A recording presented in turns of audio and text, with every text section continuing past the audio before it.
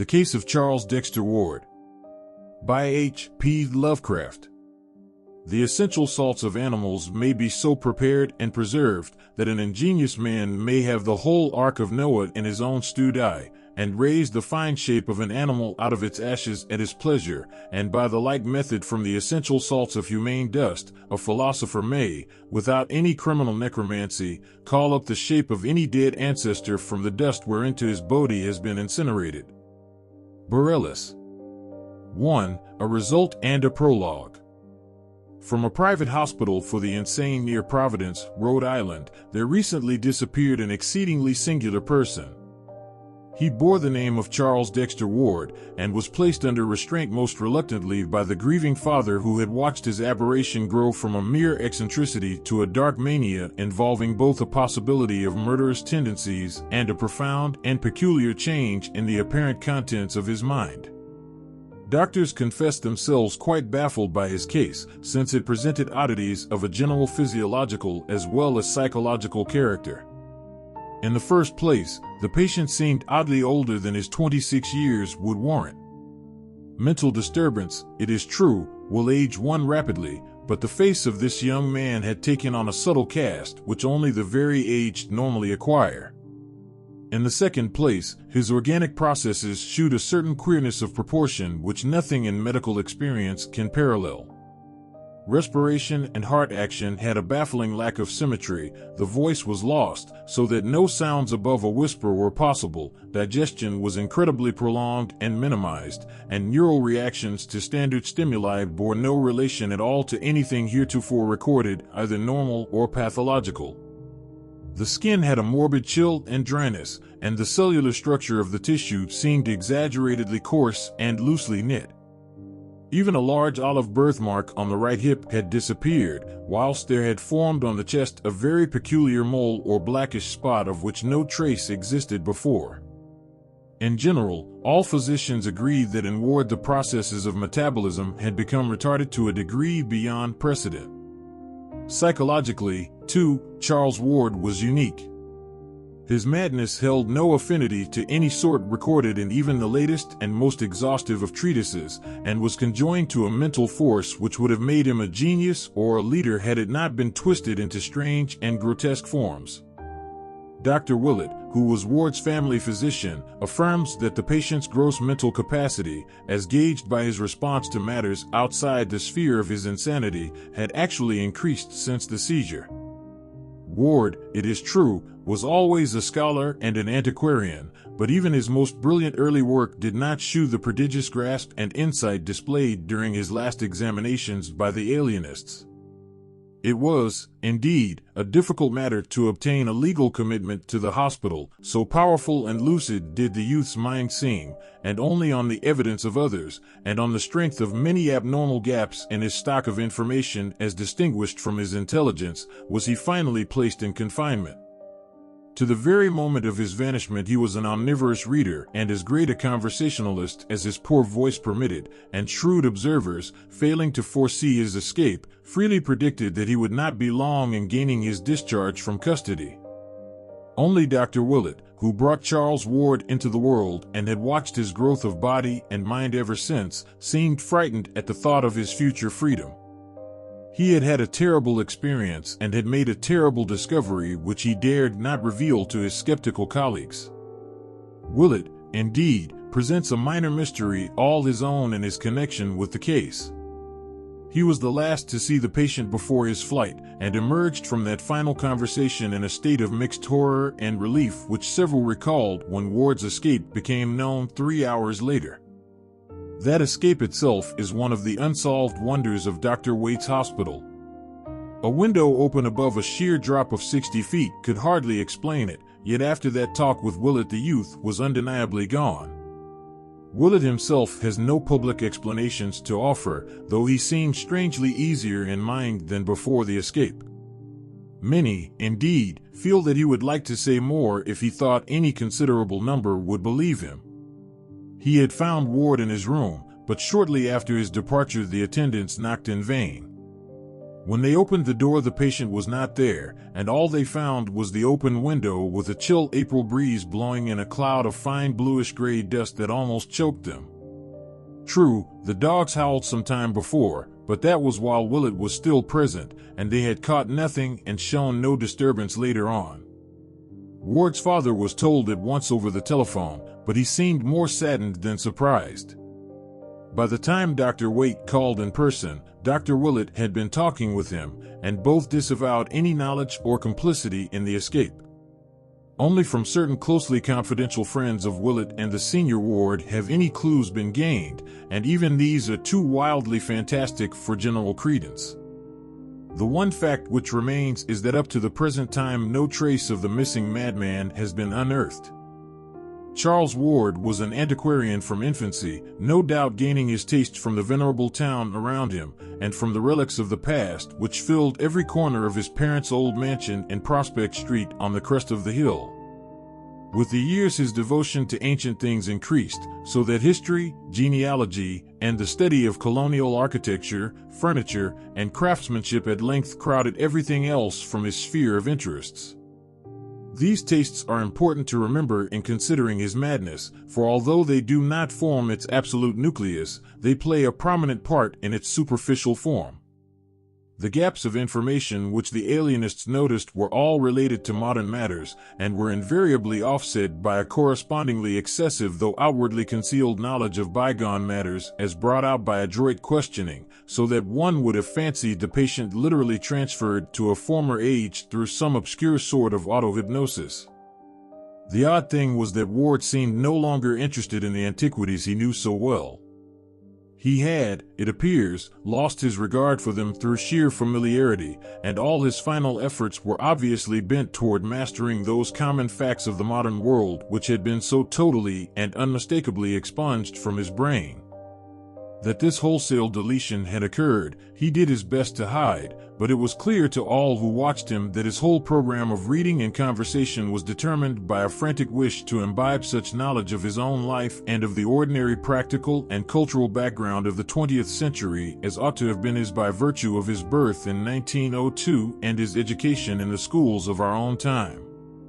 Alienists are now wondering how, in view of his vitally impaired range of data, the escaped patient manages to cope with the complicated world of today, the dominant opinion being that he is lying low in some humble and unexacting position till his stock of modern information can be brought up to the normal.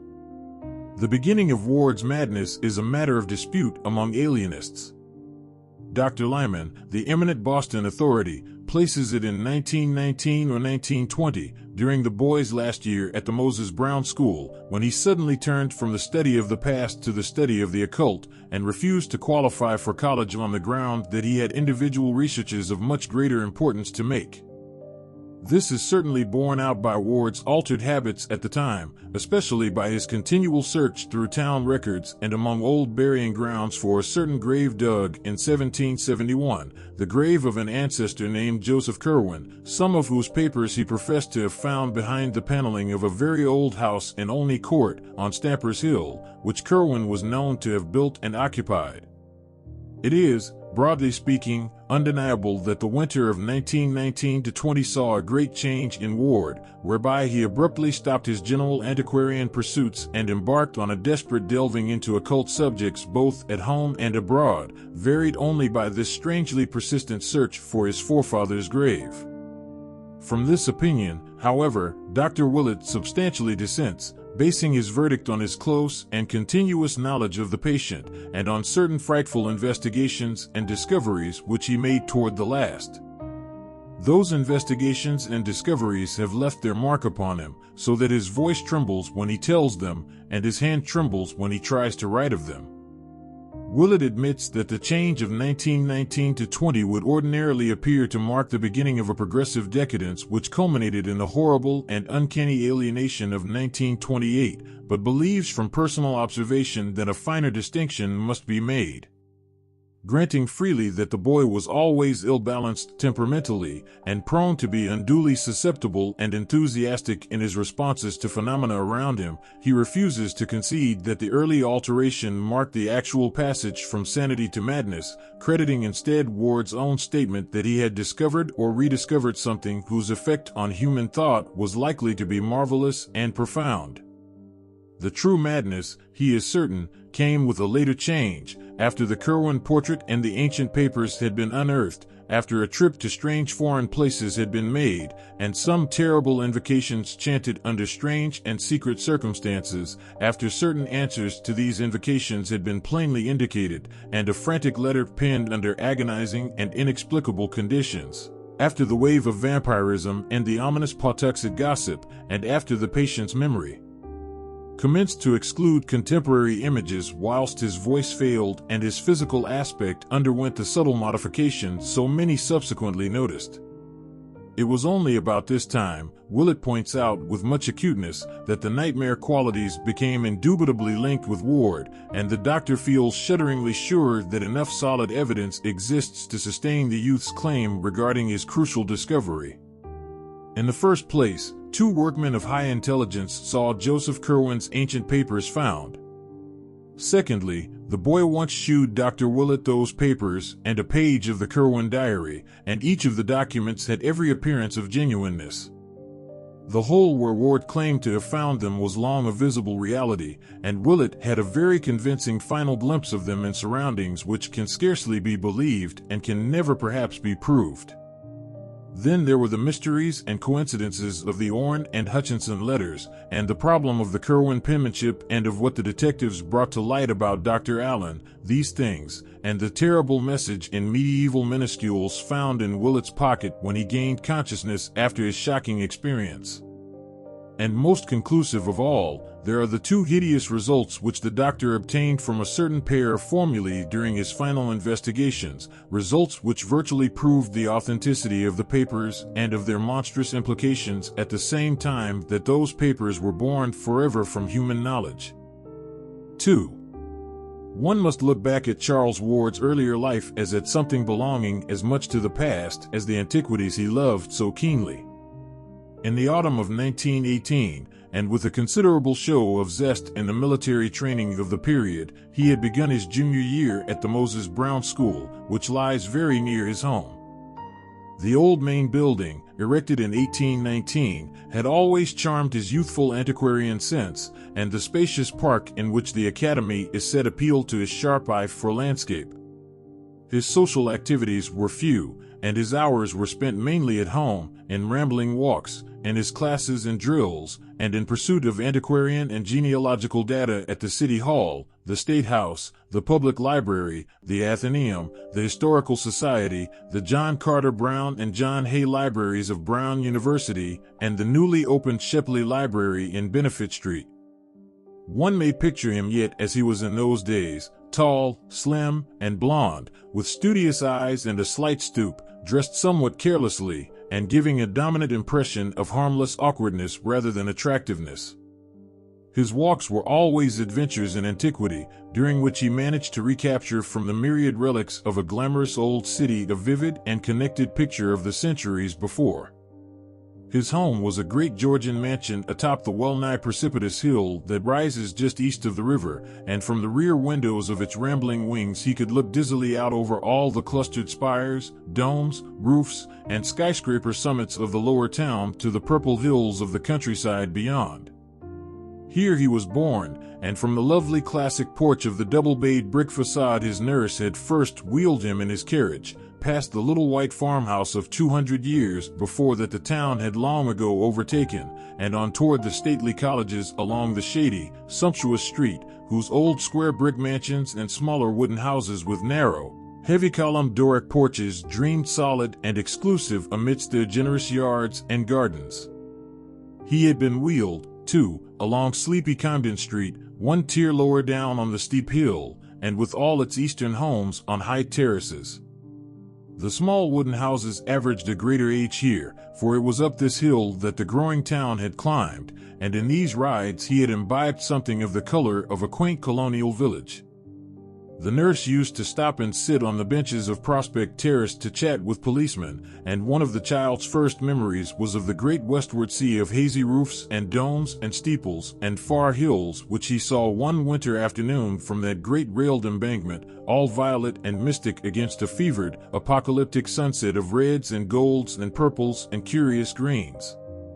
The vast marble dome of the State House stood out in massive silhouette, its crowning statue haloed fantastically by a break in one of the tinted stratus clouds that barred the flaming sky.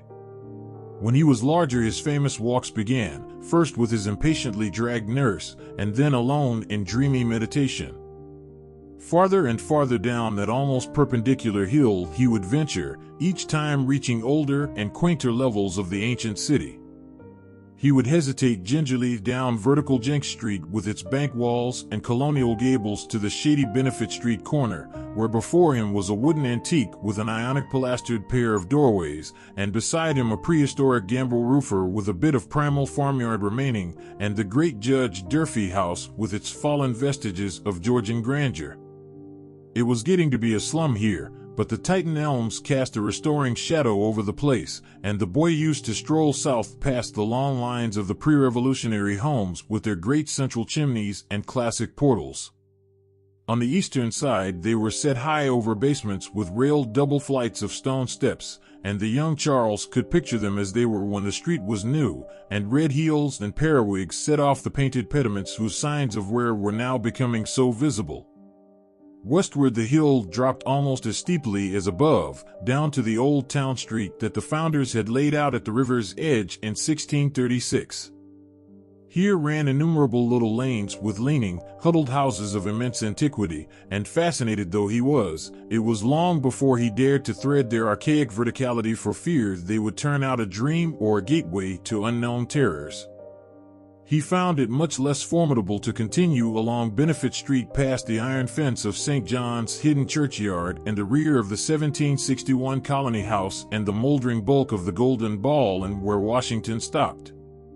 At Meeting Street, the successive Jail Lane and King Street of other periods, he would look upward to the east and see the arched flight of steps to which the highway had to resort in climbing the slope, and downward to the west, glimpsing the old brick colonial schoolhouse that smiles across the road at the ancient sign of Shakespeare's Head where the Providence Gazette and Country Journal was printed before the Revolution. Then came the exquisite First Baptist Church of 1775, luxurious with its matchless gibbed steeple, and the Georgian roofs and cupolas hovering by.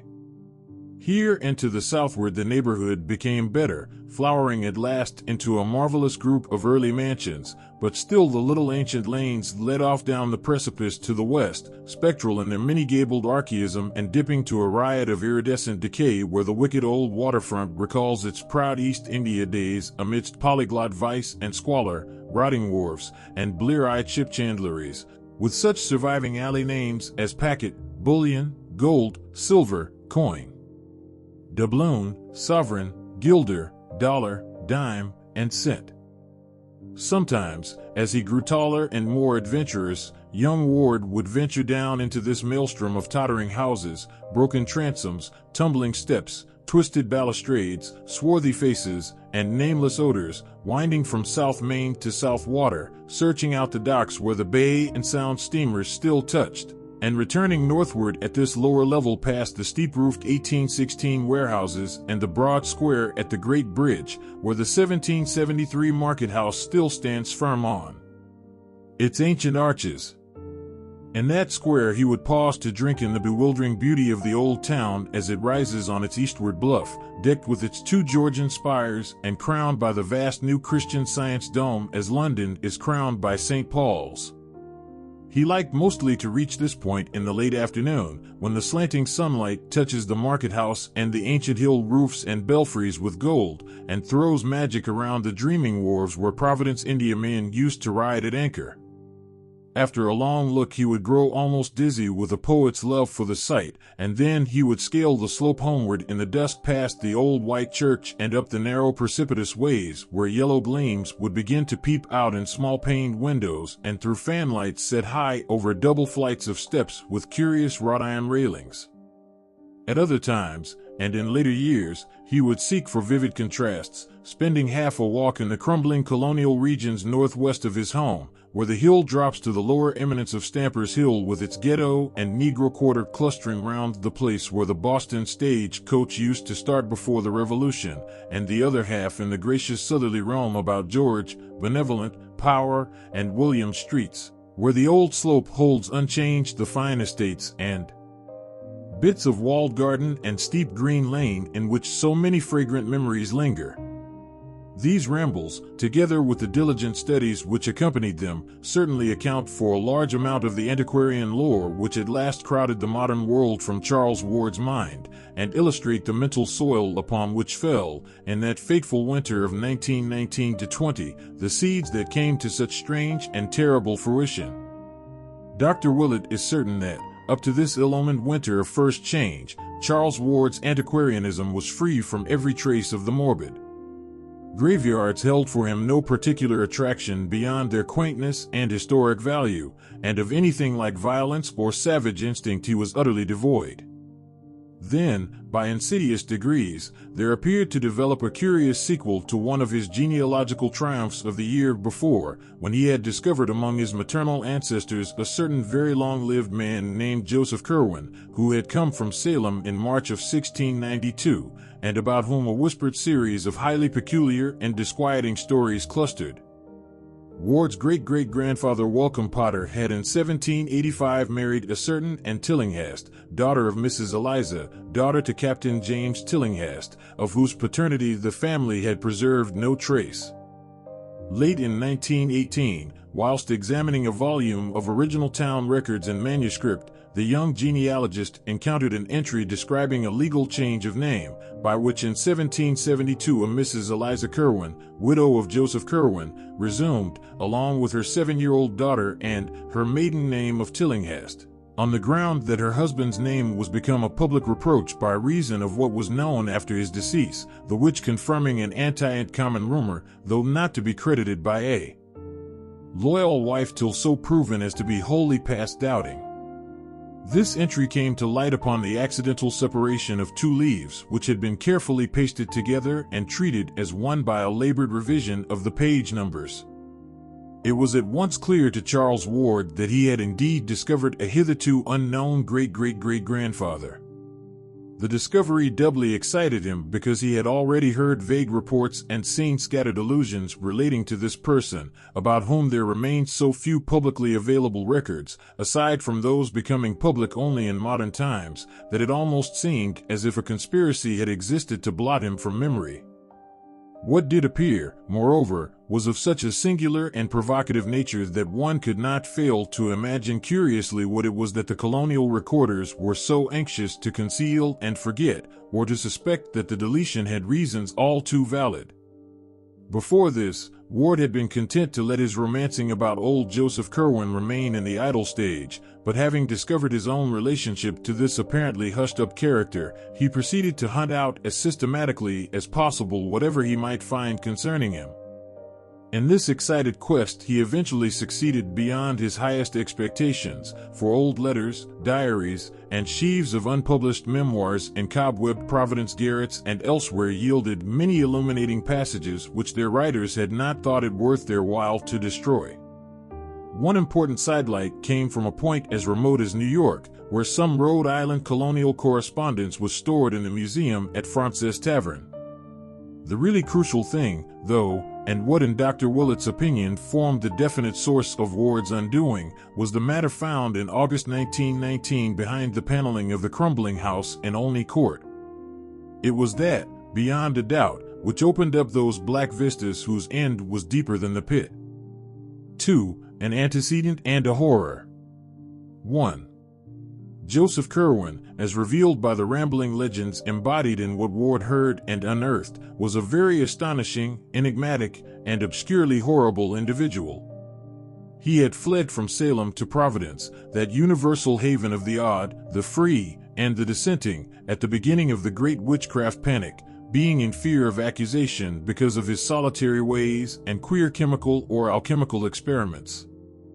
He was a colorless-looking man of about 30, and was soon found qualified to become a freeman of Providence, thereafter buying a home lot just north of Gregory Dexter's at about the foot of Olney Street. His house was built on Stamper's Hill west of the town street, and what later became Olney Court, and in 1761 he replaced this with a larger one on the same site, which is still standing. Now the first odd thing about Joseph Curwen was that he did not seem to grow much older than he had been on his arrival. He engaged in shipping enterprises, purchased wharfage near Mile End Cove, helped rebuild the Great Bridge in 1713, and in 1723 was one of the founders of the Congregational Church on the Hill, but always did he retain the nondescript aspect of a man not greatly over 30 or 35. As decades mounted up, this singular quality began to excite wide notice, but Curwen always explained it by saying that he came of hardy forefathers and practiced a simplicity of living which did not wear him out. How such simplicity could be reconciled with the inexplicable comings and goings of the secretive merchant, and with the queer gleaming of his windows at all hours of night, was not very clear to the townsfolk, and they were prone to assign other reasons for his continued youth and longevity. It was held, for the most part, that Curwen's incessant mixings and boilings of chemicals had much to do with his condition. Gossip spoke of the strange substances he brought from London and the Indies on his ships or purchased in Newport, Boston, and New York, and when old Dr. Jabez Bowen came from Rehoboth and opened his apothecary's shop across the Great Bridge at the sign of the Unicorn and Mortar, there was ceaseless talk of the drugs, acids, and metals that the taciturn recluse incessantly bought or ordered from him. Acting on the assumption that Curwen possessed a wondrous and secret medical skill, many sufferers of various sorts applied to him for aid, but though he appeared to encourage their belief in a noncommittal way, and always gave them odd-colored potions in response to their requests, it was observed that his ministrations to others seldom proved of benefit. At length, when over 50 years had passed since the stranger's advent, and without producing more than 5 years' apparent change in his face and physique, the people began to whisper more darkly, and to meet more than halfway that desire for isolation which he had always shown. Private letters and diaries of the period reveal, too, a multitude of other reasons why Joseph Curwen was marveled at, feared, and finally shunned like a plague. His passion for graveyards, in which he was glimpsed at all hours and under all conditions, was notorious, though no one had witnessed any deed on his part which could actually be termed ghoulish. On the Pawtuxet Road he had a farm, at which he generally lived during the summer, and to which he would frequently be seen riding at various odd times of the day or night. Here his only visible servants, farmers, and caretakers were a sullen pair of aged Narragansett Indians, the husband dumb and curiously scarred, and the wife of a very repulsive cast of countenance, probably due to a mixture of Negro blood. In the lean-to of this house was the laboratory where most of the chemical experiments were conducted. Curious porters and teamers who delivered bottles, bags, or boxes at the small rear door would exchange accounts of the fantastic flasks, crucibles, alembics, and furnaces they saw in the low-shelved room, and prophesied in whispers that the close-mouthed chemist, by which they meant alchemist, would not be long in finding the philosopher's stone. The nearest neighbors to this farm, the Finners, a quarter of a mile away, had still queerer things to tell of certain sounds which they insisted came from the Curwen place in the night. There were cries, they said, and sustained howlings, and they did not like the large number of livestock which thronged the pastures, for no such amount was needed to keep a lone old man and a very few servants in meat, milk, and wool. The identity of the stock seemed to change from week to week as new droves were purchased from the Kingstown farmers. Then, too, there was something very obnoxious about a certain great stone outbuilding with only high narrow slits for windows. Great Bridge idlers likewise had much to say of Curwen's townhouse in Olney Court, not so much the fine new one built in 1761, when the man must have been nearly a century old, but the first low gambrel-roofed one with the windowless attic and shingled sides, whose timbers he took the peculiar precaution of burning after its demolition. Here there was less mystery, it is true, but the hours at which lights were seen, the secretiveness of the two swarthy foreigners who comprised the only menservants, the hideous indistinct mumbling of the incredibly aged French housekeeper, the large amounts of food seen to enter a door within which only 4 persons lived, and the quality of certain voices often heard in muffled conversation at highly unseasonable times, all combined with what was known of the Pawtuxet farm to give the place a bad name. In choicer circles, too, the Curwen home was by no means undiscussed, for as the newcomer had gradually worked into the church and trading life of the town, he had naturally made acquaintances of the better sort, whose company and conversation he was well fitted by education to enjoy. His birth was known to be good, since the Curwens or Corwins of Salem needed no introduction in New England. It developed that Joseph Curwen had traveled much in very early life, living for a time in England and making at least 2 voyages to the Orient, and his speech, when he deigned to use it, was that of a learned and cultivated Englishman. But for some reason or other Curwen did not care for society. Whilst never actually rebuffing a visitor, he always reared such a wall of reserve that few could think of anything to say to him which would not sound inane. There seemed to lurk in his bearing some cryptic, sardonic arrogance, as if he had come to find all human beings dull through having moved among stranger and more potent entities. When Dr. Checkley, the famous wit, came from Boston in 1738 to be rector of King's Church, he did not neglect calling on one of whom he soon heard so much, but left in a very short while because of some sinister undercurrent he detected in his host's discourse. Charles Ward told his father, when they discussed Curwen one winter evening, that he would give much to learn what the mysterious old man had said to the sprightly cleric, but that all diarists agree concerning Dr. Checkley's reluctance to repeat anything he had heard. The good man had been hideously shocked, and could never recall Joseph Curwen without a visible loss of the gay urbanity for which he was famed. More definite, however, was the reason why another man of taste and breeding avoided the haughty hermit. In 1746 Mr. John Merritt, an elderly English gentleman of literary and scientific leanings, came from Newport to the town which was so rapidly overtaking it in standing, and built a fine country seat on the Neck in what is now the heart of the best residence section. He lived in considerable style and comfort, keeping the first coach and liveried servants in town, and taking great pride in his telescope, his microscope, and his well-chosen library of English and Latin books. Hearing of Curwen as the owner of the best library in Providence, Mr. Merritt early paid him a call, and was more cordially received than most other callers at the house had been. His admiration for his host's ample shelves, which besides the Greek, Latin, and English classics were equipped with a remarkable battery of philosophical, mathematical, and scientific works including Paracelsus, Agricola, Van Helmont, Sylvius, Glauber, Boyle, Boerhaave, Becher, and Stahl, led Curwen to suggest a visit to the farmhouse and laboratory whither he had never invited anyone before, and the two drove out at once in Mr. Merritt's coach. Mr. Merritt always confessed to seeing nothing really horrible at the farmhouse, but maintained that the titles of the books in the special library of thaumaturgical, alchemical, and theological subjects which Curwen kept in a front room were alone sufficient to inspire him with a lasting loathing. Perhaps, however, the facial expression of the owner in exhibiting them contributed much of the prejudice.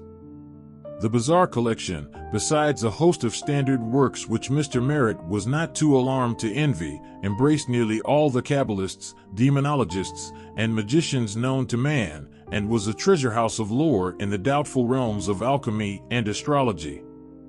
Hermes Trismegistus and Mesnard's edition, the Tuba Philosophorum, Geber's Liber Investigationis, and Artephius Key of Wisdom all were there, with the Kabbalistic Zohar, Peter Jamie's set of Albertus Magnus, Raymond Lully's Ars Magna et Ultima in Zetzner's edition, Roger Bacon's Thesaurus Chemicus, Flood's Clavis Alchemiae, and Trithemius de Lapide Philosophico crowding them close.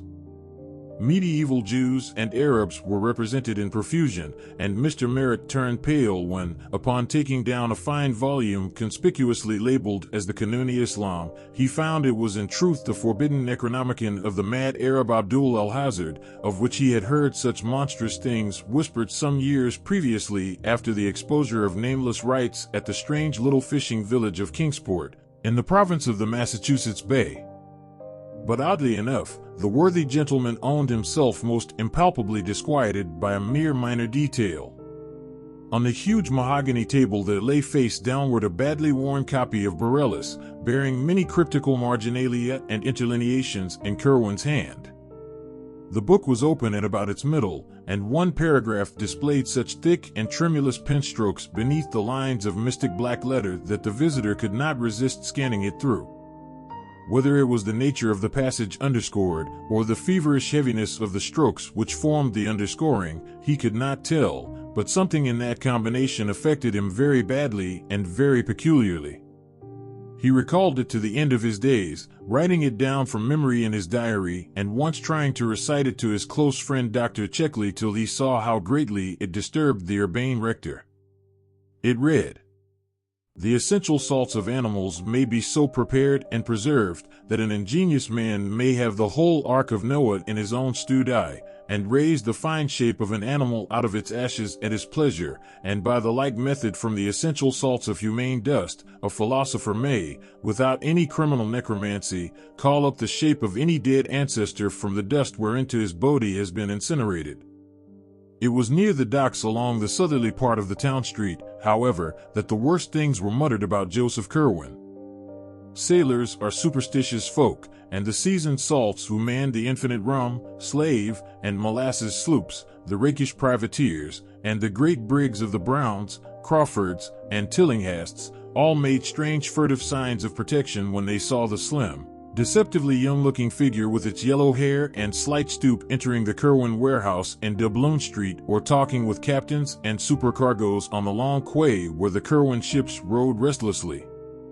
Curwen's own clerks and captains hated and feared him, and all his sailors were mongrel riffraff from Martinique, St. Eustatius, Havana, or Port Royal. It was, in a way, the frequency with which these sailors were replaced which inspired the acutest and most tangible part of the fear in which the old man was held. A crew would be turned loose in the town on shore leave, some of its members perhaps charged with this errand or that, and when reassembled it would be almost sure to lack one or more men. That many of the errands had concerned the farm on the Pawtuxet Road, and that few of the sailors had ever been seen to return from that place, was not forgotten, so that in time it became exceedingly difficult for Curwen to keep his oddly assorted hands. Almost invariably several would desert soon after hearing the gossip of the Providence wharves, and their replacement in the West Indies became an increasingly great problem to the merchant. In 1760 Joseph Curwen was virtually an outcast, suspected of vague horrors and demoniac alliances which seemed all the more menacing because they could not be named, understood, or even proved to exist.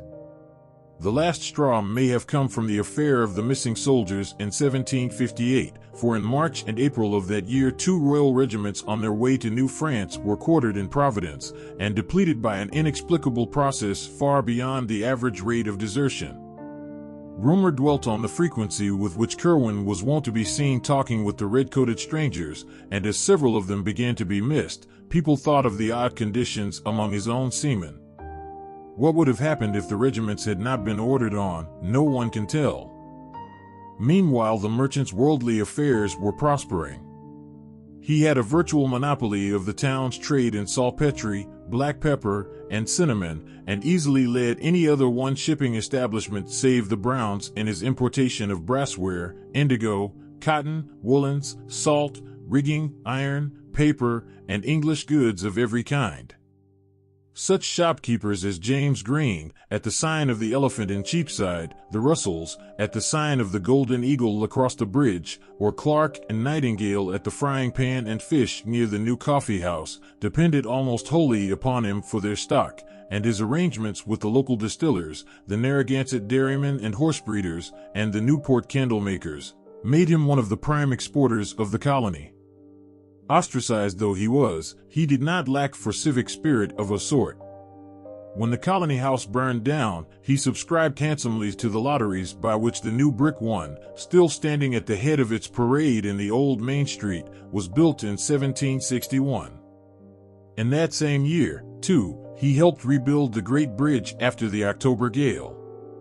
He replaced many of the books of the public library consumed in the Colony House fire, and bought heavily in the lottery that gave the muddy market parade and deep-rutted town street their pavement of great round stones with a brick footwalk or causey in the middle.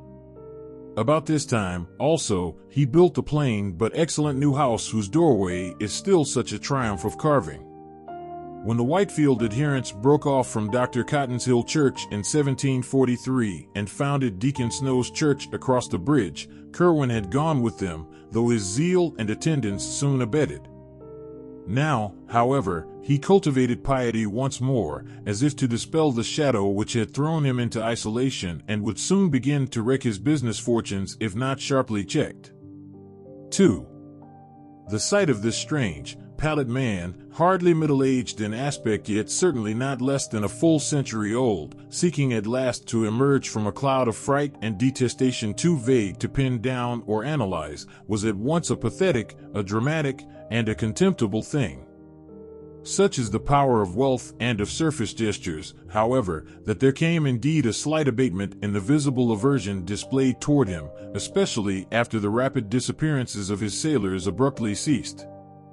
He must likewise have begun to practice an extreme care and secrecy in his graveyard expeditions, for he was never again caught at such wanderings, whilst the rumors of uncanny sounds and maneuvers at his Pawtuxet farm diminished in proportion. His rate of food consumption and cattle replacement remained abnormally high, but not until modern times, when Charles Ward examined a set of his accounts and invoices in the Shepley Library, did it occur to any person, save one embittered youth, perhaps, to make dark comparisons between the large number of guinea blacks he imported until 1766, and the disturbingly small number for whom he could produce bona fide bills of sale either to slave dealers at the Great Bridge or to the planters of the Narragansett country. Certainly, the cunning and ingenuity of this abhorred character were uncannily profound, once the necessity for their exercise had become impressed upon him.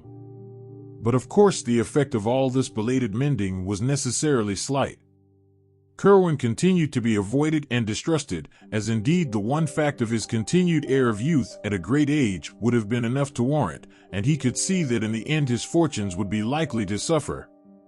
His elaborate studies and experiments, whatever they may have been, apparently required a heavy income for their maintenance, and since a change of environment would deprive him of the trading advantages he had gained, it would not have profited him to begin anew in a different region just then.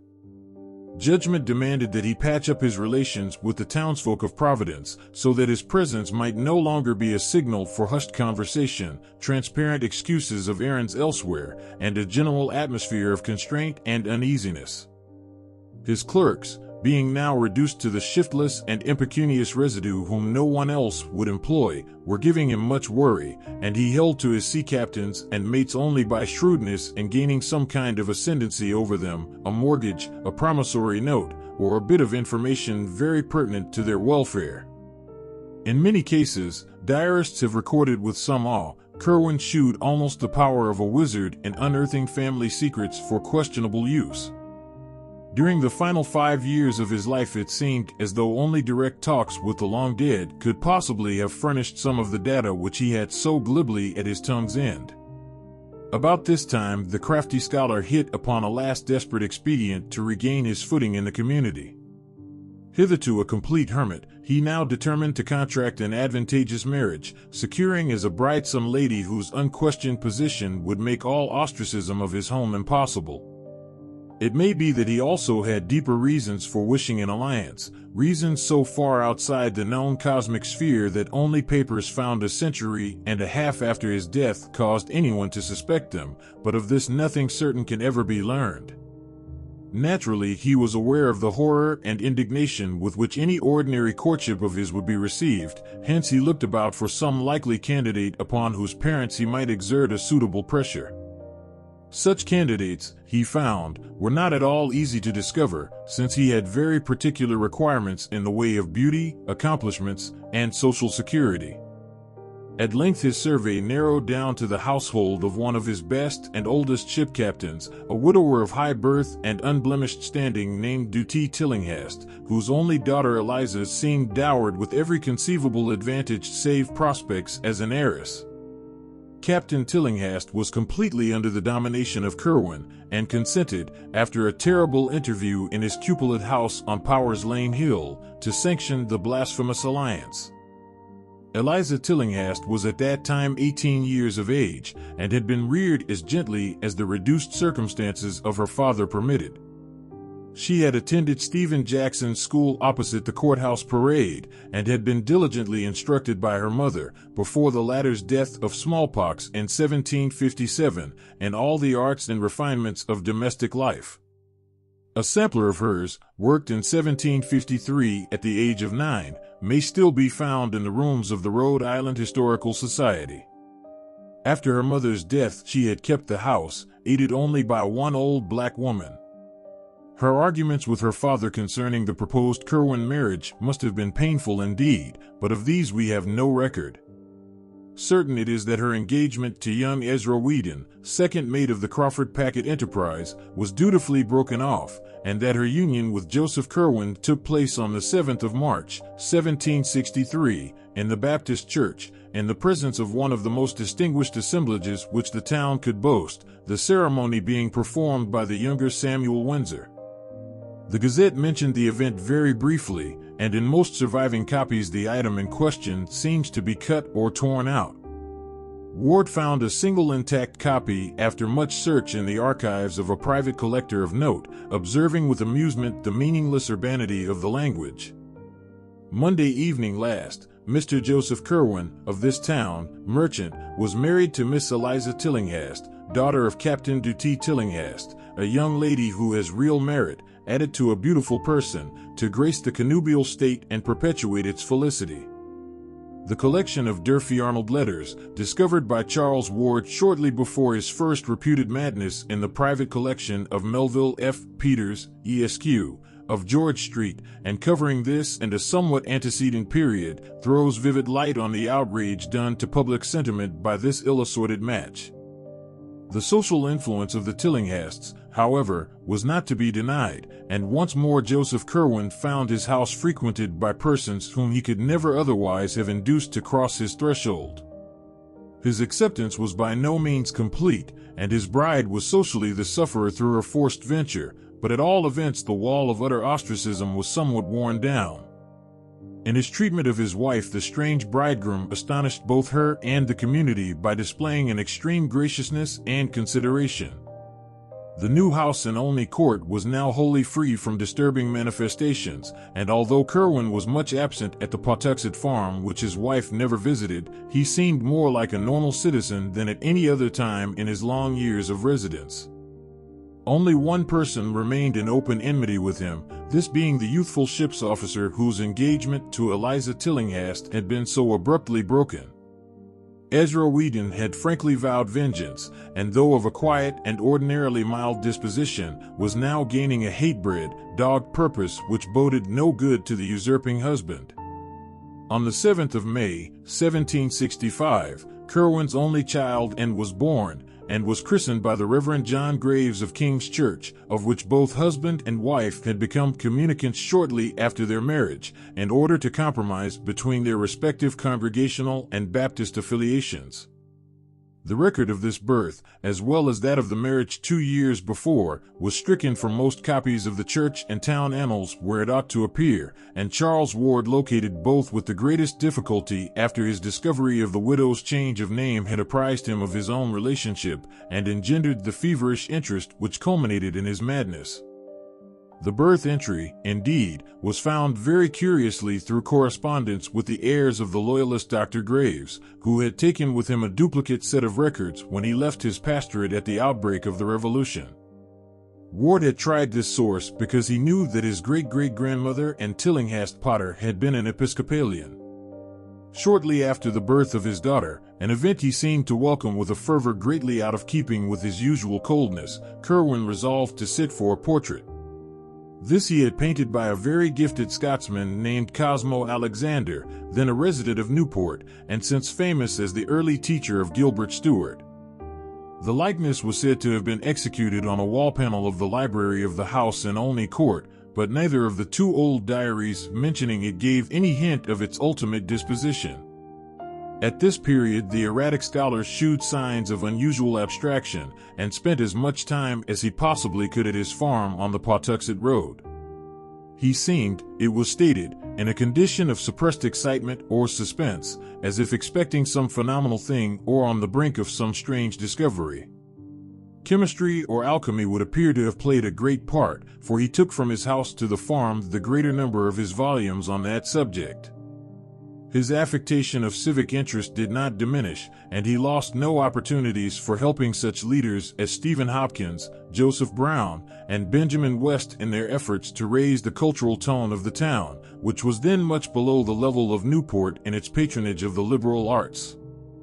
He had helped Daniel Jenks found his bookshop in 1763, and was thereafter his best customer, extending aid likewise to the struggling Gazette that appeared each Wednesday at the sign of Shakespeare's Head.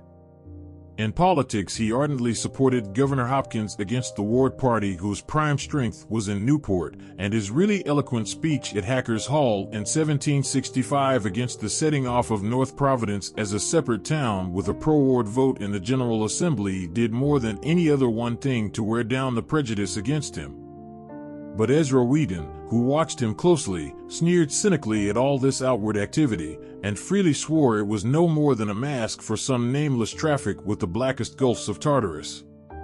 The revengeful youth began a systematic study of the man and his doings whenever he was in port, spending hours at night by the wharves with a dory in readiness when he saw lights in the Curwen warehouses, and following the small boat which would sometimes steal quietly off and down the bay.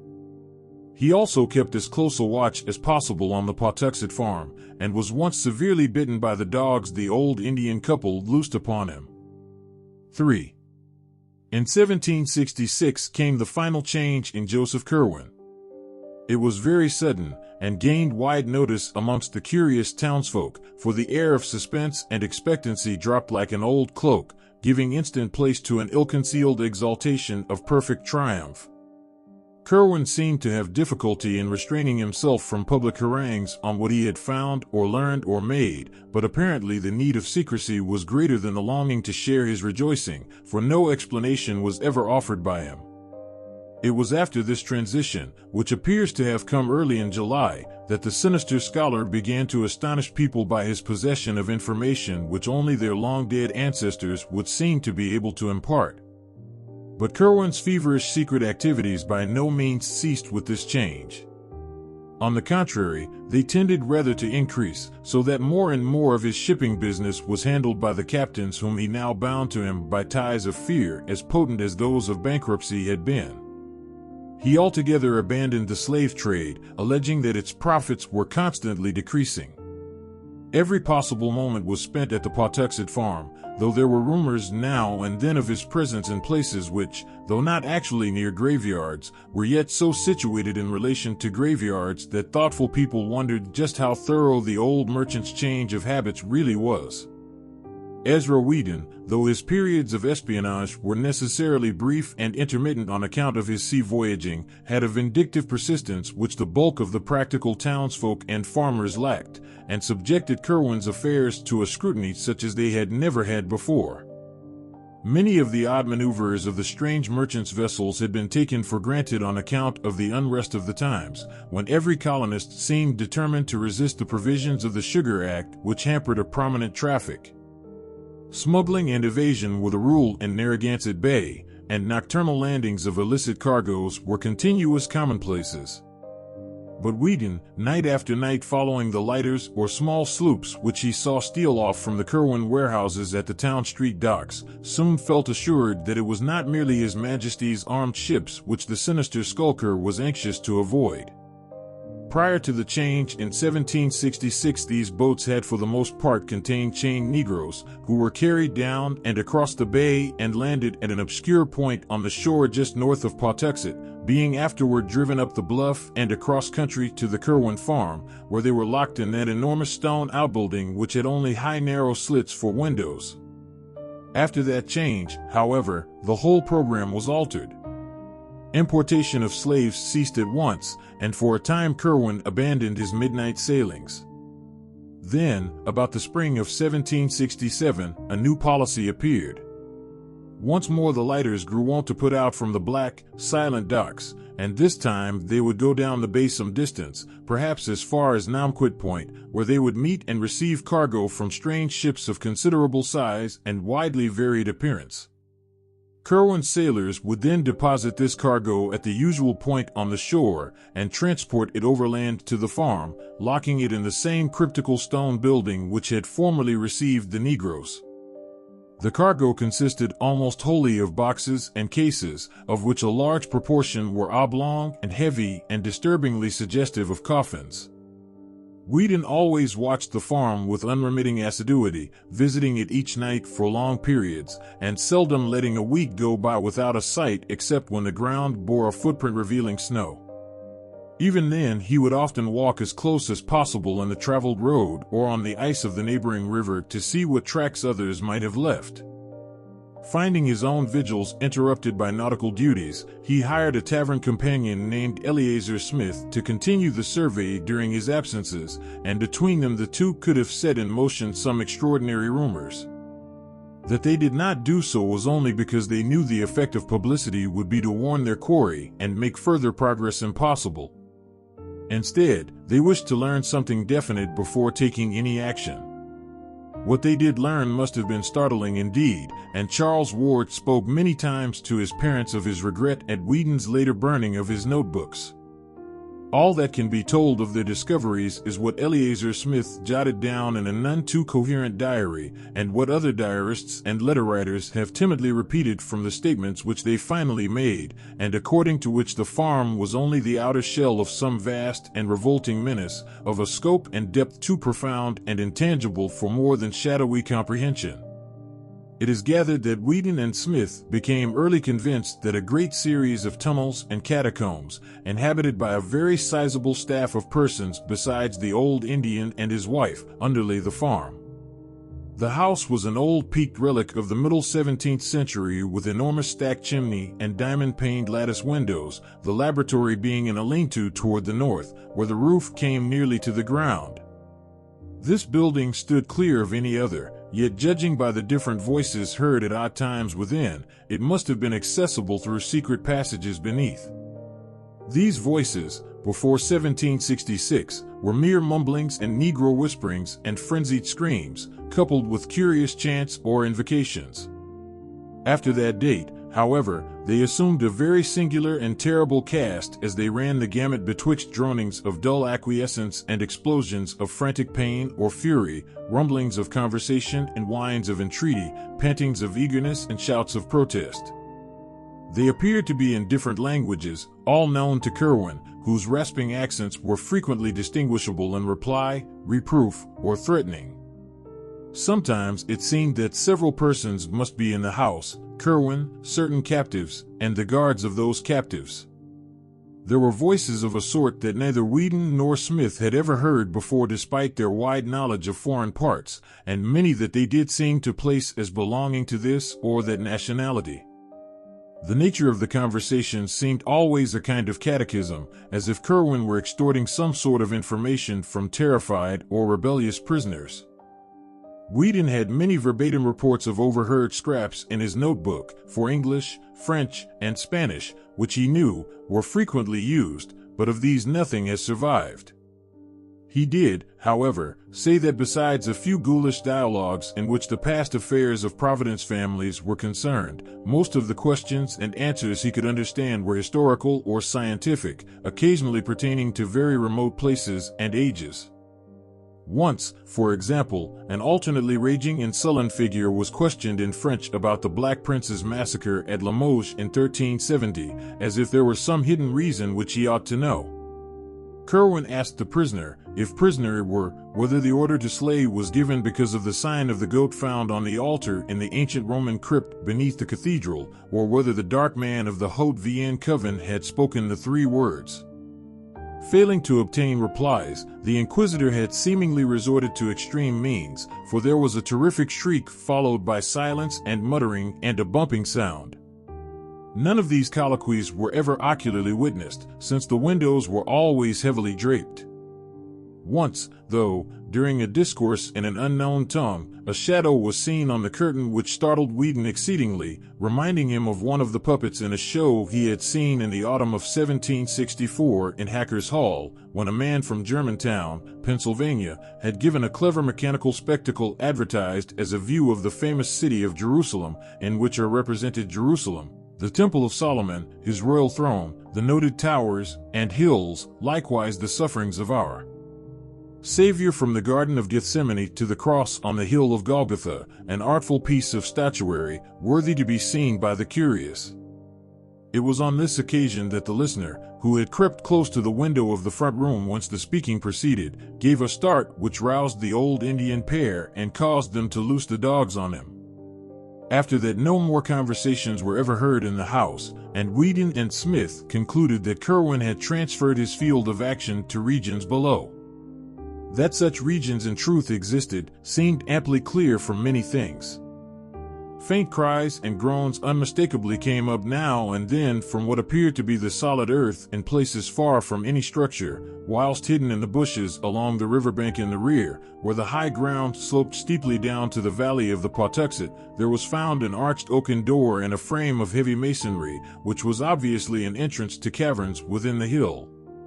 When or how these catacombs could have been constructed, Whedon was unable to say, but he frequently pointed out how easily the place might have been reached by bands of unseen workmen from the river.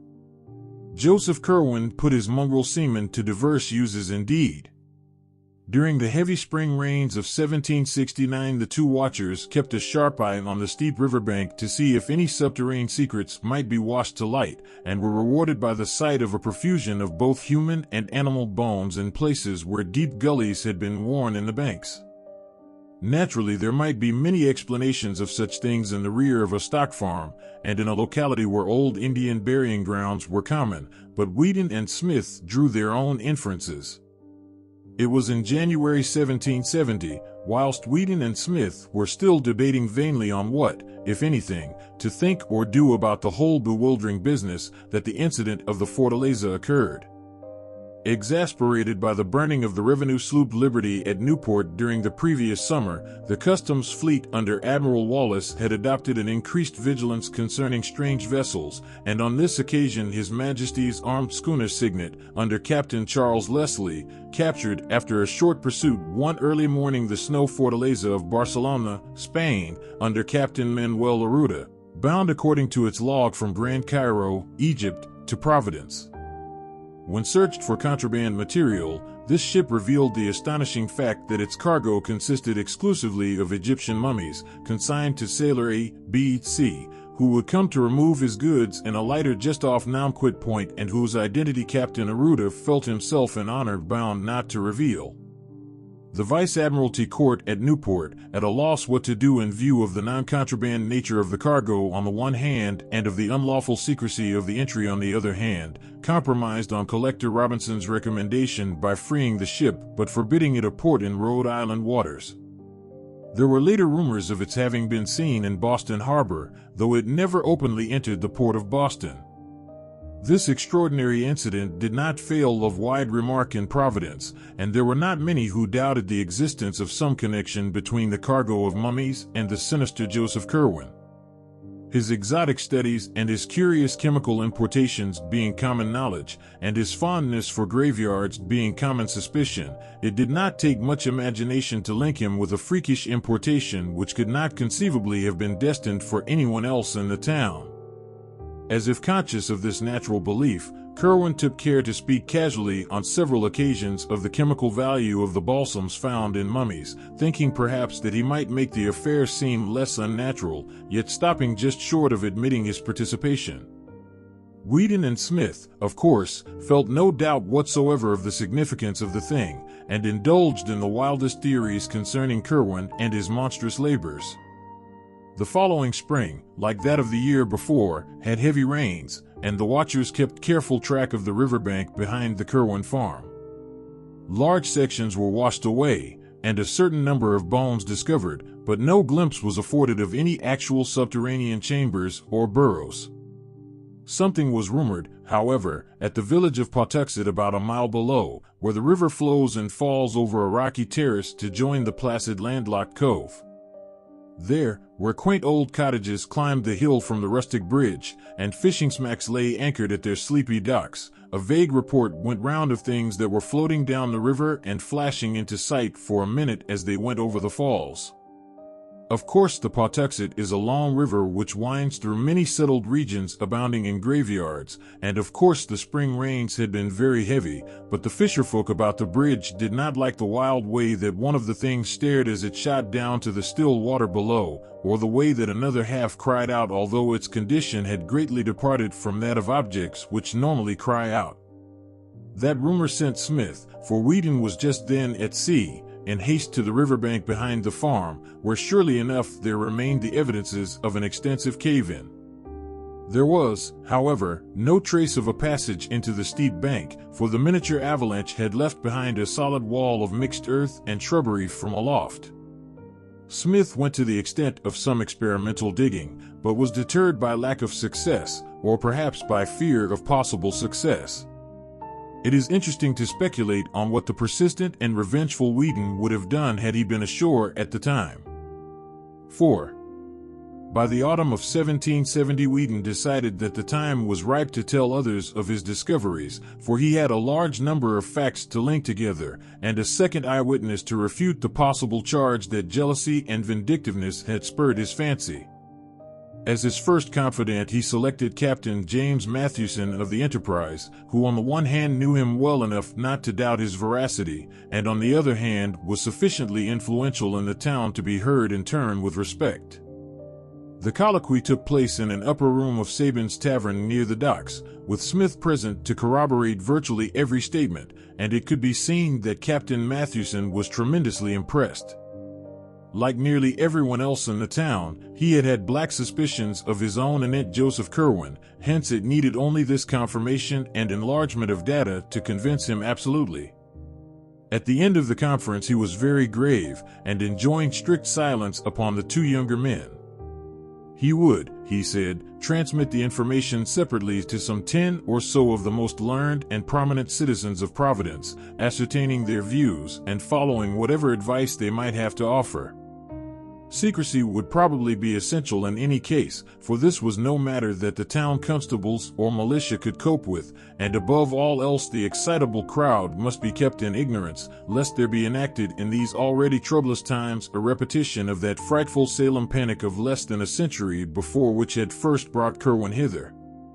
The right persons to tell, he believed, would be Dr. Benjamin West, whose pamphlet on the late transit of Venus proved him a scholar and keen thinker, Reverend James Manning, president of the college, which had just moved up from Warren and was temporarily housed in the new King Street schoolhouse awaiting the completion of its building on the hill above Presbyterian Lane, ex-Governor Stephen Hopkins, who had been a member of the Philosophical Society at Newport and was a man of very broad perceptions, John Carter, publisher of the Gazette, all four of the Brown brothers, John, Joseph, Nicholas, and Moses, who formed the recognized local magnates, and of whom Joseph was an amateur scientist of parts, old Dr. Jabez Bowen, whose erudition was considerable, and who had much first-hand knowledge of Curwen's odd purchases, and Captain Abraham Whipple, a privateersman of phenomenal boldness and energy who could be counted on to lead in any active measures needed.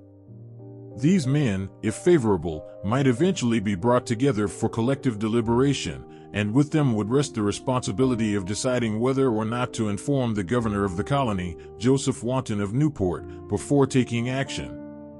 The mission of Captain Mathewson prospered beyond his highest expectations, for whilst he found one or two of the chosen confidants somewhat skeptical of the possible ghastly side of Whedon's tale, there was not one who did not think it necessary to take some sort of secret and coordinated action.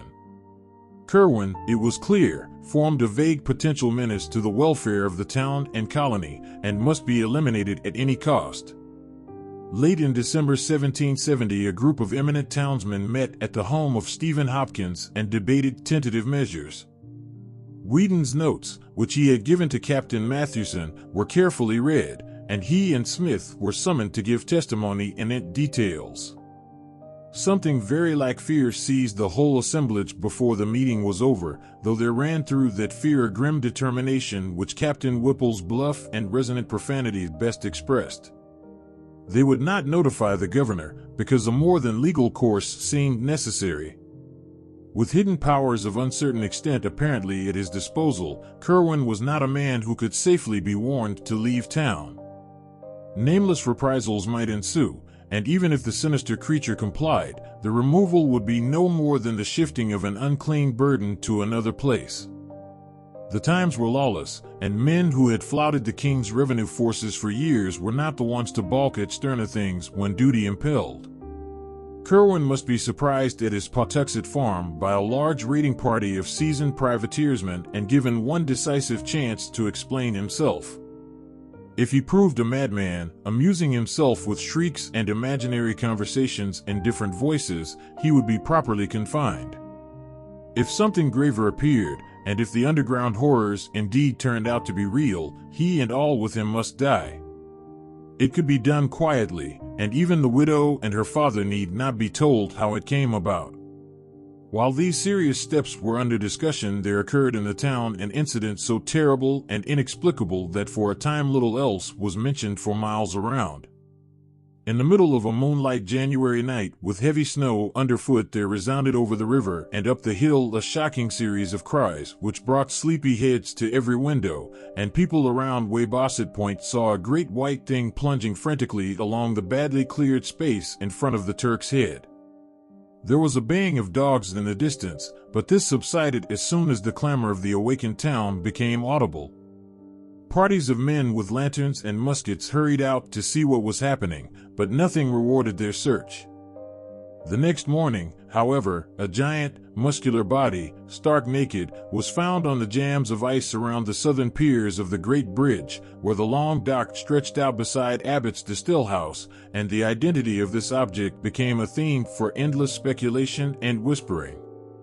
It was not so much the younger as the older folk who whispered, for only in the patriarchs did that rigid face with horror-bulging eyes strike any chord of memory. They, shaking as they did so, exchanged furtive murmurs of wonder and fear, for in those stiff, hideous features lay a resemblance so marvelous as to be almost an identity, and that identity was with a man who had died full 50 years before. Ezra Whedon was present at the finding, and remembering the baying of the night before, set out along Weybosset Street and across Muddy Dock Bridge whence the sound had come. He had a curious expectancy, and was not surprised when, reaching the edge of the settled district where the street merged into the Pawtuxet Road, he came upon some very curious tracks in the snow.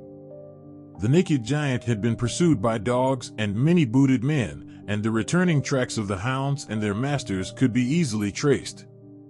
They had given up the chase upon coming too near the town. Whedon smiled grimly, and as a perfunctory detail traced the footprints back to their source. It was the Pawtuxet farm of Joseph Curwen, as he well knew it would be, and he would have given much had the yard been less confusingly trampled. As it was, he dared not seem too interested in full daylight. Dr. Bowen, to whom Whedon went at once with his report, performed an autopsy on the strange corpse, and discovered peculiarities which baffled him utterly. The digestive tracts of the huge man seemed never to have been in use, whilst the whole skin had a coarse, loosely knit texture impossible to account for.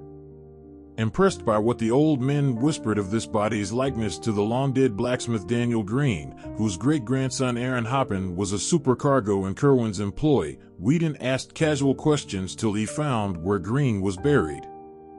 That night a party of 10 visited the Old North burying ground opposite Herndon's Lane and opened a grave.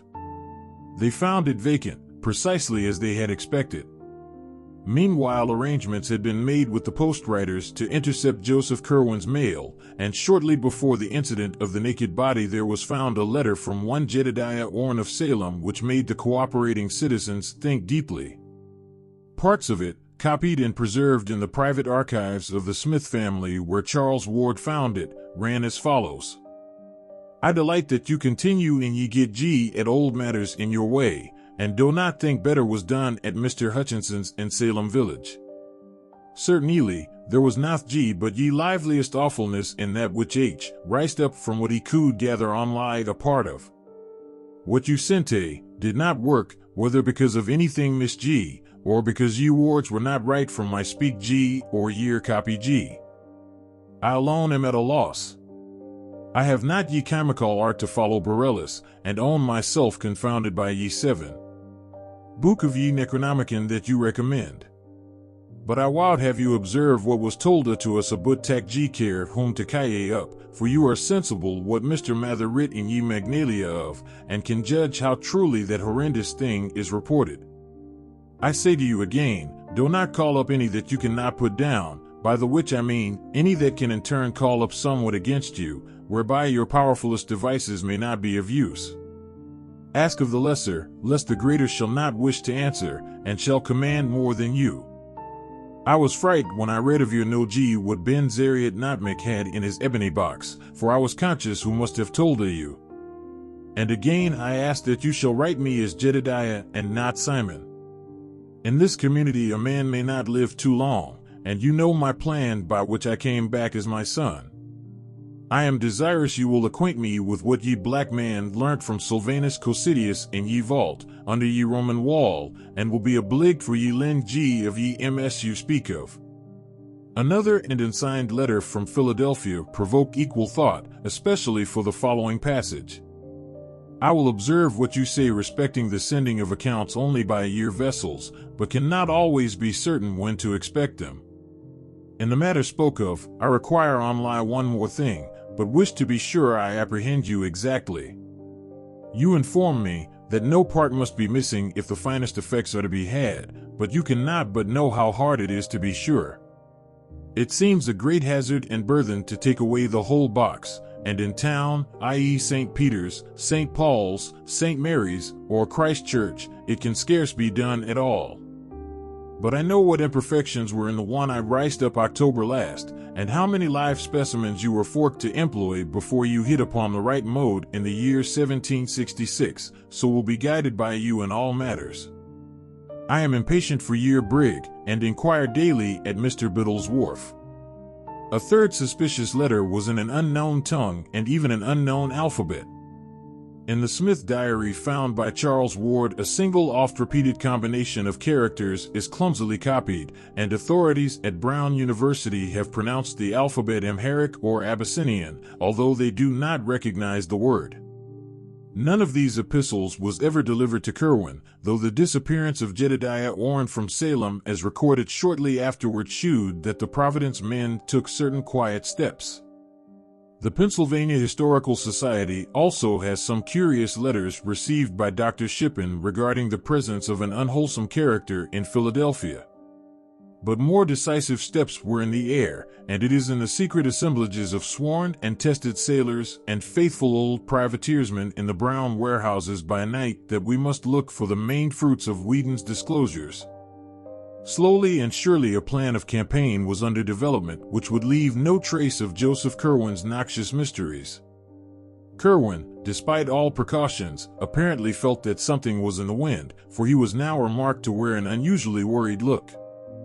His coach was seen at all hours in the town and on the Pawtuxet Road, and he dropped little by little the air of forced geniality with which he had latterly sought to combat the town's prejudice.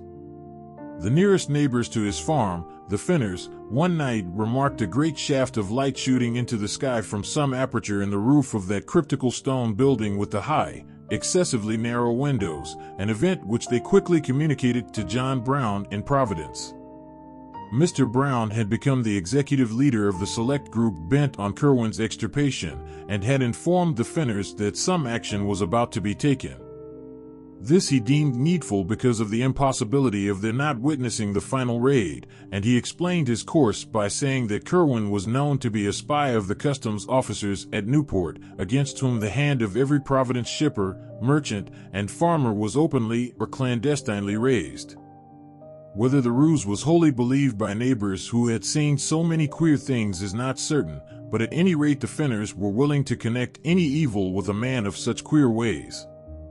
To them Mr. Brown had entrusted the duty of watching the Curwen farmhouse and of regularly reporting every incident which took place there. 5. The probability that Curwen was on guard and attempting unusual things, as suggested by the odd shaft of light, precipitated at last the action so carefully devised by the band of serious citizens. According to the Smith diary, a company of about 100 men met at 10 p.m. on Friday, April 12, 1771, in the great room of Thurston's Tavern at the sign of the Golden Lion on Weybosset Point across the bridge. Of the guiding group of prominent men, in addition to the leader John Brown, there were present Dr. Bowen, with his case of surgical instruments, President Manning without the great periwig, the largest in the colonies, for which he was noted, Governor Hopkins, wrapped in his dark cloak and accompanied by his seafaring brother Ezek, whom he had initiated at the last moment with the permission of the rest, John Carter, Captain Mathewson, and Captain Whipple, who was to lead the actual raiding party. These chiefs conferred apart in a rear chamber, after which Captain Whipple emerged to the great room and gave the gathered seamen their last oaths and instructions. Eleazar Smith was with the leaders as they sat in the rear apartment awaiting the arrival of Ezra Whedon, whose duty was to keep track of Curwen and report the departure of his coach for the farm. About 10:30 a.m. heavy rumble was heard on the great bridge, followed by the sound of a coach in the street outside, and at that hour there was no need of waiting for Whedon in order to know that the doomed man had set out for his last night of unhallowed wizardry. A moment later, as the receding coach clattered faintly over the muddy dock bridge, Whedon appeared, and the raiders fell silently into military order in the street, shouldering the firelocks, fowling pieces, or whaling harpoons which they had with them. Whedon and Smith were with the party, and of the deliberating citizens there were present for active service Captain Whipple, the leader, Captain Ezek Hopkins, John Carter, President Manning, Captain Mathewson, and Dr. Bowen, together with Moses Brown, who had come up at the 11th hour though absent from the preliminary session in the tavern. All these freemen and their 100 sailors began the long march without delay, grim and a trifle apprehensive as they left the muddy dock behind and mounted the gentle rise of Broad Street toward the Pawtuxet Road.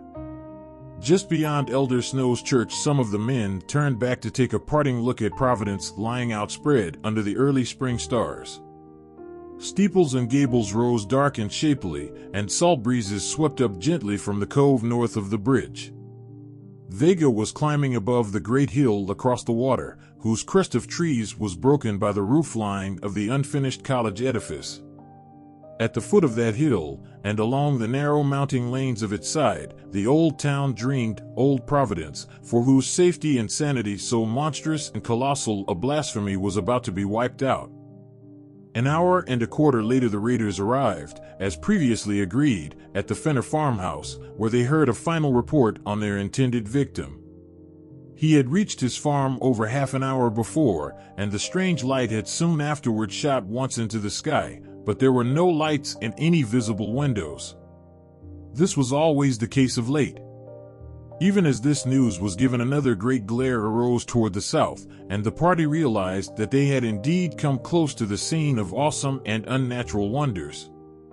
Captain Whipple now ordered his force to separate into 3 divisions, one of 20 men under Eleazar Smith to strike across to the shore and guard the landing place against possible reinforcements for Curwen until summoned by a messenger for desperate service. A second of 20 men under Captain Ezek Hopkins to steal down into the river valley behind the Curwen farm and demolish with axes or gunpowder the oaken door in the high, steep bank, and the third to close in on the house and adjacent buildings themselves. Of this division, 1/3 was to be led by Captain Mathewson to the cryptical stone edifice with high narrow windows, another third to follow Captain Whipple himself to the main farmhouse, and the remaining third to preserve a circle around the whole group of buildings until summoned by a final emergency signal. The river party would break down the hillside door at the sound of a single whistle blast, then waiting and capturing anything which might issue from the regions within. At the sound of 2 whistle blasts, it would advance through the aperture to oppose the enemy or join the rest of the raiding contingent. The party at the stone building would accept these respective signals in an analogous manner, forcing an entrance at the first, and at the second descending whatever passage into the ground might be discovered, and joining the general or focal warfare expected to take place within the caverns. A third or emergency signal of 3 blasts would summon the immediate reserve from its general guard duty, its 20 men dividing equally and entering the unknown depths through both farmhouse and stone building. Captain Whipple's belief in the existence of catacombs was absolute, and he took no alternative into consideration when making his plans. He had with him a whistle of great power and shrillness, and did not fear any upsetting or misunderstanding of signals. The final reserve at the landing, of course, was nearly out of the whistle's range, hence would require a special messenger if needed for help. Moses Brown and John Carter went with Captain Hopkins to the riverbank, while President Manning was detailed with Captain Mathewson to the stone building. Dr. Bowen, with Ezra Whedon, remained in Captain Whipple's party, which was to storm the farmhouse itself. The attack was to begin as soon as a messenger from Captain Hopkins had joined Captain Whipple to notify him of the river party's readiness. The leader would then deliver the loud single blast, and the various advance parties would commence their simultaneous attack on 3 points. Shortly before 1 a.m., the 3 divisions left the Fenner farmhouse, one to guard the landing, another to seek the river valley and the hillside door, and the third to subdivide and attend to the actual buildings of the Curwen farm. Eleazar Smith, who accompanied the shore guarding party, records in his diary an uneventful march and a long wait on the bluff by the bay, broken once by what seemed to be the distant sound of the signal whistle and again by a peculiar muffled blend of roaring and crying and a powder blast which seemed to come from the same direction. Later on, one man thought he caught some distant gunshots, and still later Smith himself felt the throb of titanic and thunderous words resounding in upper air. It was just before dawn that a single haggard messenger with wild eyes and a hideous unknown odor about his clothing appeared and told the detachment to disperse quietly to their homes and never again think or speak of the night's doings or of him who had been Joseph Curwen. Something about the bearing of the messenger carried a conviction which his mere words could never have conveyed, for though he was a seaman well known to many of them, there was something obscurely lost or gained in his soul which set him forevermore apart. It was the same later on when they met other old companions who had gone into that zone of horror. Most of them had lost or gained something imponderable and indescribable. They had seen or heard or felt something which was not for human creatures, and could not forget it. From them there was never any gossip, for to even the commonest of mortal instincts there are terrible boundaries. And from that single messenger the party at the shore caught a nameless awe which almost sealed their own lips.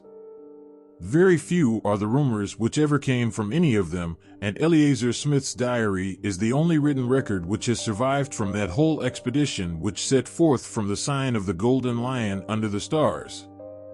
Charles Ward, however, discovered another vague sidelight in some Fenner correspondence which he found in New London, where he knew another branch of the family had lived. It seems that the Fenners, from whose house the doomed farm was distantly visible, had watched the departing columns of raiders, and had heard very clearly the angry barking of the Curwen dogs, followed by the first shrill blast which precipitated the attack. This blast had been followed by a repetition of the great shaft of light from the stone building, and in another moment, after a quick sounding of the second signal ordering a general invasion, there had come a subdued prattle of musketry followed by a horrible roaring cry which the correspondent Luke Fenner had represented in his epistle by the characters Wearar, Roar. This cry, however, had possessed a quality which no mere writing could convey, and the correspondent mentions that his mother fainted completely at the sound.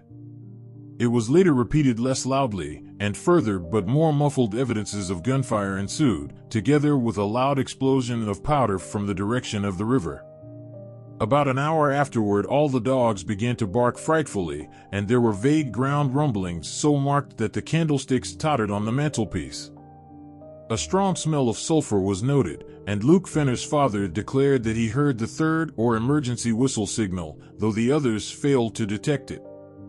Muffled musketry sounded again, followed by a deep scream less piercing but even more horrible than those which had preceded it, a kind of throaty, nastily plastic cough or gurgle whose quality as a scream must have come more from its continuity and psychological import than from its actual acoustic value. Then the flaming thing burst into sight at a point where the Curwen farm ought to lie, and the human cries of desperate and frightened men were heard.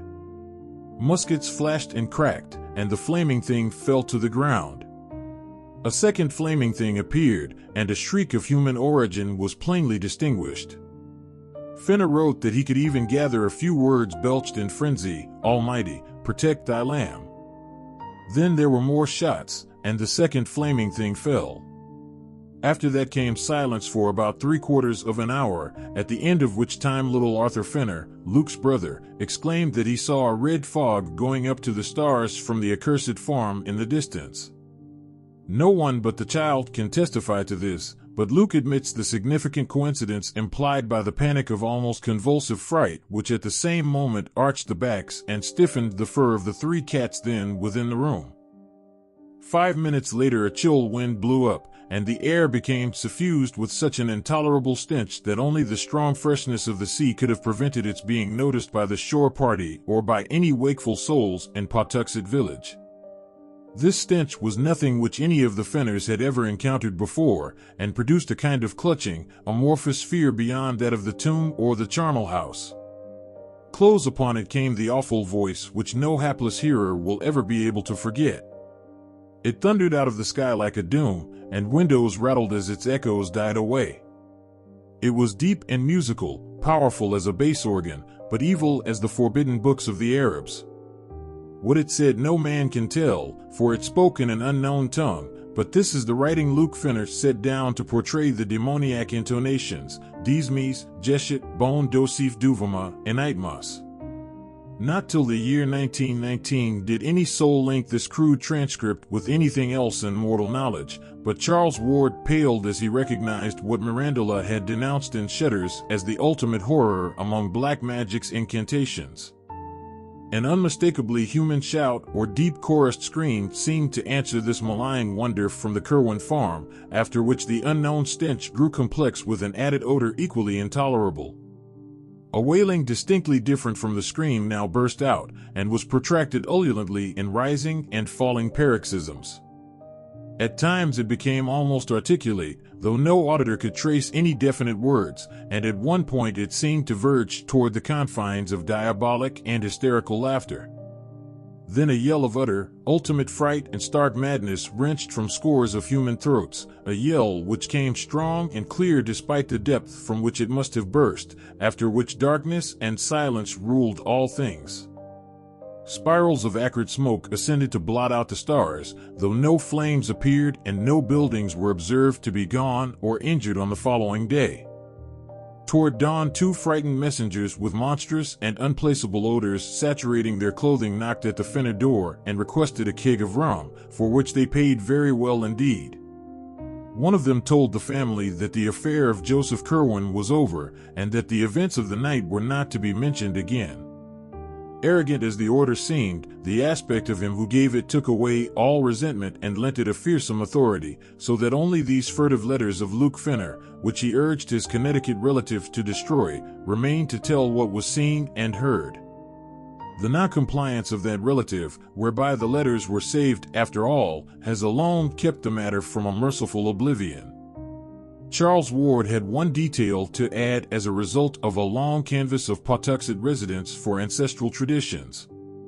Old Charles Slocum of that village said that there was known to his grandfather a queer rumor concerning a charred, distorted body found in the fields a week after the death of Joseph Curwen was announced.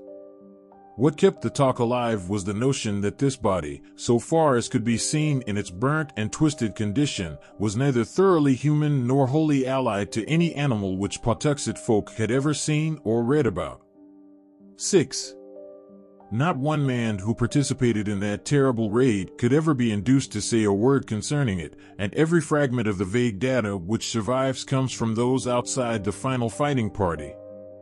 There is something frightful in the care with which these actual raiders destroyed each scrap which bore the least allusion to the matter. 8 sailors had been killed, but although their bodies were not produced, their families were satisfied with the statement that a clash with customs officers had occurred. The same statement also covered the numerous cases of wounds, all of which were extensively bandaged and treated only by Dr. Jabez Bowen, who had accompanied the party. Hardest to explain was the nameless odor clinging to all the raiders, a thing which was discussed for weeks.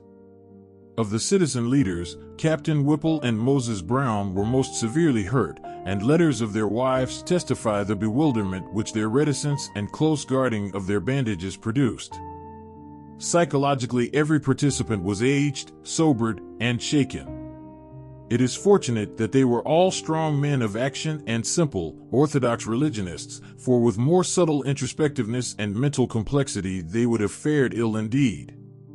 President Manning was the most disturbed, but even he outgrew the darkest shadow, and smothered memories and prayers. Every man of those leaders had a stirring part to play in later years, and it is perhaps fortunate that this is so. Little more than a 12-month afterward, Captain Whipple led the mob who burnt the revenue ship Gaspee, and in this bold act we may trace one step in the blotting out of unwholesome images.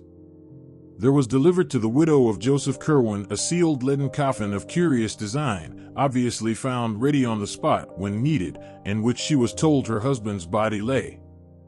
He had, it was explained, been killed in a customs battle about which it was not politic to give details. More than this no tongue ever uttered of Joseph Curwen's end, and Charles Ward had only a single hint wherewith to construct a theory. This hint was the merest thread, a shaky underscoring of a passage in Jedediah Orne's confiscated letter to Curwen, as partly copied in Ezra Wheaton's handwriting. The copy was found in the possession of Smith's descendants, and we are left to decide whether Wheaton gave it to his companion after the end, as a mute clue to the abnormality which had occurred, or whether, as is more probable, Smith had it before, and added the underscoring himself from what he had managed to extract from his friend by shrewd guessing and adroit cross-questioning. The underlined passage is merely this: I say to you again, do not call up any that you cannot put down, by the which I mean, any that can in turn call up somewhat against you, whereby your powerfulest devices may not be of use. Ask of the lesser, lest the greater shall not wish to answer, and shall command more than you. In the light of this passage, and reflecting on what last unmentionable allies a beaten man might try to summon in his direst extremity, Charles Ward may well have wondered whether any citizen of Providence killed Joseph Curwen. The deliberate effacement of every memory of the dead man from Providence life and annals was vastly aided by the influence of the raiding leaders. They had not at first meant to be so thorough, and had allowed the widow and her father and child to remain in ignorance of the true conditions, but Captain Tillinghast was an astute man, and soon uncovered enough rumors to whet his horror and cause him to demand that his daughter and granddaughter change their name, burn the library and all remaining papers, and chisel the inscription from the slate slab above Joseph Curwen's grave. He knew Captain Whipple well, and probably extracted more hints from that bluff mariner than anyone else ever gained respecting the end of the accused sorcerer. From that time on, the obliteration of Curwen's memory became increasingly rigid, extending at last by common consent even to the town records and files of the Gazette. It can be compared in spirit only to the hush that lay on Oscar Wilde's name for a decade after his disgrace, and in extent only to the fate of that sinful king of Renaissance in Lord Dunsany's tale, whom the gods decided must not only cease to be, but must cease ever to have been. Mrs. Tillinghast, as the widow became known after 1772, sold the house in Olney Court and resided with her father in Powers Lane till her death in 1817. The farm at Pawtuxet, shunned by every living soul, remained to molder through the years and seemed to decay with unaccountable rapidity. By 1780 only the stone and brickwork were standing, and by 1800 even these had fallen to shapeless heaps. None ventured to pierce the tangled shrubbery on the riverbank behind which the hillside door may have lain, nor did any try to frame a definite image of the scenes amidst which Joseph Curwen departed from the horrors he had wrought. Only robust old Captain Whipple was heard by alert listeners to mutter once in a while to himself, "Pox on that," but he had no business to laugh while he screamed. 'Twas as though the damned had some it up his sleeve. For half a crown I'd burn his house. 3. A search and an evocation. 1. Charles Ward, as we have seen, first learned in 1918 of his descent from Joseph Curwen. That he at once took an intense interest in everything pertaining to the bygone mystery is not to be wondered at, for every vague rumor that he had heard of Curwen now became something vital to himself, in whom flowed Curwen's blood. No spirited and imaginative genealogist could have done otherwise than begin forth with an avid and systematic collection of Curwen data. In his first delvings there was not the slightest attempt at secrecy, so that even Dr. Lyman hesitates to date the youth's madness from any period before the close of 1919. He talked freely with his family, though his mother was not particularly pleased to own an ancestor like Curwen, and with the officials of the various museums and libraries he visited. In applying to private families for records thought to be in their possession, he made no concealment of his object, and shared the somewhat amused skepticism with which the accounts of the old diarists and letter-writers were regarded. He often expressed a keen wonder as to what really had taken place a century and a half before at that Pawtuxet farmhouse whose site he vainly tried to find, and what Joseph Curwen really had been. When he came across the Smith Diary and Archives and encountered the letter from Jedediah Orrin, he decided to visit Salem and look up Curwen's early activities and connections there, which he did during the Easter vacation of 1919. At the Essex Institute, which was well known to him from former sojourns in the glamorous old town of crumbling Puritan gables and clustered gambrel roofs, he was very kindly received, and unearthed there a considerable amount of Curwen data. He found that his ancestor was born in Salem Village, now Danvers, 7 miles from town, on the 18th of February, OS 1662-3, and that he had run away to sea at the age of 15, not appearing again for 9 years, when he returned with the speech, dress, and manners of a native Englishman and settled in Salem proper. At that time he had little to do with his family, but spent most of his hours with the curious books he had brought from Europe, and the strange chemicals which came for him on ships from England, France, and Holland. Certain trips of his into the country were the objects of much local inquisitiveness, and were whisperingly associated with vague rumors of fires on the hills at night. Curwen's only close friends had been one Edward Hutchinson of Salem Village and one Simon Orrin of Salem. With these men he was often seen in conference about the common, and visits among them were by no means infrequent. Hutchinson had a house well out toward the woods, and it was not altogether liked by sensitive people because of the sounds heard there at night. He was said to entertain strange visitors, and the lights seen from his windows were not always of the same color. The knowledge he displayed concerning long-dead persons and long-forgotten events was considered distinctly unwholesome, and he disappeared about the time the witchcraft panic began, never to be heard from again. At that time Joseph Curwen also departed, but his settlement in Providence was soon learned of. Simon Orrin lived in Salem until 1720, when his failure to grow visibly old began to excite attention. He thereafter disappeared, though 30 years later his precise counterpart and self-styled son turned up to claim his property. The claim was allowed on the strength of documents in Simon Orrin's known hand, and Jedediah Orrin continued to dwell in Salem till 1771, when certain letters from Providence citizens to the Reverend Thomas Barnard and others brought about his quiet removal to parts unknown. Certain documents by and about all of these strange characters were available at the Essex Institute, the courthouse, and the Registry of Deeds, and included both harmless commonplaces such as land titles and bills of sale, and furtive fragments of a more provocative nature. There were 4 or 5 unmistakable allusions to them on the witchcraft trial records, as when one Hepzibah Lawson swore on July 10, 1692, at the court of Oyer and Terminer under Judge Hathorne, that Frati witches and the black man were wont to meet in the woods behind Mr. Hutchinson's house, and one Amity Howe declared at a session of August 8 before Judge Gidney that Mr. G.B., Reverend George Burroughs, on that night put ye devil his mark upon Bridget S., Jonathan A., Simon O., Deliverance W., Joseph C., Susan P., Mehitable C., and Deborah B. Then there was a catalog of Hutchinson's uncanny library as found after his disappearance, and an unfinished manuscript in his handwriting, couched in a cipher none could read. Ward had a photostatic copy of this manuscript made, and began to work casually on the cipher as soon as it was delivered to him. After the following August his labors on the cipher became intense and feverish, and there is reason to believe from his speech and conduct that he hit upon the key before October or November. He never stated, though, whether or not he had succeeded. But of the greatest immediate interest was the Orne material. It took Ward only a short time to prove from identity of penmanship a thing he had already considered established from the text of the letter to Curwen, namely, that Simon Orne and his supposed son were one and the same person.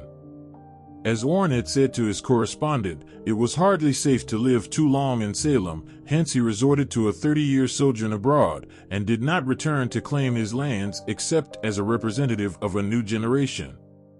Orne had apparently been careful to destroy most of his correspondence, but the citizens who took action in 1771 found and preserved a few letters and papers which excited their wonder.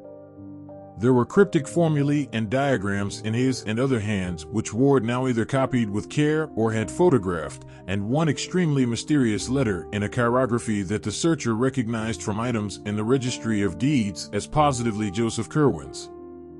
This Curwen letter, though undated as to the year, was evidently not the one in answer to which Orne had written the confiscated missive, and from internal evidence Ward placed it not much later than 1750.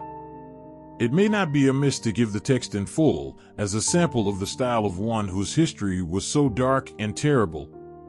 The recipient is addressed as Simon, but a line, whether drawn by Curwen or Orne Ward could not tell, is run through the word. Providence, I, May, UT Vulgo. Brother. My honored anti-ant friend, due respects and earnest wishes to him whom we serve for your eternal power. I am just come upon that which you ought to know, concern G the matter of the last extremity and what to do regard GYT. I am not disposed to follow you and go G away on account of my years, for Providence hath not ye sharpness of ye bay and hunt G at uncommon things and bring English to trial. I am tied up in ships and goods, and could not do as you did, besides the wish my farm at Patuxet hath under what you know, that wow'd not wait for my come G back as another. But I am not unready for hard fortunes, as I ha told a you, and ha lunge worked upon ye way of get G back after ye last.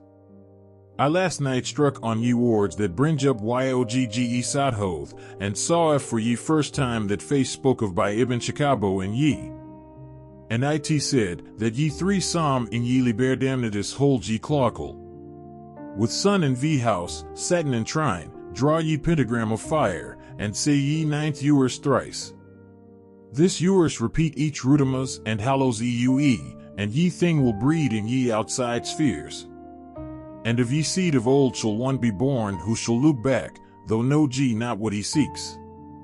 Yet will this avail nothing if there be no air, and if the salts, or the way to make the salts, be not ready for his hand, and here I will own, I have not taken needed steps nor found much. Ye process is plaguey hard to come near, and it uses up such a store of specimens, I am hard putty to it to get enough, notwithstand ye the sailors I have from ye Indies. Ye people aboot are become curious, but I can stand them off. Ye gentry are worse than the populace, BG more circumstantial in their ACCTS, and more believed in what they tell. That parson and Mr. Merritt have talked some, I am fearful, but no thing so far is dangerous. Ye chemical substances are easy of get G, they're BG too. Good chemists in town, Dr. Bowen and Sam, Carew. I am full G at what Borellus saith, and ha help and Abdul Alhazard his 7. Book. Whatever I get, you shall ha. And in ye meanwhile, do not neglect to make use of ye wards I'd ha here doin'. I ha them right, but if you desire to see him, employ the writings on ye piece of, that I am put G in this packet. Say ye yourses every rudmas and hallows eue, and if year line run out not, one shall be in years to come that shall loop back and use what salts or stuff for salt you shall low him. Job 14. 14. I rejoice you are again at Salem, and hope I may see you not lunch hence. I have a good stallion, and am think G of get G a coach, there be G1, Mr. Merritt's, and Providence already, though ye roads are bad. If you are disposed to travel, do not pass me by. From Boston take ye post road through Dedham, Rentham, and Attleboro, good taverns BG at all these towns. Stop at Mr. Bolcom's in Rentham, where ye beds are finer than Mr. Hatch's, but eat at ye other house for their cook is better. Turn into Prow. By Pawtucket Falls, and ye rode past Mr. Sales's tavern. My house up. Mr. Epinetus Olney's tavern off ye Town Street, ist on ye in, side of Olney's Court. Distance from Boston Stone about XLIV miles. Sir, I am your old and true friend and served. And Almausen Metroton. Josephus C. To Mr. Simon Orne. Williams Lane, in Salem. This letter, oddly enough, was what first gave Ward the exact location of Curwen's Providence home, for none of the records encountered up to that time had been at all specific. The discovery was doubly striking because it indicated as the newer Curwen house built in 1761 on the site of the old, a dilapidated building still standing in Olney Court and well known to Ward in his antiquarian rambles over Stamper's Hill. The place was indeed only a few squares from his own home on the great hill's higher ground, and was now the abode of a Negro family much esteemed for occasional washing, house-cleaning, and furnace-tending services. To find, in distant Salem, such sudden proof of the significance of this familiar rookery in his own family history was a highly impressive thing to Ward, and he resolved to explore the place immediately upon his return. The more mystical phases of the letter, which he took to be some extravagant kind of symbolism, frankly baffled him, though he noted with a thrill of curiosity that the biblical passage referred to, Job 14:14, was the familiar verse, "If a man die, shall he live again? All the days of my appointed time will I wait, till my change come." 2. Young Ward came home in a state of pleasant excitement, and spent the following Saturday in a long and exhaustive study of the house in Olney Court. The place, now crumbling with age, had never been a mansion, but was a modest 2.5-story wooden townhouse of the familiar Providence colonial type, with plain peaked roof, large central chimney, and artistically carved doorway with rayed fanlight, triangular pediment, and trimmed Doric pilasters. It had suffered but little alteration externally, and Ward felt he was gazing on something very close to the sinister matters of his quest. The present Negro inhabitants were known to him, and he was very courteously shown about the interior by old Asa and his stout wife Hannah. Here there was more change than the outside indicated, and Ward saw with regret that fully half of the fine scroll lantern overmantels and shell-carved cupboard linings were gone, whilst much of the fine wainscoting and belection molding was marked, hacked, and gouged, or covered up altogether with cheap wallpaper. In general, the survey did not yield as much as Ward had somehow expected, but it was at least exciting to stand within the ancestral walls which had housed such a man of horror as Joseph Curwen. He saw with a thrill that a monogram had been very carefully effaced from the ancient brass knocker.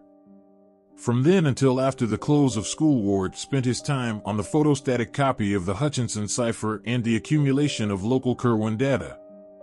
The former still proved unyielding, but of the latter he obtained so much, and so many clues to similar data elsewhere, that he was ready by July to make a trip to New London and New York to consult old letters whose presence in those places was indicated. This trip was very fruitful, for it brought him the Fenner letters with their terrible description of the Pawtuxet farmhouse raid, and the Nightingale Talbot letters in which he learned of the portrait painted on a panel of the Curwen library.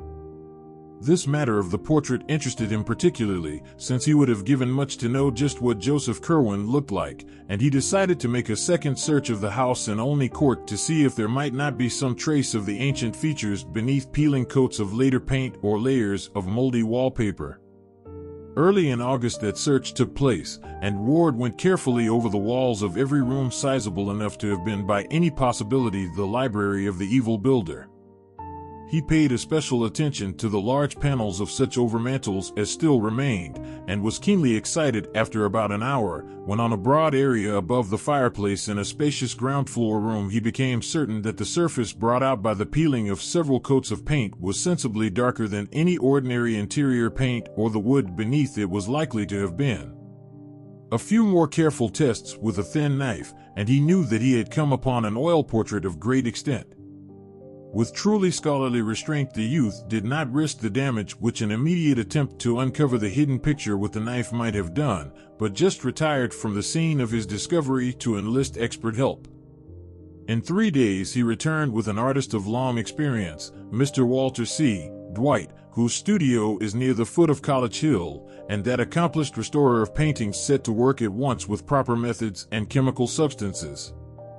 Old Asa and his wife were duly excited over their strange visitors, and were properly reimbursed for this invasion of their domestic hearth. As day by day the work of restoration progressed, Charles Ward looked on with growing interest at the lines and shades gradually unveiled after their long oblivion.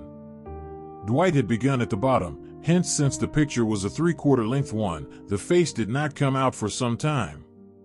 It was meanwhile seen that the subject was a spare, well-shaped man with dark blue coat, embroidered waistcoat, black satin smallclothes, and white silk stockings, seated in a carved chair against the background of a window with wharves and ships beyond.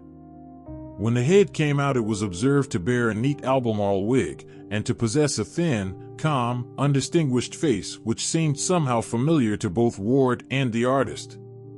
Only at the very last, though, did the restorer and his client begin to gasp with astonishment at the details of that lean, pallid visage, and to recognize with a touch of awe the dramatic trick which heredity had played. For it took the final bath of oil and the final stroke of the delicate scraper to bring out fully the expression which centuries had hidden, and to confront the bewildered Charles Dexter Ward, dweller in the past, with his own living features and the countenance of his horrible great-great-great-grandfather. Ward brought his parents to see the marvel he had uncovered, and his father at once determined to purchase the picture despite its execution on stationary paneling. The resemblance to the boy, despite an appearance of rather greater age, was marvelous, and it could be seen that through some trick of atavism the physical contours of Joseph Curwen had found precise duplication after a century and a half. Mrs. Ward's resemblance to her ancestor was not at all marked, though she could recall relatives who had some of the facial characteristics shared by her son and by the bygone Curwen. She did not relish the discovery, and told her husband that he had better burn the picture instead of bringing it home. There was, she averred, something unwholesome about it, not only intrinsically, but in its very resemblance to Charles. Mr. Ward, however, was a practical man of power and affairs, a cotton manufacturer with extensive mills at River Point in the Pawtuxet Valley, and not one to listen to feminine scruples. The picture impressed him mightily with its likeness to his son, and he believed the boy deserved it as a present. In this opinion, it is needless to say, Charles most heartily concurred, and a few days later Mr. Ward located the owner of the house, a small rodent-featured person with a guttural accent, and obtained the whole mantle and overmantle bearing the picture at a curtly fixed price which cut short the impending torrent of unctuous haggling. It now remained to take off the paneling and remove it to the Ward home, where provisions were made for its thorough restoration and installation with an electric mock fireplace in Charles's third-floor study or library. To Charles was left the task of superintending this removal, and on the 28th of August he accompanied 2 expert workmen from the Crooker decorating firm to the house and only court, where the mantel and portrait-bearing overmantel were detached with great care and precision for transportation in the company's motor truck. There was left a space of exposed brickwork marking the chimney's course, and in this young Ward observed a cubical recess about a foot square, which must have lain directly behind the head of the portrait. Curious as to what such a space might mean or contain, the youth approached and looked within, finding beneath the deep coatings of dust and soot some loose yellowed papers, a crude, thick copybook, and a few moldering textile shreds which may have formed the ribbon binding the rest together. Blowing away the bulk of the dirt and cinders, he took up the book and looked at the bold inscription on its cover. It was in a hand which he had learned to recognize at the Essex Institute, and proclaimed the volume as the Journal and Notes of Jos, Curwen, Gent, of Providence Plantations, late of Salem. Excited beyond measure by his discovery, Ward shewed the book to the 2 curious workmen beside him.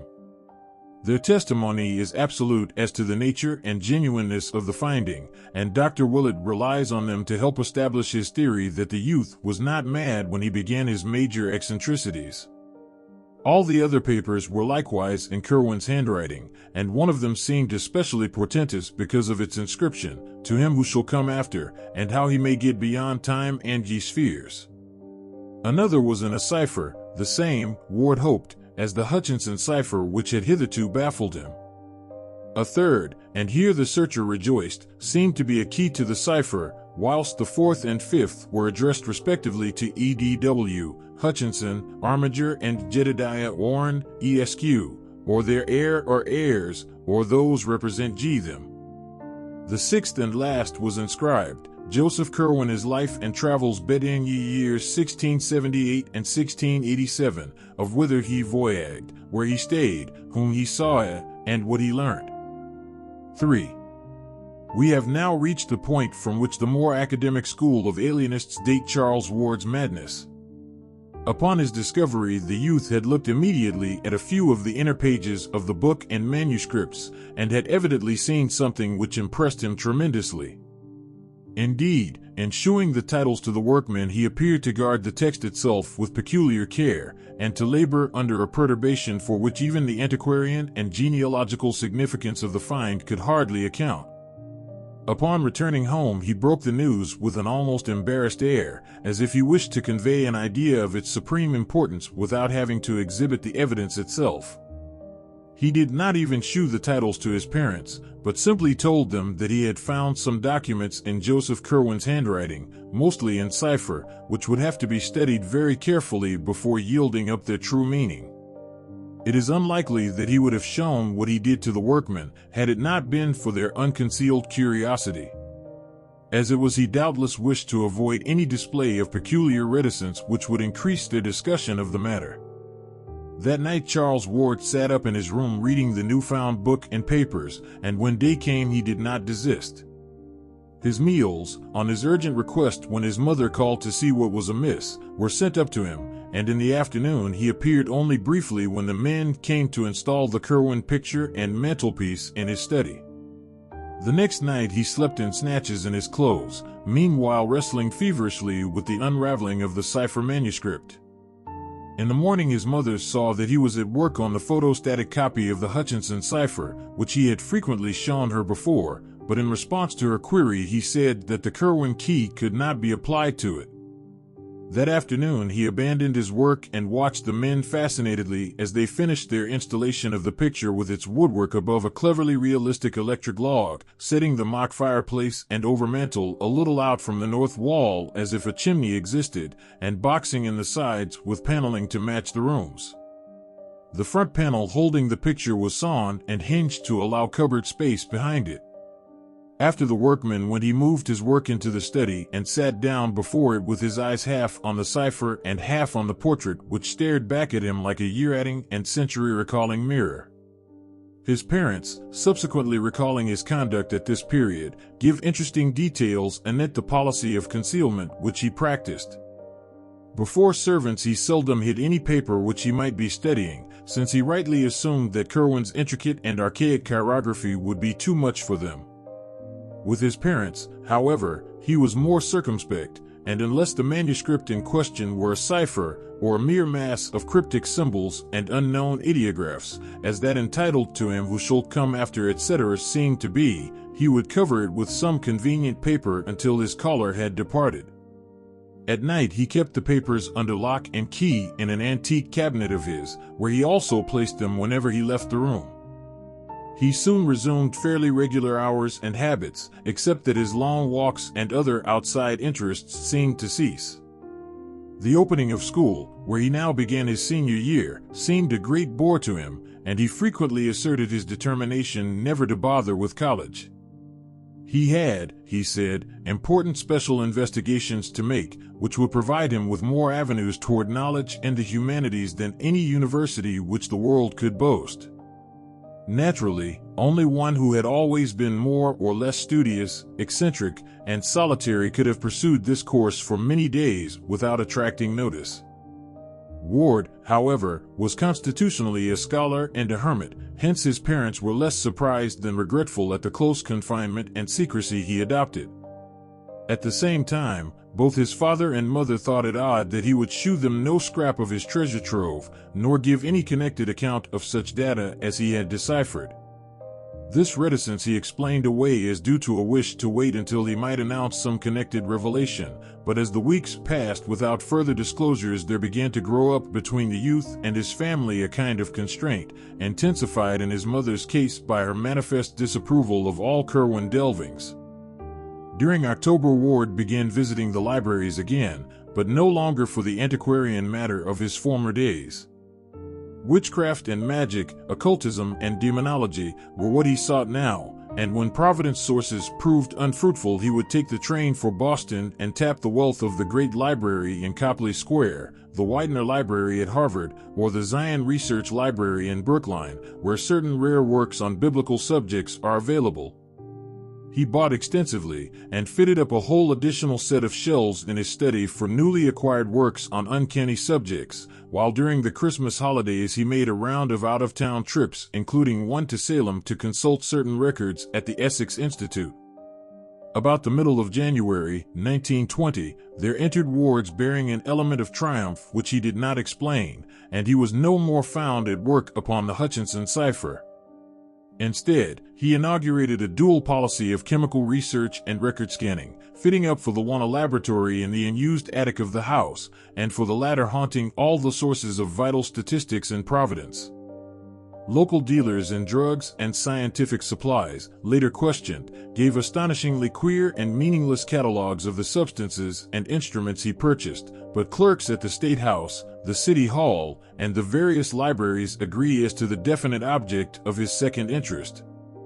He was searching intensely and feverishly for the grave of Joseph Curwen, from whose slate slab an older generation had so wisely blotted the name. Little by little there grew upon the Ward family the conviction that something was wrong. Charles had had freaks and changes of minor interests before, but this growing secrecy and absorption in strange pursuits was unlike even him. His schoolwork was the merest pretense, and although he failed in no test, it could be seen that the old application had all vanished. He had other concernments now, and when not in his new laboratory with a score of obsolete alchemical books, could be found either poring over old burial records downtown or glued to his volumes of occult lore in his study, where the startlingly, one almost fancied increasingly, similar features of Joseph Curwen stared blandly at him from the great overmantel on the north wall. Late in March Ward added to his archive searching a ghoulish series of rambles about the various ancient cemeteries of the city. The cause appeared later, when it was learned from City Hall clerks that he had probably found an important clue. His quest had suddenly shifted from the grave of Joseph Curwen to that of one Naphtali Field, and this shift was explained when, upon going over the files that he had been over, the investigators actually found a fragmentary record of Curwen's burial which had escaped the general obliteration, and which stated that the curious leaden coffin had been interred 10 feet S and 5 feet W. of Naphtali Field's grave in Ye. The lack of a specified burying ground in the surviving entry greatly complicated the search, and Naphtali Field's grave seemed as elusive as that of Curwen, but here no systematic effacement had existed, and one might reasonably be expected to stumble on the stone itself even if its record had perished. Hence the rambles, from which St. John's, the former king's, churchyard and the ancient congregational burying ground in the midst of Swan Point Cemetery were excluded, since other statistics had shown that the only Naphtali Field, Obiat 1729, whose grave could have been meant had been a Baptist. 4. It was toward May when Dr. Willett, at the request of the senior ward, and fortified with all the Curwen data which the family had gleaned from Charles in his non-secretive days, talked with the young man. The interview was of little value or conclusiveness, for Willett felt at every moment that Charles was thoroughly master of himself and in touch with matters of real importance, but it at least forced the secretive youth to offer some rational explanation of his recent demeanor. Of a pallid, impassive type not easily shewing embarrassment, Ward seemed quite ready to discuss his pursuits, though not to reveal their object. He stated that the papers of his ancestor had contained some remarkable secrets of early scientific knowledge, for the most part in cipher, of an apparent scope comparable only to the discoveries of Friar Bacon and perhaps surpassing even those. They were, however, meaningless except when correlated with a body of learning now wholly obsolete, so that their immediate presentation to a world equipped only with modern science would rob them of all impressiveness and dramatic significance. To take their vivid place in the history of human thought, they must first be correlated by one familiar with the background out of which they evolved, and to this task of correlation Ward was now devoting himself. He was seeking to acquire as fast as possible those neglected arts of old which a true interpreter of the Curwen data must possess, and hoped in time to make a full announcement and presentation of the utmost interest to mankind and to the world of thought. Not even Einstein, he declared, could more profoundly revolutionize the current conception of things. As to his graveyard search, whose object he freely admitted, but the details of whose progress he did not relate, he said he had reason to think that Joseph Curwen's mutilated headstone bore certain mystic symbols, carved from directions in his will and ignorantly spared by those who had effaced the name, which were absolutely essential to the final solution of his cryptic system. Curwen, he believed, had wished to guard his secret with care, and had consequently distributed the data in an exceedingly curious fashion. When Dr. Willett asked to see the mystic documents, Ward displayed much reluctance and tried to put him off with such things as photostatic copies of the Hutchinson cipher and Orrin formulae and diagrams, but finally shewed him the exteriors of some of the real Curwen finds, the journal and notes, the cipher, title and cipher also, and the formula-filled message to him who should come after, and let him glance inside such as were in obscure characters. He also opened the diary at a page carefully selected for its innocuousness and gave Willett a glimpse of Curwen's connected handwriting in English. The doctor noted very closely the crabbed and complicated letters, and the general aura of the 17th century which clung round both penmanship and style despite the writer's survival into the 18th century, and became quickly certain that the document was genuine. The text itself was relatively trivial, and Willett recalled only a fragment. Widden. 16 October 1754, my sloop the Wakeful this day put in from London with XX new men picked up in ye Indies, Spaniards from Martinico and 2 Dutch men from Suriname. Ye Dutch men are like to desert from have ye hard somewhat ill of these ventures, but I will see to ye inducing of them to stay. For Mr. Knight Dexter of ye boy and book 120 pieces Camblets, 100 pieces assert.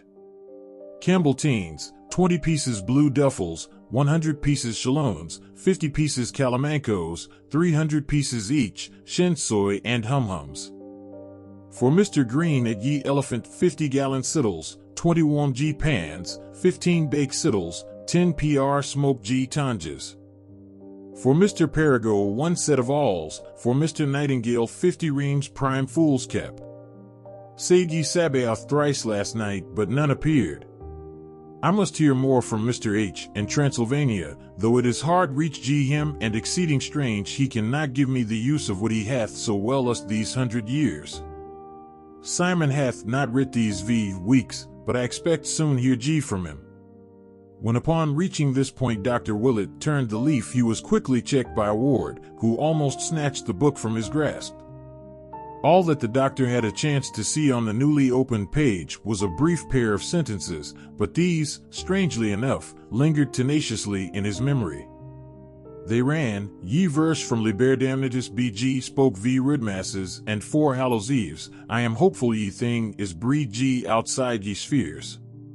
It will draw one who is to come, if I can make sure he shall be, and he shall think on past things, and look back through all ye years, against ye which I must have ready ye salts, or that to make with." Willett saw no more, but somehow this small glimpse gave a new and vague terror to the painted features of Joseph Curwen, which stared blandly down from the overmantel. Ever after that he entertained the odd fancy, which his medical skill of course assured him was only a fancy, that the eyes of the portrait had a sort of wish, if not an actual tendency, to follow young Charles Ward as he moved about the room. He stopped before leaving to study the picture closely, marveling at its resemblance to Charles and memorizing every minute detail of the cryptical, colorless face, even down to a slight scar or pit in the smooth brow above the right eye. Cosmo Alexander, he decided, was a painter worthy of the Scotland that produced Raeburn, and a teacher worthy of his illustrious pupil Gilbert Stuart. Assured by the doctor that Charles's mental health was in no danger, but that on the other hand he was engaged in researches which might prove of real importance, the Wards were more lenient than they might otherwise have been when during the following June the youth made positive his refusal to attend college.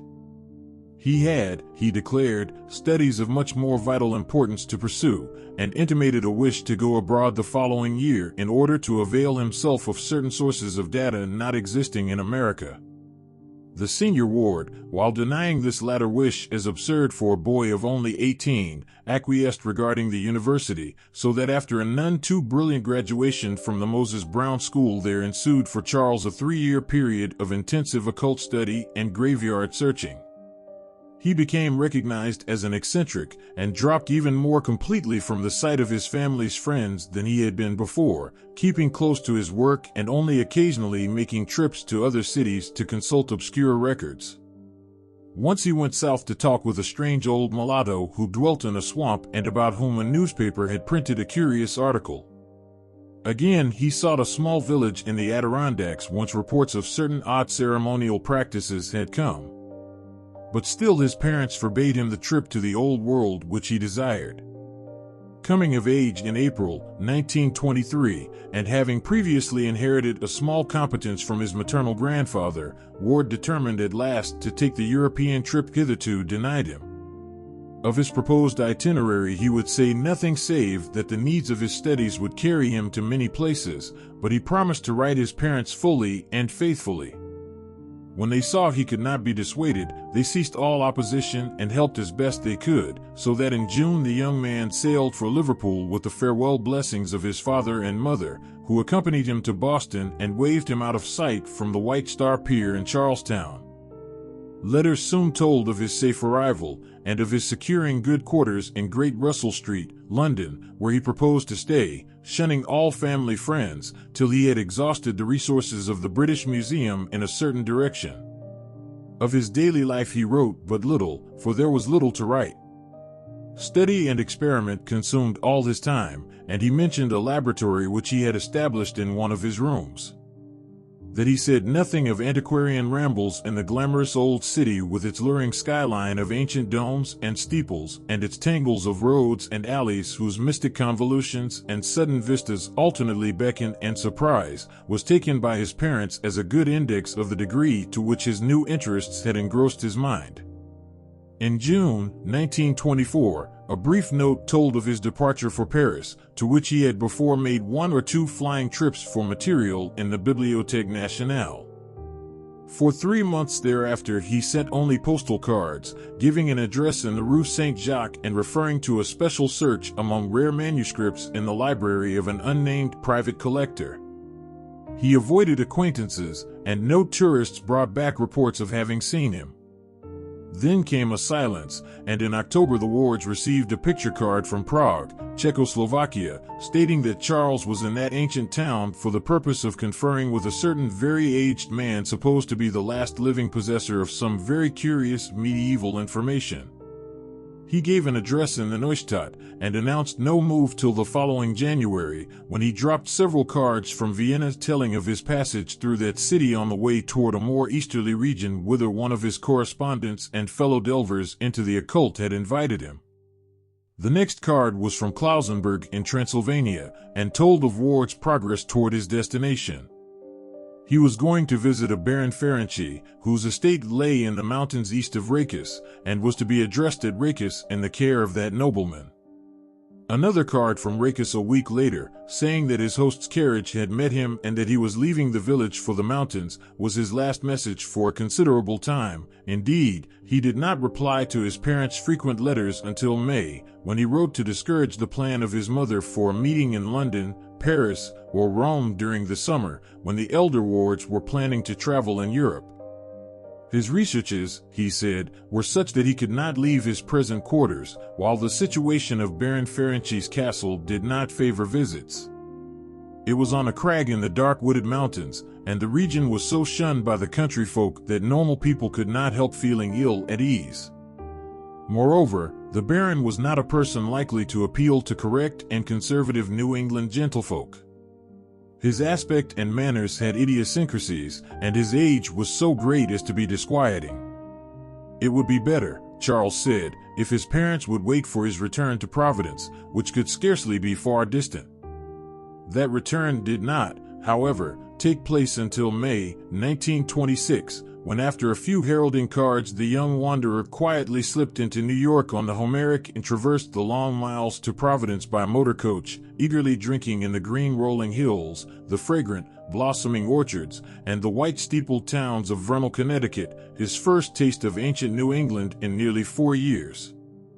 When the coach crossed the Pawcatuck and entered Rhode Island amidst the fairy goldenness of a late spring afternoon, his heart beat with quickened force, and the entry to Providence along Reservoir and Elmwood Avenues was a breathless and wonderful thing despite the depths of forbidden lore to which he had delved.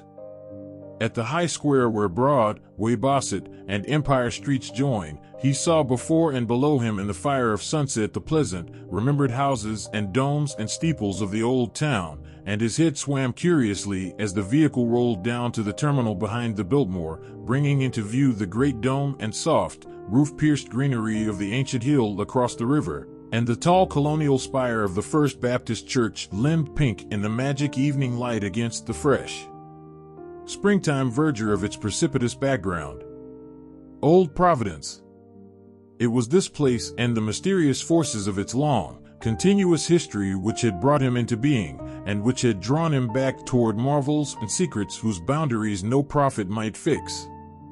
Here lay the arcana, wondrous or dreadful as the case might be, for which all his years of travel and application had been preparing him. A taxicab whirled him through Post Office Square with its glimpse of the river, the old market house, and the head of the bay, and up the steep curved slope of Waterman Street to Prospect, where the vast gleaming dome and sunset-flushed Ionic columns of the Christian Science Church beckoned northward. Then 8 squares past the fine old estates his childish eyes had known, and the quaint brick sidewalks so often trodden by his youthful feet. And at last the little white overtaken farmhouse on the right, on the left the classic Adam porch and stately bayed facade of the great brick house where he was born. It was twilight, and Charles Dexter Ward had come home.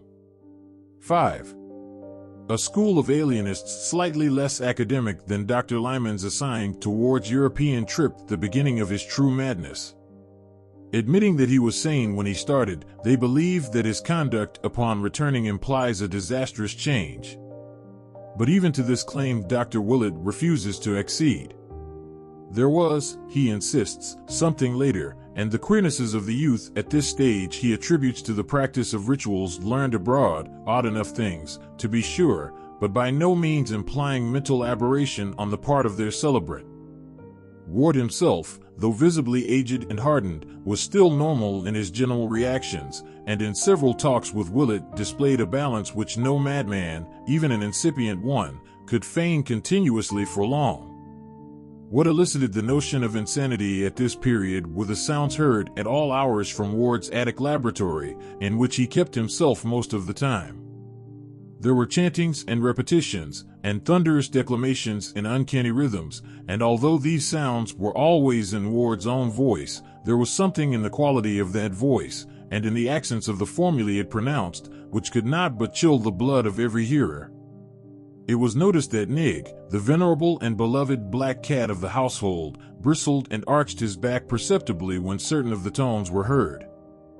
The odors occasionally wafted from the laboratory were likewise exceedingly strange. Sometimes they were very noxious, but more often they were aromatic, with a haunting, elusive quality which seemed to have the power of inducing fantastic images. People who smelled them had a tendency to glimpse momentary mirages of enormous vistas, with strange hills or endless avenues of sphinxes and hippogriffs stretching off into infinite distance. Ward did not resume his old-time rambles, but applied himself diligently to the strange books he had brought home, and to equally strange delvings within his quarters, explaining that European sources had greatly enlarged the possibilities of his work and promising great revelations in the years to come. His older aspect increased to a startling degree his resemblance to the Curwen portrait in his library, and Dr. Willett would often pause by the latter after a call, marveling at the virtual identity, and reflecting that only the small pit above the picture's right eye now remained to differentiate the long-dead wizard from the living youth. These calls of Willett's, undertaken at the request of the senior Wards, were curious affairs. Ward at no time repulsed the doctor, but the latter saw that he could never reach the young man's inner psychology. Frequently he noted peculiar things about little wax images of grotesque design on the shelves or tables, and the half-erased remnants of circles, triangles, and pentagrams in chalk or charcoal on the cleared central space of the large room. And always in the night those rhythms and incantations thundered, till it became very difficult to keep servants or suppress furtive talk of Charles's madness. In January 1927, a peculiar incident occurred. One night about midnight, as Charles was chanting a ritual whose weird cadence echoed unpleasantly through the house below, there came a sudden gust of chill wind from the bay, and a faint, obscure trembling of the earth which everyone in the neighborhood noted. At the same time, the cat exhibited phenomenal traces of fright, while dogs bayed for as much as a mile around. This was the prelude to a sharp thunderstorm, anomalous for the season, which brought with it such a crash that Mr. and Mrs. Ward believed the house had been struck. They rushed upstairs to see what damage had been done, but Charles met them at the door to the attic, pale, resolute, and portentous, with an almost fearsome combination of triumph and seriousness on his face. He assured them that the house had not really been struck, and that the storm would soon be over. They paused, and looking through a window saw that he was indeed right, for the lightning flashed farther and farther off, whilst the trees ceased to bend in the strange frigid gust from the water. The thunder sank to a sort of dull mumbling chuckle and finally died away. Stars came out, and the stamp of triumph on Charles Ward's face crystallized into a very singular expression. For 2 months or more after this incident, Ward was less confined than usual to his laboratory. He exhibited a curious interest in the weather, and made odd inquiries about the date of the spring thawing of the ground. One night late in March he left the house after midnight, and did not return till almost morning, when his mother, being wakeful, heard a rumbling motor draw up to the carriage entrance. Muffled oaths could be distinguished, and Mrs. Ward, rising and going to the window, saw 4 dark figures removing a long, heavy box from a truck at Charles's direction and carrying it within by the side door. She heard labored breathing and ponderous footfalls on the stairs, and finally a dull thumping in the attic, after which the footfalls descended again, and the 4 men reappeared outside and drove off in their truck. The next day Charles resumed his strict attic seclusion, drawing down the dark shades of his laboratory windows and appearing to be working on some metal substance. He would open the door to no one, and steadfastly refused all proffered food. About noon a wrenching sound followed by a terrible cry and a fall were heard, But when Mrs. Ward rapped at the door, her son at length answered faintly and told her that nothing had gone amiss. The hideous and indescribable stench now welling out was absolutely harmless and unfortunately necessary. Solitude was the one prime essential, and he would appear later for dinner. That afternoon, after the conclusion of some odd hissing sounds which came from behind the locked portal, he did finally appear, wearing an extremely haggard aspect and forbidding anyone to enter the laboratory upon any pretext. This, indeed, proved the beginning of a new policy of secrecy, for never afterward was any other person permitted to visit either the mysterious garret workroom or the adjacent storeroom, which he cleaned out, furnished roughly, and added to his inviolably private domain as a sleeping apartment. Here he lived, with books brought up from his library beneath, till the time he purchased the Pawtuxet bungalow and moved to it all his scientific effects. In the evening, Charles secured the paper before the rest of the family and damaged part of it through an apparent accident. Later on, Dr. Willett, having fixed the date from statements by various members of the household, looked up an intact copy at the journal office and found that in the destroyed section the following small item had occurred. Nocturnal diggers surprised in North Burial Ground. Robert Hart, night watchman at the North Burial Ground, this morning discovered a party of several men with a motor truck in the oldest part of the cemetery, but apparently frightened them off before they had accomplished whatever their object may have been. The discovery took place at about 4 o'clock, when Hart's attention was attracted by the sound of a motor outside his shelter. Investigating, he saw a large truck on the main drive several rods away, but could not reach it before the sound of his feet on the gravel had revealed his approach. The men hastily placed a large box in the truck and drove away toward the street before they could be overtaken, and since no known grave was disturbed, Hart believes that this box was an object which they wished to bury. The diggers must have been at work for a long while before detection, for Hart found an enormous hole dug at a considerable distance back from the roadway in the lot of Amasa Field, where most of the old stones have long ago disappeared. The hole, a place as large and deep as a grave, was empty and did not coincide with any interment mentioned in the cemetery records. Serged. Riley of the second station viewed the spot and gave the opinion that the hole was dug by bootleggers rather gruesomely and ingeniously, seeking a safe cache for liquor in a place not likely to be disturbed. In reply to questions, Hart said he thought the escaping truck had headed up Rochambeau Avenue, though he could not be sure. During the next few days, Ward was seldom seen by his family. Having added sleeping quarters to his attic realm, he kept closely to himself there, ordering food brought to the door and not taking it in until after the servant had gone away. The droning of monotonous formulae and the chanting of bizarre rhythms recurred at intervals, while at other times occasional listeners could detect the sound of tinkling glass, hissing chemicals, running water, or roaring gas flames. Odors of the most unplaceable quality, wholly unlike any before noted, hung at times around the door, and the air of tension observable in the young recluse whenever he did venture briefly forth was such as to excite the keenest speculation. Once he made a hasty trip to the Athenaeum for a book he required, and again he hired a messenger to fetch him a highly obscure volume from Boston.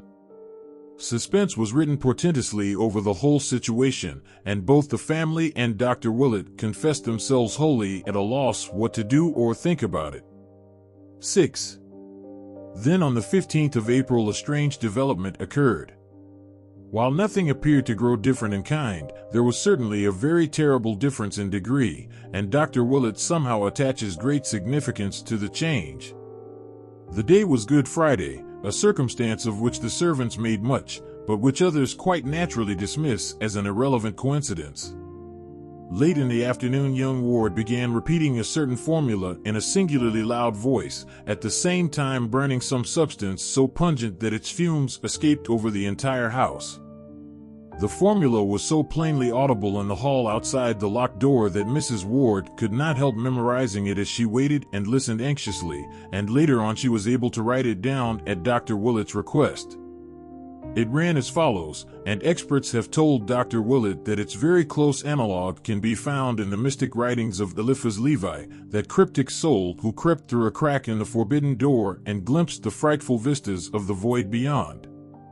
Per Adonai Elohim, Adonai Jehovah. Adonai Sabaoth, Midraton on Aglamathan. Verbum Pythonicum, Mysterium Salamandri. Conventus Silvorum, Antrinomorum. Demonia Seli Gad, Almauzan, Jiber, Jehoshua. Evum, Zeriat Nadmik, Vani, Vani, Vani. This had been going on for 2 hours without change or intermission when over all the neighborhood a pandemoniac howling of dogs set in. The extent of this howling can be judged from the space it received in the papers the next day, but to those in the Ward household it was overshadowed by the odor which instantly followed it, a hideous, all-pervasive odor which none of them had ever smelt before or have ever smelt since. In the midst of this mephitic flood there came a very perceptible flash like that of lightning, which would have been blinding and impressive but for the daylight around, and then was heard the voice that no listener can ever forget because of its thunderous remoteness, its incredible depth, and its eldritch dissimilarity to Charles Ward's voice. It shook the house, and was clearly heard by at least 2 neighbors above the howling of the dogs. Mrs. Ward, who had been listening in despair outside her son's locked laboratory, shivered as she recognized its hellish import, for Charles had told her of its evil fame in dark books, and of the manner in which it had thundered, according to the Fenner letters, above the doomed Pawtuxet farmhouse on the night of Joseph Curwen's annihilation. There was no mistaking that nightmare phrase, for Charles had described it too vividly in the old days when he had talked frankly of his Curwen investigations. And yet it was only this fragment of an archaic and forgotten language, Dies mais Jeshet bon Dosef Duvima in Eitmos. Close upon this thundering there came a momentary darkening of the daylight, though sunset was still an hour distant, and then a puff of added odor different from the first, but equally unknown and intolerable. Charles was chanting again now, and his mother could hear syllables that sounded like Enashiak Sothith Heel Jebphithrotic, ending in a Yah, whose maniacal force mounted in an ear-splitting crescendo. A second later all previous memories were effaced by the wailing scream which burst out with frantic explosiveness and gradually changed form to a paroxysm of diabolic and hysterical laughter. Mrs. Ward, with the mingled fear and blind courage of maternity, advanced and knocked affrightedly at the concealing panels, but obtained no sign of recognition. She knocked again, but paused nervelessly as a second shriek arose, this one unmistakably in the familiar voice of her son, and sounding concurrently with the still bursting cachinnations of that other voice. Presently she fainted, although she is still unable to recall the precise and immediate cause. Memory sometimes makes merciful deletions. Mr. Ward returned from the business section at about 6:15, and not finding his wife downstairs, was told by the frightened servants that she was probably watching at Charles's door, from which the sounds had been far stranger than ever before. Mounting the stairs at once, he saw Mrs. Ward stretched at full length on the floor of the corridor outside the laboratory, and realizing that she had fainted, hastened to fetch a glass of water from a set bowl in a neighboring alcove. Dashing the cold fluid in her face, he was heartened to observe an immediate response on her part, and was watching the bewildered opening of her eyes when a chill shot through him and threatened to reduce him to the very state from which she was emerging. For the seemingly silent laboratory was not as silent as it had appeared to be, but held the murmurs of a tense, muffled conversation in tones too low for comprehension, yet of a quality profoundly disturbing to the soul. It was not, of course, new for Charles to mutter formulae, but this muttering was definitely different. It was so palpably a dialogue, or imitation of a dialogue, with the regular alteration of inflections suggesting question and answer, statement and response. One voice was undisguisedly that of Charles, but the other had a depth and hollowness which the youth's best powers of ceremonial mimicry had scarcely approached before.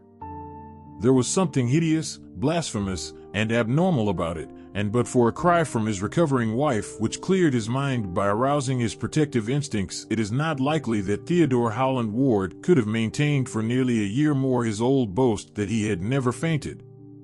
As it was, he seized his wife in his arms and bore her quickly downstairs before she could notice the voices which had so horribly disturbed him.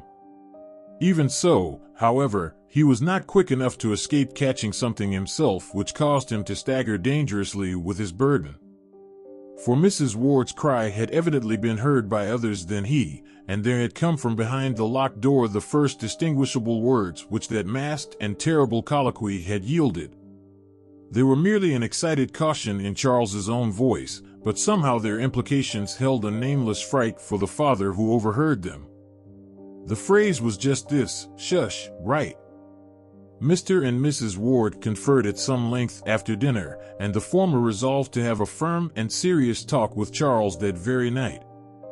No matter how important the object, such conduct could no longer be permitted, for these latest developments transcended every limit of sanity and formed a menace to the order and nervous well-being of the entire household. The youth must indeed have taken complete leave of his senses, since only downright madness could have prompted the wild screams and imaginary conversations and assumed voices which the present day had brought forth. All this must be stopped, or Mrs. Ward would be made ill and the keeping of servants become an impossibility. Mr. Ward rose at the close of the meal and started upstairs for Charles's laboratory. On the third floor, however, he paused at the sounds which he heard proceeding from the now disused library of his son. Books were apparently being flung about and papers wildly rustled, and upon stepping to the door Mr. Ward beheld the youth within, excitedly assembling a vast armful of literary matter of every size and shape. Charles's aspect was very drawn and haggard, and he dropped his entire load with a start at the sound of his father's voice. At the elder man's command he sat down, and for some time listened to the admonitions he had so long deserved. There was no scene. At the end of the lecture he agreed that his father was right, and that his noises, mutterings, incantations, and chemical odors were indeed inexcusable nuisances.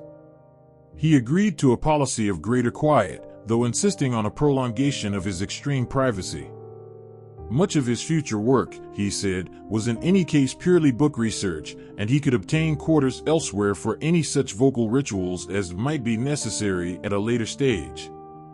For the fright and fainting of his mother he expressed the keenest contrition, and explained that the conversation later heard was part of an elaborate symbolism designed to create a certain mental atmosphere. His use of abstruse technical terms somewhat bewildered Mr. Ward, but the parting impression was one of undeniable sanity and poise despite a mysterious tension of the utmost gravity.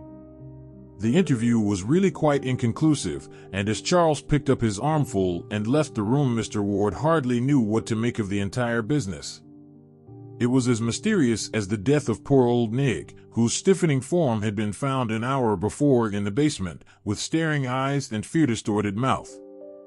Driven by some vague detective instinct, the bewildered parent now glanced curiously at the vacant shelves to see what his son had taken up to the attic. The youth's library was plainly and rigidly classified, so that one might tell at a glance the books, or at least the kind of books, which had been withdrawn. On this occasion Mr. Ward was astonished to find that nothing of the occult or the antiquarian, beyond what had been previously removed, was missing. These new withdrawals were all modern items: histories, scientific treatises, geographies, manuals of literature, philosophic works, and certain contemporary newspapers and magazines. It was a very curious shift from Charles Ward's recent run of reading, and the father paused in a growing vortex of perplexity and an engulfing sense of strangeness. The strangeness was a very poignant sensation, and almost clawed at his chest as he strove to see just what was wrong around him. Something was indeed wrong, and tangibly as well as spiritually so.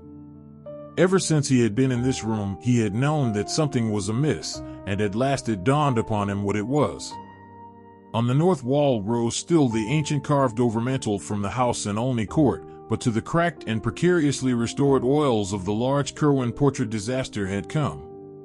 Time and unequal heating had done their work at last, and at some time since the room's last cleaning the worst had happened. Peeling clear of the wood, curling tighter and tighter, and finally crumbling into small bits with what must have been malignly silent suddenness. The portrait of Joseph Curwen had resigned forever its staring surveillance of the youth it so strangely resembled, and now lay scattered on the floor as a thin coating of fine bluish-gray dust. 4. A mutation and a madness. 1. In the week following that memorable Good Friday, Charles Ward was seen more often than usual and was continually carrying books between his library and the attic laboratory. His actions were quiet and rational, but he had a furtive, hunted look which his mother did not like, and developed an incredibly ravenous appetite as gauged by his demands upon the cook. Dr. Willett had been told of those Friday noises and happenings, and on the following Tuesday had a long conversation with the youth in the library where the picture stared no more. The interview was, as always, inconclusive, but Willett is still ready to swear that the youth was sane and himself at the time. He held out promises of an early revelation, and spoke of the need of securing a laboratory elsewhere. At the loss of the portrait he grieved singularly little considering his first enthusiasm over it, but seemed to find something of positive humor in its sudden crumbling. About the second week Charles began to be absent from the house for long periods, and one day when good old Black Hannah came to help with the spring cleaning she mentioned his frequent visits to the old house in Olney Court, where he would come with a large valise and perform curious delvings in the cellar. He was always very liberal to her and to old Asa, but seemed more worried than he used to be, which grieved her very much, since she had watched him grow up from birth. Another report of his doings came from Pawtuxet, where some friends of the family saw him at a distance a surprising number of times. He seemed to haunt the resort and canoe house of Rhodes on the Pawtuxet, and subsequent inquiries by Dr. Willett at that place brought out the fact that his purpose was always to secure access to the rather hedged-in riverbank, along which he would walk toward the north, usually not reappearing for a very long while. Late in May came a momentary revival of ritualistic sounds in the attic laboratory, which brought a stern reproof from Mr. Ward and a somewhat distracted promise of amendment from Charles. It occurred one morning, and seemed to form a resumption of the imaginary conversation noted on that turbulent Good Friday. The youth was arguing or remonstrating hotly with himself, for there suddenly burst forth a perfectly distinguishable series of clashing shouts and differentiated tones like alternate demands and denials, which caused Mrs. Ward to run upstairs and listen at the door. She could hear no more than a fragment whose only plain words were "must have it read for 3 months," and upon her knocking all sound ceased at once. When Charles was later questioned by his father, he said that there were certain conflicts of spheres of consciousness which only great skill could avoid, but which he would try to transfer to other realms. About the middle of June, a queer nocturnal incident occurred. In the early evening there had been some noise and thumping in the laboratory upstairs, and Mr. Ward was on the point of investigating when it suddenly quieted down. That midnight, after the family had retired, the butler was night-locking the front door when, according to his statement, Charles appeared somewhat blunderingly and uncertainly at the foot of the stairs with a large suitcase and made signs that he wished egress. The youth spoke no word, but the worthy Yorkshireman caught one sight of his fevered eyes and trembled causelessly. He opened the door and young Ward went out, but in the morning he presented his resignation to Mrs. Ward. There was, he said, something unholy in the glance Charles had fixed on him. It was no way for a young gentleman to look at an honest person, and he could not possibly stay another night. Mrs. Ward allowed the man to depart, but she did not value his statement highly.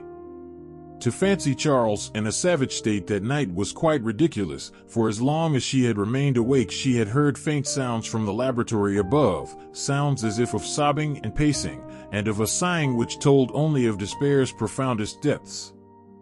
Mrs. Ward had grown used to listening for sounds in the night, for the mystery of her son was fast driving all else from her mind.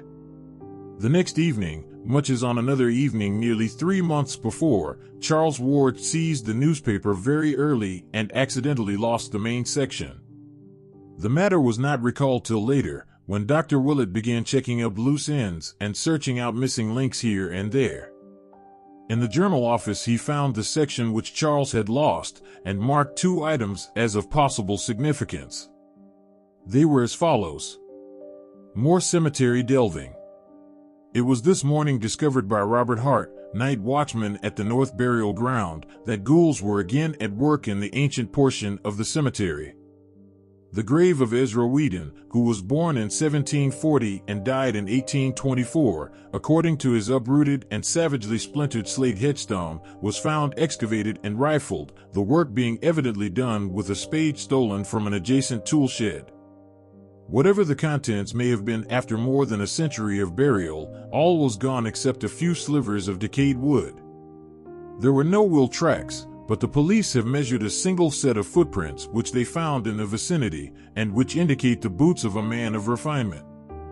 Hart is inclined to link this incident with the digging discovered last March, when a party in a motor truck were frightened away after making a deep excavation, but circed. Riley of the second station discounts this theory and points to vital differences in the two cases. In March, the digging had been in a spot where no grave was known, but this time a well-marked and cared-for grave had been rifled with every evidence of deliberate purpose, and with a conscious malignity expressed in the splintering of the slab which had been intact up to the day before. Members of the Whedon family, notified of the happening, expressed their astonishment and regret, and were wholly unable to think of any enemy who would care to violate the grave of their ancestor. Hazard Whedon of 598 Angel Street recalls a family legend according to which Ezra Whedon was involved in some very peculiar circumstances, not dishonorable to himself, shortly before the Revolution, but of any modern feud or mystery he is frankly ignorant. Inspector Cunningham has been assigned to the case and hopes to uncover some valuable clues in the near future. Dogs noisy in Pawtuxet. Residents of Pawtuxet were aroused about 3 a.m. today by a phenomenal baying of dogs which seemed to center near the river just north of Rhodes on the Pawtuxet. The volume and quality of the howling were unusually odd, according to most who heard it, and Fred Lemden, night watchman at Rhodes, declares it was mixed with something very like the shrieks of a man in mortal terror and agony. A sharp and very brief thunderstorm, which seemed to strike somewhere near the bank of the river, put an end to the disturbance. Strange and unpleasant odors, probably from the oil tanks along the bay, are popularly linked with this incident, and may have had their share in exciting the dogs. The aspect of Charles now became very haggard and hunted, and all agreed in retrospect that he may have wished at this period to make some statement or confession from which sheer terror withheld him. The morbid listening of his mother in the night brought out the fact that he made frequent sallies abroad under cover of darkness, and most of the more academic alienists unite at present in charging him with the revolting cases of vampirism which the press so sensationally reported about this time, but which have not yet been definitely traced to any known perpetrator. These cases, too recent and celebrated to need detailed mention, involved victims of every age and type and seemed to cluster around two distinct localities, the residential hill and the North End, near the Ward home, and the suburban districts across the Cranston lying near Pawtuxet. Both late wayfarers and sleepers with open windows were attacked, and those who lived to tell the tale spoke unanimously of a lean, lithe, leaping monster with burning eyes which fastened its teeth in the throat or upper arm and feasted ravenously. Dr. Willett, who refuses to date the madness of Charles Ward as far back as even this, is cautious in attempting to explain these horrors. He has, he declares, certain theories of his own, and limits his positive statements to a peculiar kind of negation. I will not, he says, state who or what I believe perpetrated these attacks and murders, but I will declare that Charles Ward was innocent of them. I have reason to be sure he was ignorant of the taste of blood, as indeed his continued anemic decline and increasing pallor prove better than any verbal argument. Ward meddled with terrible things, but he has paid for it, and he was never a monster or a villain. As for now, I don't like to think. A change came, and I'm content to believe that the old Charles Ward died with it. His soul did, anyhow, for that mad flesh that vanished from Waite's Hospital had another. Willett speaks with authority, for he was often at the Ward home attending Mrs. Ward, whose nerves had begun to snap under the strain. Her nocturnal listening had bred some morbid hallucinations which she confided to the doctor with hesitancy, and which he ridiculed in talking to her, although they made him ponder deeply when alone. These delusions always concerned the faint sounds which she fancied she heard in the attic laboratory and bedroom, and emphasized the occurrence of muffled sighs and sobbings at the most impossible times. Early in July, Willett ordered Mrs. Ward to Atlantic City for an indefinite recuperative sojourn, and cautioned both Mr. Ward and the haggard and elusive Charles to write her only cheering letters. It is probably to this enforced and reluctant escape that she owes her life and continued sanity. 2. Not long after his mother's departure, Charles Ward began negotiating for the Pawtuxet bungalow. It was a squalid little wooden edifice with a concrete garage, perched high on the sparsely settled bank of the river slightly above Rhodes, but for some odd reason the youth would have nothing else. He gave the real estate agencies no peace till one of them secured it for him at an exorbitant price from a somewhat reluctant owner, and as soon as it was vacant he took possession under cover of darkness, transporting in a great closed van the entire contents of his attic laboratory, including the books both weird and modern which he had borrowed from his study. He had this van loaded in the black small hours, and his father recalls only a drowsy realization of stifled oaths and stamping feet on the night the goods were taken away. After that, Charles moved back to his own old quarters on the 3rd floor, and never haunted the attic again. To the Pawtuxet bungalow Charles transferred all the secrecy with which he had surrounded his attic realm, save that he now appeared to have 2 sharers of his mysteries, a villainous-looking Portuguese half-caste from the South Main St. waterfront who acted as a servant, and a thin, scholarly stranger with dark glasses and a stubbly full beard of dyed aspect whose status was evidently that of a colleague. Neighbors vainly tried to engage these odd persons in conversation. The mulatto Gomez spoke very little English, and the bearded man, who gave his name as Dr. Allen, voluntarily followed his example. Ward himself tried to be more affable, but succeeded only in provoking curiosity with his rambling accounts of chemical research. Before long, queer tales began to circulate regarding the all-night burning of lights, and somewhat later, after this burning had suddenly ceased, there rose still queerer tales of disproportionate orders of meat from the butchers and of the muffled shouting, declamation, rhythmic chanting, and screaming supposed to come from some very deep cellar below the place. Most distinctly, the new and strange household was bitterly disliked by the honest bourgeoisie of the vicinity, and it is not remarkable that dark hints were advanced connecting the hated establishment with the current epidemic of vampiristic attacks and murders, especially since the radius of that plague seemed now confined wholly to Pawtuxet and the adjacent streets of Edgewood. Ward spent most of his time at the bungalow, but slept occasionally at home and was still reckoned a dweller beneath his father's roof. Twice he was absent from the city on week-long trips, whose destinations have not yet been discovered. He grew steadily paler and more emaciated even than before, and lacked some of his former assurance when repeating to Dr. Willett his old story of vital research and future revelations. Willett often waylaid him at his father's house, for the elder Ward was deeply worried and perplexed, and wished his son to get as much sound oversight as could be managed in the case of so secretive and independent an adult. The doctor still insists that the youth was sane even as late as this, and adduces many a conversation to prove his point. About September the vampirism declined, but in the following January Ward almost became involved in serious trouble. For some time, the nocturnal arrival and departure of motor trucks at the Pawtuxet bungalow had been commented upon, and at this juncture an unforeseen hitch exposed the nature of at least one item of their contents. In a lonely spot near Hope Valley had occurred one of the frequent sordid waylayings of trucks by hijackers in quest of liquor shipments, but this time the robbers had been destined to receive the greater shock. For the long cases they seized proved upon opening to contain some exceedingly gruesome things, so gruesome, in fact, that the matter could not be kept quiet amongst the denizens of the underworld. The thieves had hastily buried what they discovered, but when the state police got wind of the matter, a careful search was made. A recently arrested vagrant, under promise of immunity from prosecution on any additional charge, at last consented to guide a party of troopers to the spot, and there was found in that hasty cache a very hideous and shameful thing. It would not be well for the national, or even the international, sense of decorum if the public were ever to know what was uncovered by that awestruck party. There was no mistaking it, even by these far from studious officers, and telegrams to Washington ensued with feverish rapidity. The cases were addressed to Charles Ward at his Pawtuxet bungalow, and state and federal officials at once paid him a very forceful and serious call. They found him pallid and worried with his two odd companions, and received from him what seemed to be a valid explanation and evidence of innocence.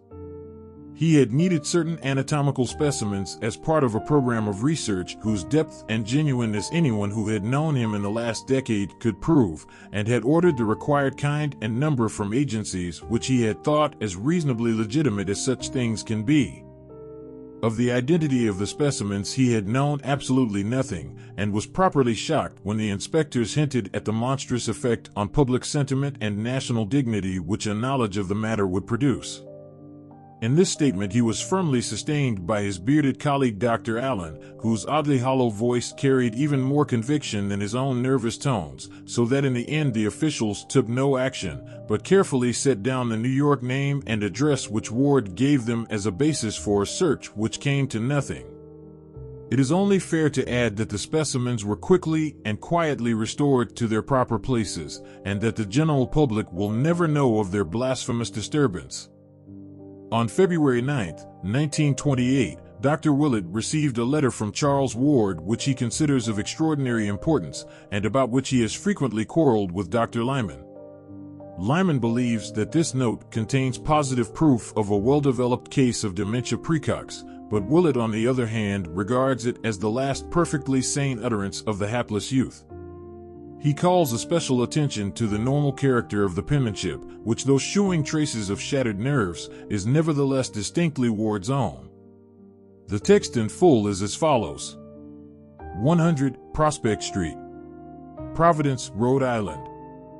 February 8, 1928. Dear Dr. Willett, I feel that at last the time has come for me to make the disclosures which I have so long promised you, and for which you have pressed me so often. The patience you have shown in waiting, and the confidence you have shown in my mind and integrity, are things I shall never cease to appreciate. And now that I am ready to speak, I must own with humiliation that no triumph such as I dreamed of can ever be mine. Instead of triumph, I have found terror, and my talk with you will not be a boast of victory, but a plea for help and advice in saving both myself and the world from a horror beyond all human conception or calculation. You recall what those Fenner letters said of the old raiding party at Pawtuxet. That must all be done again, and quickly. Upon us depends more than can be put into words, all civilization, all natural law, perhaps even the fate of the solar system and the universe. I have brought to light a monstrous abnormality, but I did it for the sake of knowledge. Now for the sake of all life and nature you must help me thrust it back into the dark again. I have left that Pawtuxet place forever, and we must extirpate everything existing there, alive or dead. I shall not go there again, and you must not believe it if you ever hear that I am there. I will tell you why I say this when I see you. I have come home for good, and wish you would call on me at the very first moment that you can spare 5 or 6 hours continuously to hear what I have to say. It will take that long. And believe me when I tell you that you never had a more genuine professional duty than this. My life and reason are the very least things which hang in the balance. I dare not tell my father, for he could not grasp the whole thing. But I have told him of my danger, and he has 4 men from a detective agency watching the house. I don't know how much good they can do, for they have against them forces which even you could scarcely envisage or acknowledge. So come quickly if you wish to see me alive and hear how you may help to save the cosmos from stark hell. Any time will do, I shall not be out of the house. Don't telephone ahead, for there is no telling who or what may try to intercept you. And let us pray to whatever gods there be that nothing may prevent this meeting. in utmost gravity and desperation. Charles Dexter Ward. P.S. Shoot Dr. Allen on sight and dissolve his body in acid. Don't burn it. Dr. Willett received this note about 10:30 a.m. and immediately arranged to spare the whole late afternoon and evening for the momentous talk, letting it extend on into the night as long as might be necessary. He planned to arrive about 4 o'clock, and through all the intervening hours was so engulfed in every sort of wild speculation that most of his tasks were very mechanically performed. Maniacal as the letter would have sounded to a stranger, Willett had seen too much of Charles Ward's oddities to dismiss it as sheer raving. That something very subtle, ancient, and horrible was hovering about he felt quite sure, and the reference to Dr. Allen could almost be comprehended in view of what Pawtuxet gossip said of Ward's enigmatical colleague. Willett had never seen the man, but had heard much of his aspect and bearing, and could not but wonder what sort of eyes those much-discussed dark glasses might conceal. Promptly at 4 Dr. Willett presented himself at the Ward residence, but found to his annoyance that Charles had not adhered to his determination to remain indoors. The guards were there, but said that the young man seemed to have lost part of his timidity. He had that morning done much apparently frightened arguing and protesting over the telephone, one of the detectives said, replying to some unknown voice with phrases such as, "I am very tired and must rest a while, I can't receive anyone for some time, you'll have to excuse me, please postpone decisive action till we can arrange some sort of compromise, or I am very sorry, but I must take a complete vacation from everything. I'll talk with you later." Then, apparently gaining boldness through meditation, he had slipped out so quietly that no one had seen him depart or knew that he had gone until he returned about 1 o'clock and entered the house without a word. He had gone upstairs, where a bit of his fear must have surged back, for he was heard to cry out in a highly terrified fashion upon entering his library, afterward trailing off into a kind of choking gasp. When, however, the butler had gone to inquire what the trouble was, he had appeared at the door with a great show of boldness, and had silently gestured the man away in a manner that terrified him unaccountably. Then he had evidently done some rearranging of his shelves, for a great clattering and thumping and creaking ensued, after which he had reappeared and left at once. Willett inquired whether or not any message had been left, but was told that there was none. The butler seemed queerly disturbed about something in Charles's appearance and manner, and asked solicitously if there was much hope for a cure of his disordered nerves. For almost 2 hours Dr. Willett waited vainly in Charles Ward's library, watching the dusty shelves with their wide gaps where books had been removed, and smiling grimly at the paneled overmantel on the north wall, whence a year before the suave features of old Joseph Curwen had looked mildly down. After a time the shadows began to gather, and the sunset cheer gave place to a vague growing terror which flew shadow-like before the night. Mr. Ward finally arrived, and shewed much surprise and anger at his son's absence after all the pains which had been taken to guard him. He had not known of Charles's appointment, and promised to notify Willett when the youth returned. In bidding the doctor good night, he expressed his utter perplexity at his son's condition, and urged his caller to do all he could to restore the boy to normal poise. Willett was glad to escape from that library, for something frightful and unholy seemed to haunt it, as if the vanished picture had left behind a legacy of evil. He had never liked that picture, and even now, strong-nerved though he was, there lurked a quality in its vacant panel which made him feel an urgent need to get out into the pure air as soon as possible. 3. The next morning Willett received a message from the senior ward, saying that Charles was still absent. Mr. Ward mentioned that Dr. Allen had telephoned him to say that Charles would remain at Pawtuxet for some time, and that he must not be disturbed. This was necessary because Allen himself was suddenly called away for an indefinite period, leaving the researches in need of Charles's constant oversight. Charles sent his best wishes, and regretted any bother his abrupt change of plans might have caused. In listening to this message, Mr. Ward heard Dr. Allen's voice for the first time, and it seemed to excite some vague and elusive memory which could not be actually placed, but which was disturbing to the point of fearfulness. Faced by these baffling and contradictory reports, Dr. Willett was frankly at a loss what to do. The frantic earnestness of Charles's note was not to be denied, yet what could one think of its writer's immediate violation of his own expressed policy? Young Ward had written that his delvings had become blasphemous and menacing, that they and his bearded colleague must be extirpated at any cost, and that he himself would never return to their final scene, yet according to latest advices he had forgotten all this and was back in the thick of the mystery. Common sense bade one leave the youth alone with his freakishness, yet some deeper instinct would not permit the impression of that frenzied letter to subside.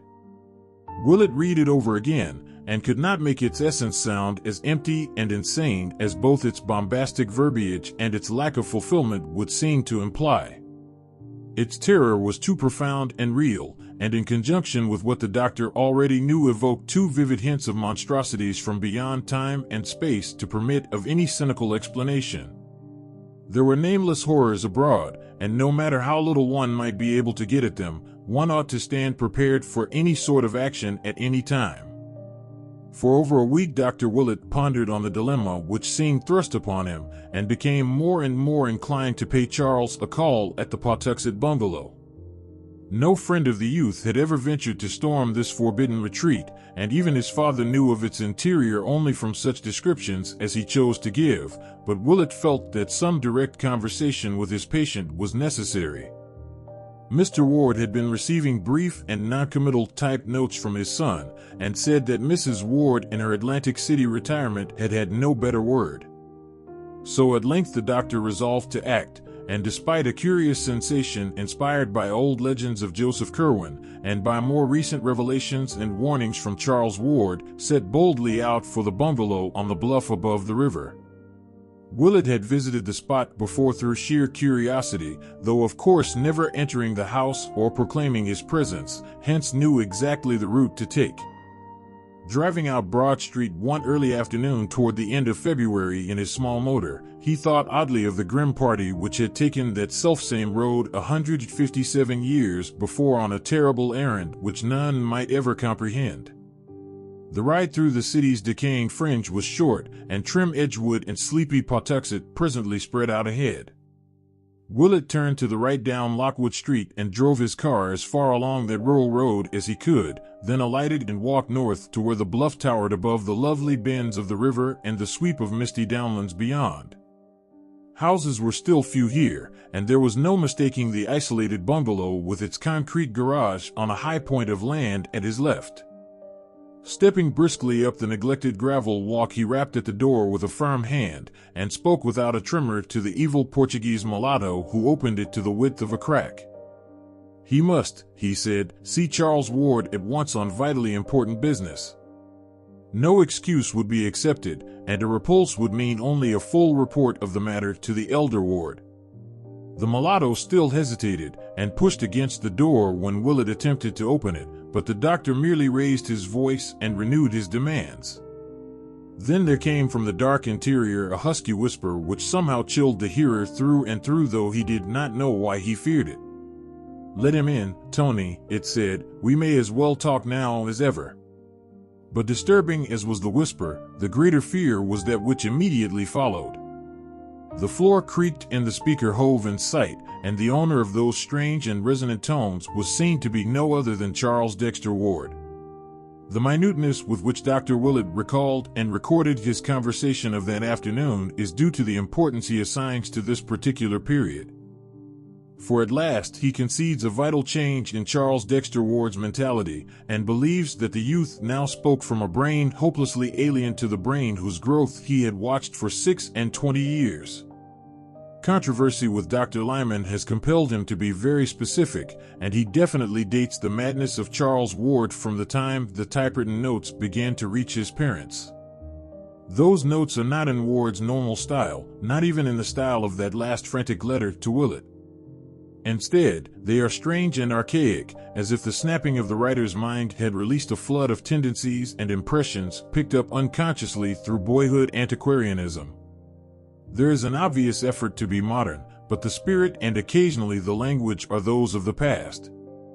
The past, too, was evident in Ward's every tone and gesture as he received the doctor in that shadowy bungalow. He bowed, motioned Willett to a seat, and began to speak abruptly in that strange whisper which he sought to explain at the very outset. "I am grown tisical," he began, "from this cursed river air. You must excuse my speech. I suppose you are come from my father to see what ails me, and I hope you will say nothing to alarm him." Willett was studying these scraping tones with extreme care, but studying even more closely the face of the speaker. Something, he felt, was wrong, and he thought of what the family had told him about the fright of that Yorkshire butler one night. He wished it were not so dark, but did not request that any blind be opened. Instead, he merely asked Ward why he had so belied the frantic note of little more than a week before. "I was coming to that," the host replied. "You must know, I am in a very bad state of nerves, and do and say queer things I cannot account for. As I have told you often, I am on the edge of great matters, and the bigness of them has a way of making me lightheaded.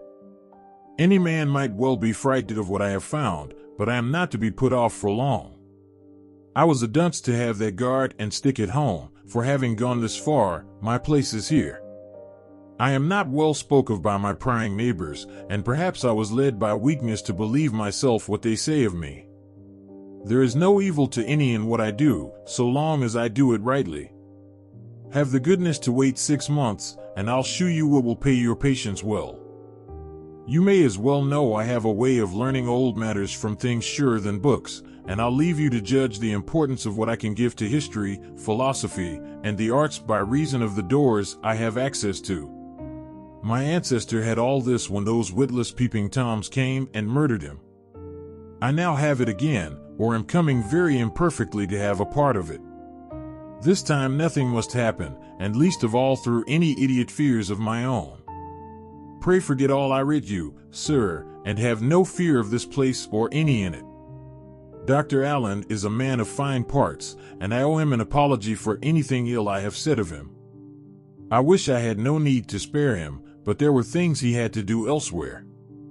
His zeal is equal to mine in all those matters, and I suppose that when I feared the work I feared him too as my greatest helper in it." Ward paused, and the doctor hardly knew what to say or think. He felt almost foolish in the face of this calm repudiation of the letter, and yet there clung to him the fact that while the present discourse was strange and alien and indubitably mad, the note itself had been tragic in its naturalness and likeness to the Charles Ward he knew. Willett now tried to turn the talk on early matters, and recall to the youth some past events which would restore a familiar mood, but in this process he obtained only the most grotesque results. It was the same with all the alienists later on. Important sections of Charles Ward's store of mental images, mainly those touching modern times and his own personal life, had been unaccountably expunged, whilst all the massed antiquarianism of his youth had welled up from some profound subconsciousness to engulf the contemporary and the individual. The youth's intimate knowledge of elder things was abnormal and unholy, and he tried his best to hide it. When Willett would mention some favorite object of his boyhood archaistic studies, he often shed by pure accident such a light as no normal mortal could conceivably be expected to possess, and the doctor shuddered as the glib allusion glided by. It was not wholesome to know so much about the way the fat sheriff's wig fell off as he leaned over at the play in Mr. Douglas' Histrionic Academy in King Street on the 11th of February, 1762, which fell on a Thursday, or about how the actors cut the text of Steele's Conscious Lovers so badly that one was almost glad the Baptist-ridden legislature closed the theater a fortnight later. That Thomas Sabin's Boston coach was damned uncomfortable old letters may well have told, but what healthy antiquarian could recall how the creaking of Epaenetus Olney's new signboard, the gaudy crown he set up after he took to calling his tavern the Crown Coffee House, was exactly like the first few notes of the new jazz piece all the radios in Pawtuxet were playing? Ward, however, would not be quizzed long in this vein. Modern and personal topics he waved aside quite summarily, whilst regarding antique affairs he soon shewed the plainest boredom. What he wished clearly enough was only to satisfy his visitor enough to make him depart without the intention of returning. To this end, he offered to show Willett the entire house, and at once proceeded to lead the doctor through every room from cellar to attic. Willett looked sharply, but noted that the visible books were far too few and trivial ever to have filled the wide gaps on Ward's shelves at home, and that the meager so-called laboratory was the flimsiest sort of a blind. Clearly there were a library and a laboratory elsewhere, but just where, it was impossible to say. Essentially defeated in his quest for something he could not name, Willett returned to town before evening and told the senior Ward everything which had occurred. They agreed that the youth must be definitely out of his mind, but decided that nothing drastic need be done just then. Above all, Mrs. Ward must be kept in as complete an ignorance as her son's own strange typed notes would permit. Mr. Ward now determined to call in person upon his son, making it wholly a surprise visit. Dr. Willett took him in his car one evening, guiding him to within sight of the bungalow and waiting patiently for his return. The session was a long one, and the father emerged in a very saddened and perplexed state. His reception had developed much like Willett's, save that Charles had been an excessively long time in appearing after the visitor had forced his way into the hall and sent the Portuguese away with an imperative demand, and in the bearing of the altered son there was no trace of filial affection. The lights had been dim, yet even so the youth had complained that they dazzled him outrageously. He had not spoken out loud at all, averring that his throat was in very poor condition, but in his hoarse whisper there was a quality so vaguely disturbing that Mr. Ward could not banish it from his mind. Now definitely leagued together to do all they could toward the youth's mental salvation, Mr. Ward and Dr. Willett set about collecting every scrap of data which the case might afford. Pawtuxet gossip was the first item they studied, and this was relatively easy to glean since both had friends in that region. Dr. Willett obtained the most rumors because people talked more frankly to him than to a parent of the central figure, and from all he heard he could tell that young Ward's life had become indeed a strange one. Common tongues would not dissociate his household from the vampirism of the previous summer, while the nocturnal comings and goings of the motor trucks provided their share of dark speculation. Local tradesmen spoke of the queerness of the orders brought them by the evil-looking mulatto, and in particular of the inordinate amounts of meat and fresh blood secured from the 2 butcher shops in the immediate neighborhood. For a household of only 3, these quantities were quite absurd. Then there was the matter of the sounds beneath the earth. Reports of these things were harder to pin down, but all the vague hints tallied in certain basic essentials. Noises of a ritual nature positively existed, and at times when the bungalow was dark. They might, of course, have come from the known cellar, but rumor insisted that there were deeper and more spreading crypts. Recalling the ancient tales of Joseph Curwen's catacombs, and assuming for granted that the present bungalow had been selected because of its situation on the old Curwen site as revealed in one or another of the documents found behind the picture, Willett and Mr. Ward gave this phase of the gossip much attention, and searched many times without success for the door in the riverbank which old manuscripts mentioned.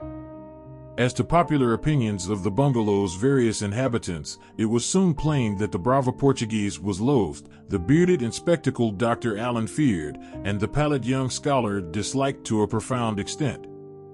During the last week or 2 Ward had obviously changed much, abandoning his attempts at affability and speaking only in hoarse but oddly repellent whispers on the few occasions that he ventured forth.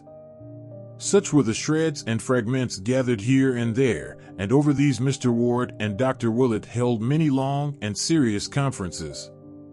They strove to exercise deduction, induction, and constructive imagination to their utmost extent, and to correlate every known fact of Charles's later life, including the frantic letter which the doctor now shewed the father, with the meager documentary evidence available concerning old Joseph Curwen.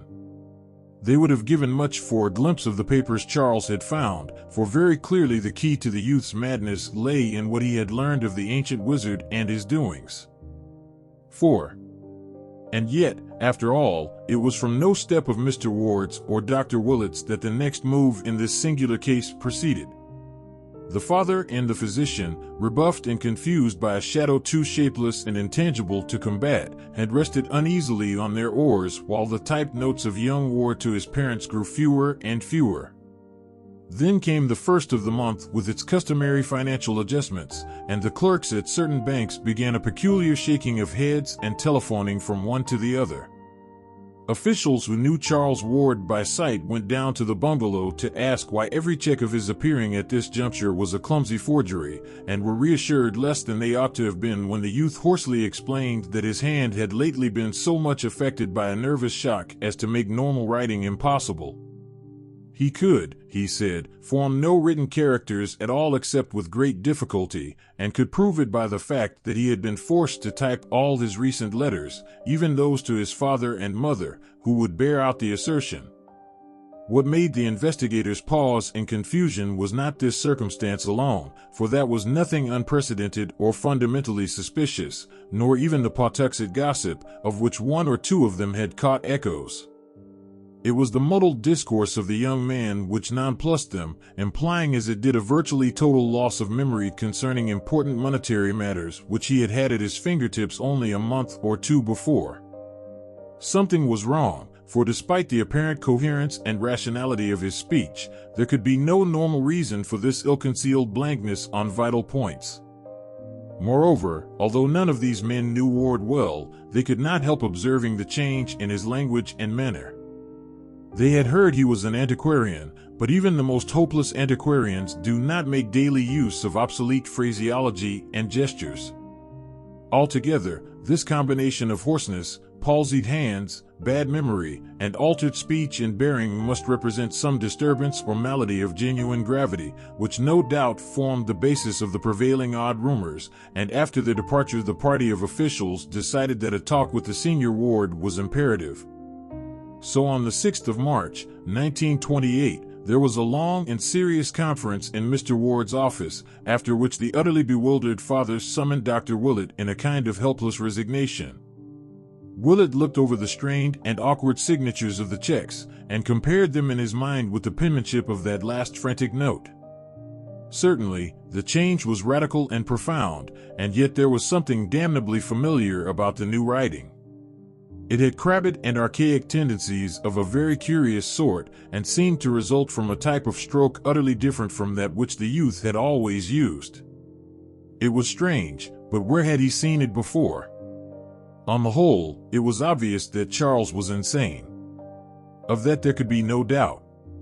And since it appeared unlikely that he could handle his property or continue to deal with the outside world much longer, something must quickly be done toward his oversight and possible cure.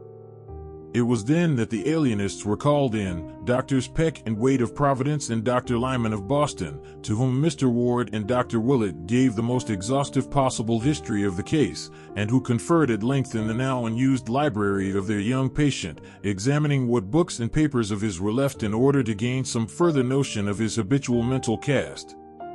After scanning this material and examining the ominous note to Willett, they all agreed that Charles Ward's studies had been enough to unseat or at least to warp any ordinary intellect, and wished most heartily that they could see his more intimate volumes and documents, but this latter they knew they could do, if at all, only after a scene at the bungalow itself.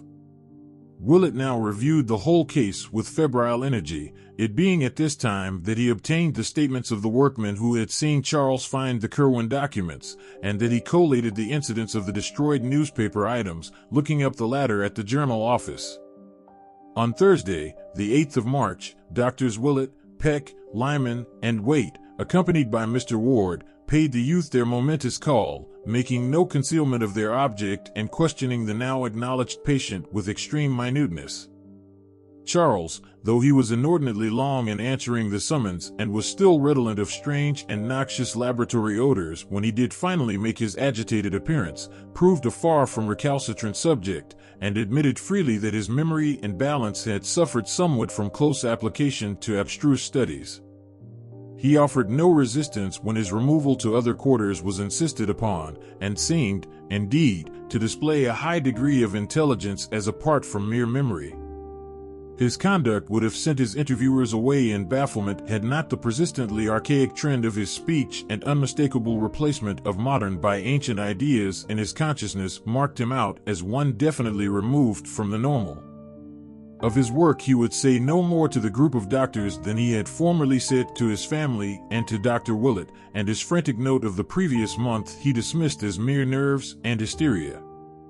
He insisted that this shadowy bungalow possessed no library or laboratory beyond the visible ones, and waxed abstruse in explaining the absence from the house of such odors as now saturated all his clothing. Neighborhood gossip he attributed to nothing more than the cheap inventiveness of baffled curiosity.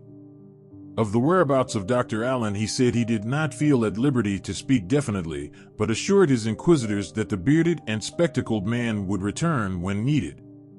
In paying off the stolid brava who resisted all questioning by the visitors, and in closing the bungalow which still seemed to hold such night secrets, Ward shewed no sign of nervousness save a barely noticed tendency to pause as though listening for something very faint. He was apparently animated by a calmly philosophic resignation, as if his removal were the merest transient incident which would cause the least trouble if facilitated and disposed of once and for all. It was clear that he trusted to his obviously unimpaired keenness of absolute mentality to overcome all the embarrassments into which his twisted memory, his lost voice and handwriting, and his secretive and eccentric behavior had led him. His mother, it was agreed, was not to be told of the change, his father supplying typed notes in his name. Ward was taken to the restfully and picturesquely situated private hospital maintained by Dr. Waite on Connecticut Island in the Bay, and subjected to the closest scrutiny and questioning by all the physicians connected with the case. It was then that the physical oddities were noticed, the slackened metabolism, the altered skin, and the disproportionate neural reactions. Dr. Willett was the most perturbed of the various examiners, for he had attended Ward all his life and could appreciate with terrible keenness the extent of his physical disorganization. Even the familiar olive mark on his hip was gone, while on his chest was a great black mole or cicatrice which had never been there before, and which made Willett wonder whether the youth had ever submitted to any of the witch markings reputed to be inflicted at certain unwholesome nocturnal meetings in wild and lonely places. The doctor could not keep his mind off a certain transcribed witch trial record from Salem which Charles had shown him in the old non-secretive days, and which read, Mr. G. B. On that night put ye devil his mark upon Bridget S., Jonathan A., Simon O., Deliverance W., Joseph C., Susan P., Mehitable C., and Deborah B. Ward's face, too, troubled him horribly, till at length he suddenly discovered why he was horrified. For above the young man's right eye was something which he had never previously noticed, a small scar or pit precisely like that in the crumbled painting of old Joseph Curwen, and perhaps attesting some hideous ritualistic inoculation to which both had submitted at a certain stage of their occult careers. While Ward himself was puzzling all the doctors at the hospital, a very strict watch was kept on all mail addressed either to him or to Dr. Allen, which Mr. Ward had ordered delivered at the family home. Willett had predicted that very little would be found, since any communications of a vital nature would probably have been exchanged by messenger, but in the latter part of March there did come a letter from Prague for Dr. Allen which gave both the doctor and the father deep thought. It was in a very crabbed and archaic hand, and though clearly not the effort of a foreigner, shewed almost as singular a departure from modern English as the speech of young Ward himself. It read, Kleinstrasse 11. Altstadt, Prague. 11th February, 1928. Brother in Almausen Metroton. I this day received your mention of what came up from the salts I sent you. It was wrong, and means clearly that ye headstones had been chawed when Barnabas got me the specimen. It is often so, as you must be sensible of from the thing you got from ye King's Chapel ground in 1769 and what H. got from old Barry G. Point in 1690, that was like to Indium. I got such a thing in Egypt 75 years gone, from the which came that scar ye boys saw on me here in 1924. As I told you long ago, do not caye up that which you cannot put down either from dead salts or out of ye spheres beyond. Have you wards for laying at all times ready, and stop not to be sure when there is any doubt of whom you have. Stones are all chimed now in 9 grounds out of 10. You are never sure till you question. I this day heard from H, who has had trouble with the soldiers. He is like to be sorry Transylvania is passed from Hungary to Romania, and would change his seat if the castle weren't so full of what we know. But of this he hath doubtless rid you. In my next send G there will be somewhat from a hill tomb from ye east that will delight you greatly. Meanwhile forget not I am desirous of B, F, if you can possibly get him for me. You know G and Philada better than I. Have him up first if you will, but do not use him so hard he will be difficult, for I must speak to him in ye end. Yog southeth ni blod zin. Simon O. To Mr. J. C. N. Providence. Mr. Ward and Dr. Willett paused in utter chaos before this apparent bit of unrelieved insanity. Only by degrees did they absorb what it seemed to imply. So the absent Dr. Allen, and not Charles Ward, had come to be the leading spirit at Pawtuxet? That must explain the wild reference and denunciation in the youth's last frantic letter.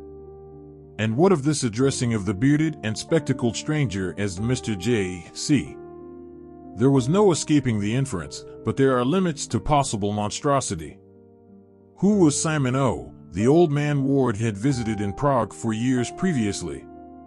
Perhaps, but in the centuries behind there had been another Simon Ode, Simon Orne, alias Jedediah, of Salem, who vanished in 1771, and whose peculiar handwriting Dr. Willett now unmistakably recognized from the photostatic copies of the Orne formulae which Charles had once shown him.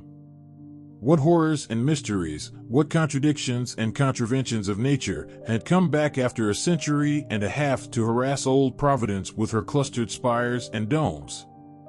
The father and the old physician, virtually at a loss what to do or think, went to see Charles at the hospital and questioned him as delicately as they could about Dr. Allen, about the Prague visit, and about what he had learned of Simon or Jedediah Orne of Salem. To all these inquiries the youth was politely noncommittal, merely barking in his hoarse whisper that he had found Dr. Allen to have a remarkable spiritual rapport with certain souls from the past, and that any correspondent the bearded man might have in Prague would probably be similarly gifted. When they left, Mr. Ward and Dr. Willett realized to their chagrin that they had really been the ones under catechism, and that without imparting anything vital himself, the confined youth had adroitly pumped them of everything the Prague letter had contained.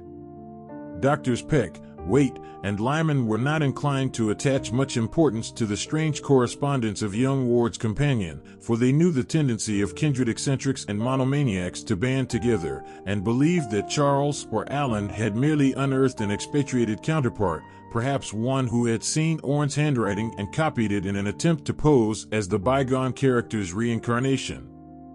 Allen himself was perhaps a similar case, and may have persuaded the youth into accepting him as an avatar of the long-dead Curwen. Such things had been known before, and on the same basis the hard-headed doctors disposed of Willett's growing disquiet about Charles Ward's present handwriting, as studied from unpremeditated specimens obtained by various ruses. Willett thought he had placed its odd familiarity at last, and that what it vaguely resembled was the bygone penmanship of old Joseph Curwen himself, but this the other physicians regarded as a phase of imitativeness only to be expected in a mania of this sort, and refused to grant it any importance either favorable or unfavorable. Recognizing this prosaic attitude in his colleagues, Willett advised Mr. Ward to keep to himself the letter which arrived for Dr. Allen on the 2nd of April from Rakes, Transylvania, in a handwriting so intensely and fundamentally like that of the Hutchinson cipher that both father and physician paused in awe before breaking the seal. This read as follows: Castle Ferenczi, March 7, 1928. Dear C., had a squad of 20 militia up to talk about what the country folk say. Must dig deeper and have less hard. These Romanians plague me damnably, being officious and particular where you could buy a Magyar off with a drink and food. last month got me ye sarcophagus of ye 5 sphinxes from ye Acropolis where ye home I called up sated wild bee, and I have had 3 talks with what was therein inhummed. It will go to S.O. and Prague directly, and thence to you. It is stubborn, but you know ye way with such. You shew wisdom in having less about than before, for there was no need to keep the guards in shape and eat G off their heads, and it made much to be found in case of trouble, as you too welly know. You can now move and work elsewhere with no kill G trouble if needful, though I hope no thing will soon force you to so bothersome a course. I rejoice that you traffic not so much with those outside, for there was ever a mortal peril in it, and you are sensible what it did when you asked protection of one not disposed to give it. You excel me and get ye formulae so another may say them with success, but Borellus fancied it wild beast so if just ye right wards were had. Does ye boy use him often? I regret that he grows squeamish, as I feared he wild when I had him here nigh 15 months, but am sensible you know how to deal with him. You can't say him down with ye formula, for that will work only upon such as ye other formula hath called up from salts, but you still have strong hands and knife and pistol, and graves are not hard to dig, nor acids loath to burn. Oh, says you have promised him B.F. I must have him after. B goes to you son, and may he give you what you wish of that dark thing Bello Memphis. Employ care in what you caye up, and beware of ye boy. It will be ripe in a year's time to have up ye legions from underneath, and then there are no bounds to what shall be ours. Have confidence in what I say, for you know, and I have had these 150 years more than you to consult these matters in. Nefrenka I hadoth. EDW, H. For J. Curwen, ESQ. Providence.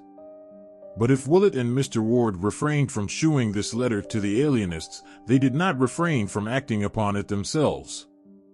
No amount of learned sophistry could controvert the fact that the strangely bearded and spectacled Dr. Allen, of whom Charles's frantic letter had spoken as such a monstrous menace, was in close and sinister correspondence with 2 inexplicable creatures whom Ward had visited in his travels and who plainly claimed to be survivals or avatars of Curwen's old Salem colleagues, that he was regarding himself as the reincarnation of Joseph Curwen, and that he entertained, or was at least advised to, entertain murderous designs against a boy who could scarcely be other than Charles Ward. There was organized horror afoot, and no matter who had started it, the missing Allen was by this time at the bottom of it.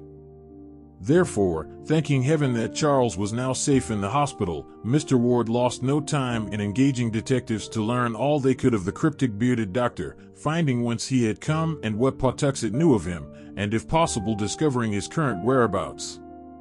Supplying the men with one of the bungalow keys which Charles yielded up, he urged them to explore Allen's vacant room which had been identified when the patient's belongings had been packed, obtaining what clues they could from any effects he might have left about.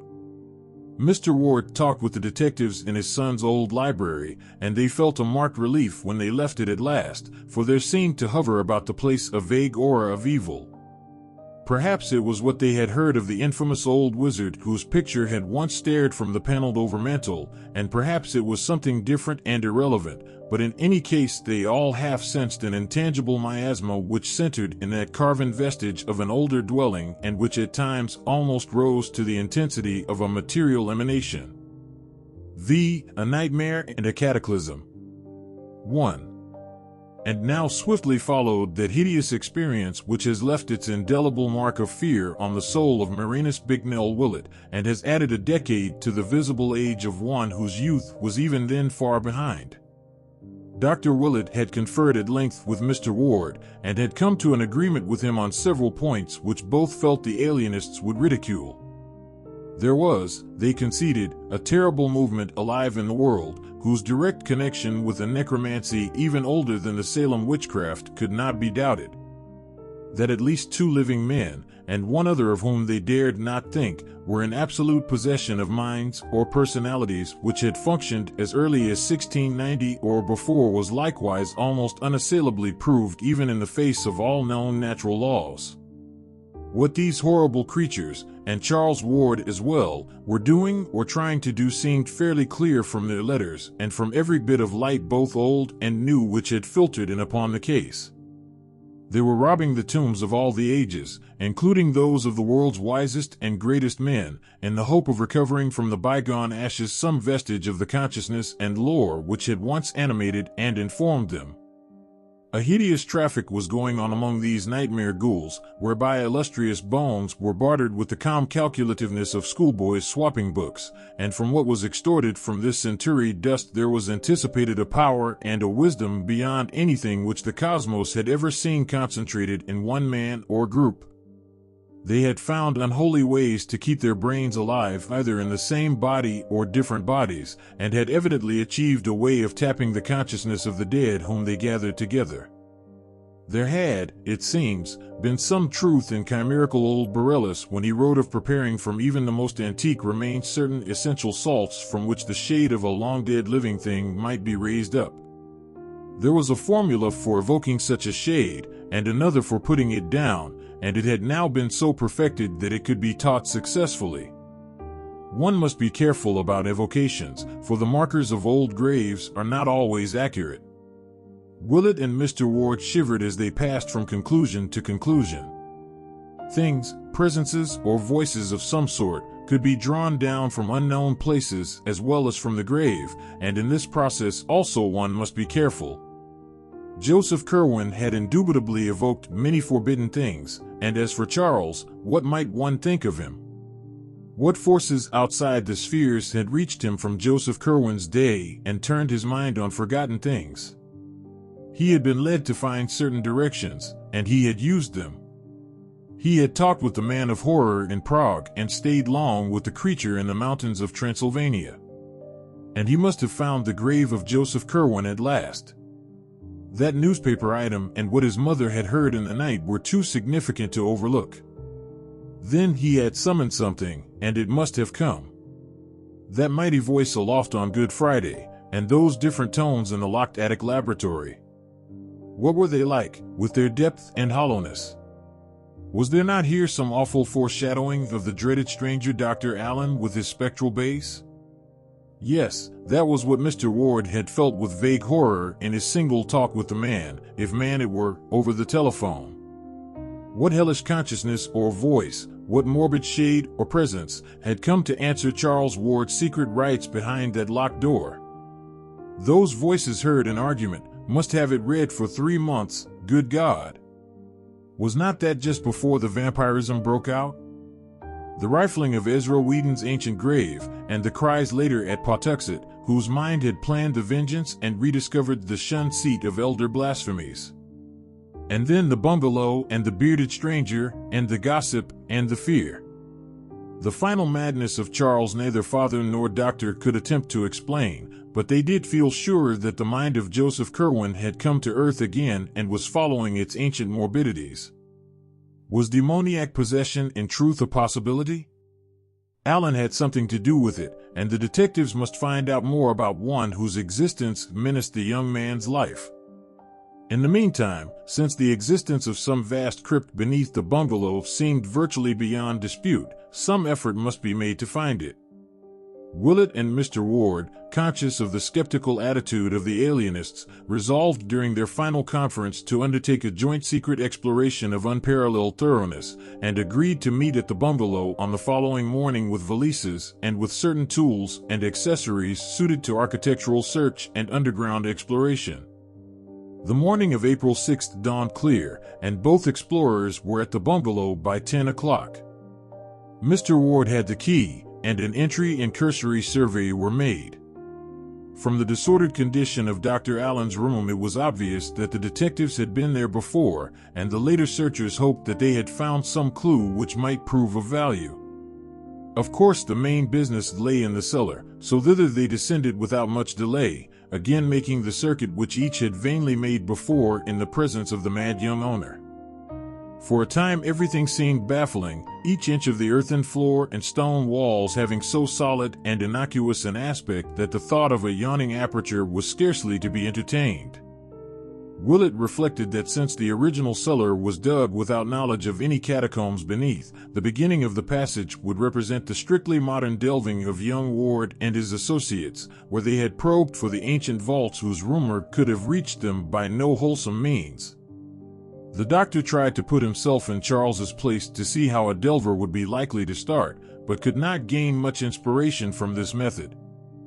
Then he decided on elimination as a policy, and went carefully over the whole subterranean surface, both vertical and horizontal, trying to account for every inch separately.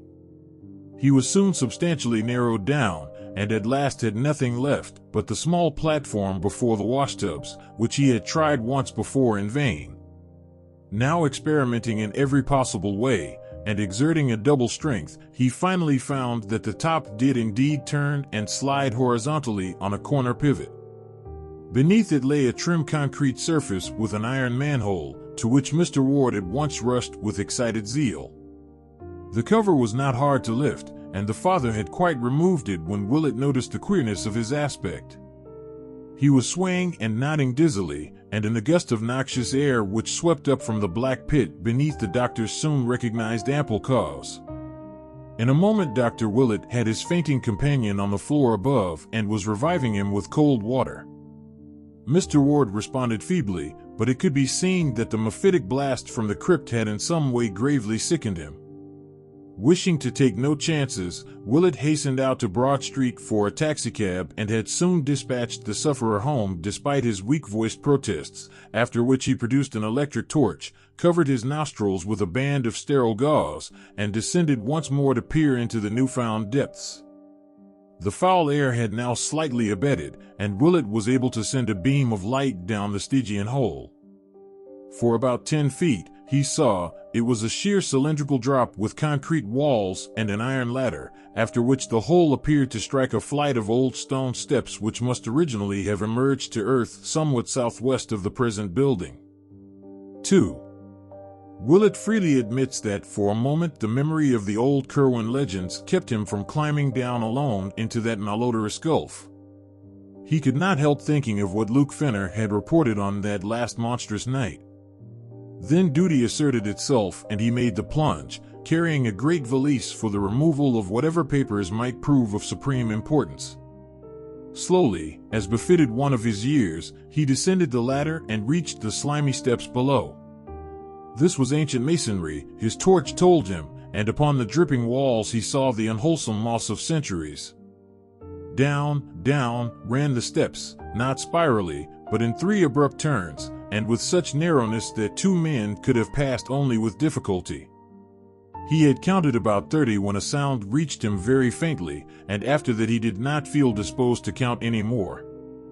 It was a godless sound, one of those low-keyed, insidious outrages of nature which are not meant to be. To call it a dull wail, a doom-dragged whine, or a hopeless howl of chorused anguish and stricken flesh without mind would be to miss its most quintessential loathsomeness and soul-sickening overtones. Was it for this that Ward had seemed to listen on that day he was removed? It was the most shocking thing that Willett had ever heard, and it continued from no determinate point as the doctor reached the bottom of the steps and cast his torchlight around on lofty corridor walls surmounted by cyclopean vaulting and pierced by numberless black archways. The hall in which he stood was perhaps 14 feet high to the middle of the vaulting and 10 or 12 feet broad. Its pavement was of large chipped flagstones, and its walls and roof were of dressed masonry. Its length he could not imagine, for it stretched ahead indefinitely into the blackness. Of the archways, some had doors of the old 6-paneled colonial type, whilst others had none. Overcoming the dread induced by the smell and the howling, Willett began to explore these archways one by one, finding beyond them rooms with groined stone ceilings, each of medium size and apparently of bizarre uses. Most of them had fireplaces, the upper courses of whose chimneys would have formed an interesting study in engineering. Never before or since had he seen such instruments or suggestions of instruments as here loomed up on every hand through the burying dust and cobwebs of a century and a half, in many cases evidently shattered as if by the ancient raiders. For many of the chambers seemed wholly untrodden by modern feet, and must have represented the earliest and most obsolete phases of Joseph Curwen's experimentation. Finally, there came a room of obvious modernity, or at least of recent occupancy. There were oil heaters, bookshelves and tables, chairs and cabinets, and a desk piled high with papers of varying antiquity and contemporaneousness. Candlesticks and oil lamps stood about in several places, and finding a match safe handy, Willett lighted such as were ready for use. In the fuller gleam, it appeared that this apartment was nothing less than the latest study or library of Charles Ward. Of the books, the doctor had seen many before, and a good part of the furniture had plainly come from the Prospect Street mansion. Here and there was a piece well known to Willett, and the sense of familiarity became so great that he half forgot the noisomeness and the wailing, both of which were plainer here than they had been at the foot of the steps. His first duty, as planned long ahead, was to find and seize any papers which might seem of vital importance, especially those portentous documents found by Charles so long ago behind the picture in Olney Court. As he searched, he perceived how stupendous a task the final unraveling would be, for file on file was stuffed with papers in curious hands and bearing curious designs, so that months or even years might be needed for a thorough deciphering and editing. Once he found large packets of letters with Prague and Rakes postmarks, and in writing clearly recognizable as Orne's and Hutchinson's, all of which he took with him as part of the bundle to be removed in his valise. At last, in a locked mahogany cabinet once gracing the Ward home, Willett found the batch of old Curwen papers, recognizing them from the reluctant glimpse Charles had granted him so many years ago. The youth had evidently kept them together very much as they had been when first he found them, since all the titles recalled by the workman were present except the papers addressed to Orne and Hutchinson, and the cipher with its key. Willett placed the entire lot in his valise and continued his examination of the files. Since young Ward's immediate condition was the greatest matter at stake, the closest searching was done among the most obviously recent matter, and in this abundance of contemporary manuscript one very baffling oddity was noted. The oddity was the slight amount in Charles's normal writing, which indeed included nothing more recent than 2 months before. On the other hand, there were literally reams of symbols and formulae, historical notes and philosophical comment, and a crabbed penmanship absolutely identical with the ancient script of Joseph Curwen, though of undeniably modern dating. Plainly, a part of the latter-day program had been a sedulous imitation of the old wizard's writing, which Charles seemed to have carried to a marvelous state of perfection. Of any third hand which might have been Allen's there was not a trace. If he had indeed come to be the leader, he must have forced young Ward to act as his amanuensis. In this new material one mystic formula, or rather pair of formulae, recurred so often that Willett had it by heart before he had half finished his quest. It consisted of 2 parallel columns, the left-hand one surmounted by the archaic symbol called Dragon's Head and used in almanacs to indicate the ascending node, and the right-hand one headed by a corresponding sign of Dragon's Tail or descending node.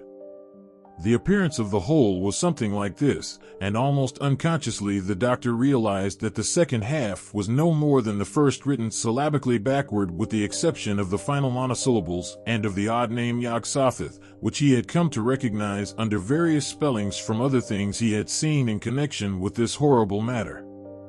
The formulae were as follows, exactly so, as Willett is abundantly able to testify, and the first one struck an odd note of uncomfortable latent memory in his brain, which he recognized later when reviewing the events of that horrible Good Friday of the previous year.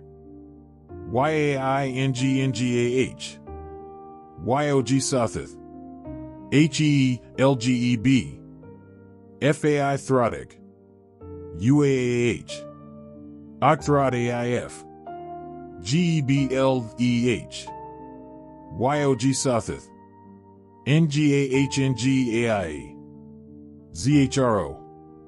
So haunting were these formulae, and so frequently did he come upon them, that before the doctor knew it he was repeating them under his breath. Eventually, however, he felt he had secured all the papers he could digest to advantage for the present, hence resolved to examine no more till he could bring the skeptical alienists en masse for an ampler and more systematic raid.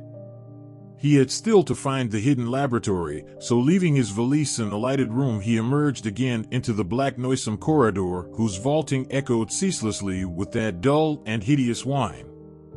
The next few rooms he tried were all abandoned, or filled only with crumbling boxes and ominous-looking leaden coffins, but impressed him deeply with the magnitude of Joseph Curwen's original operations.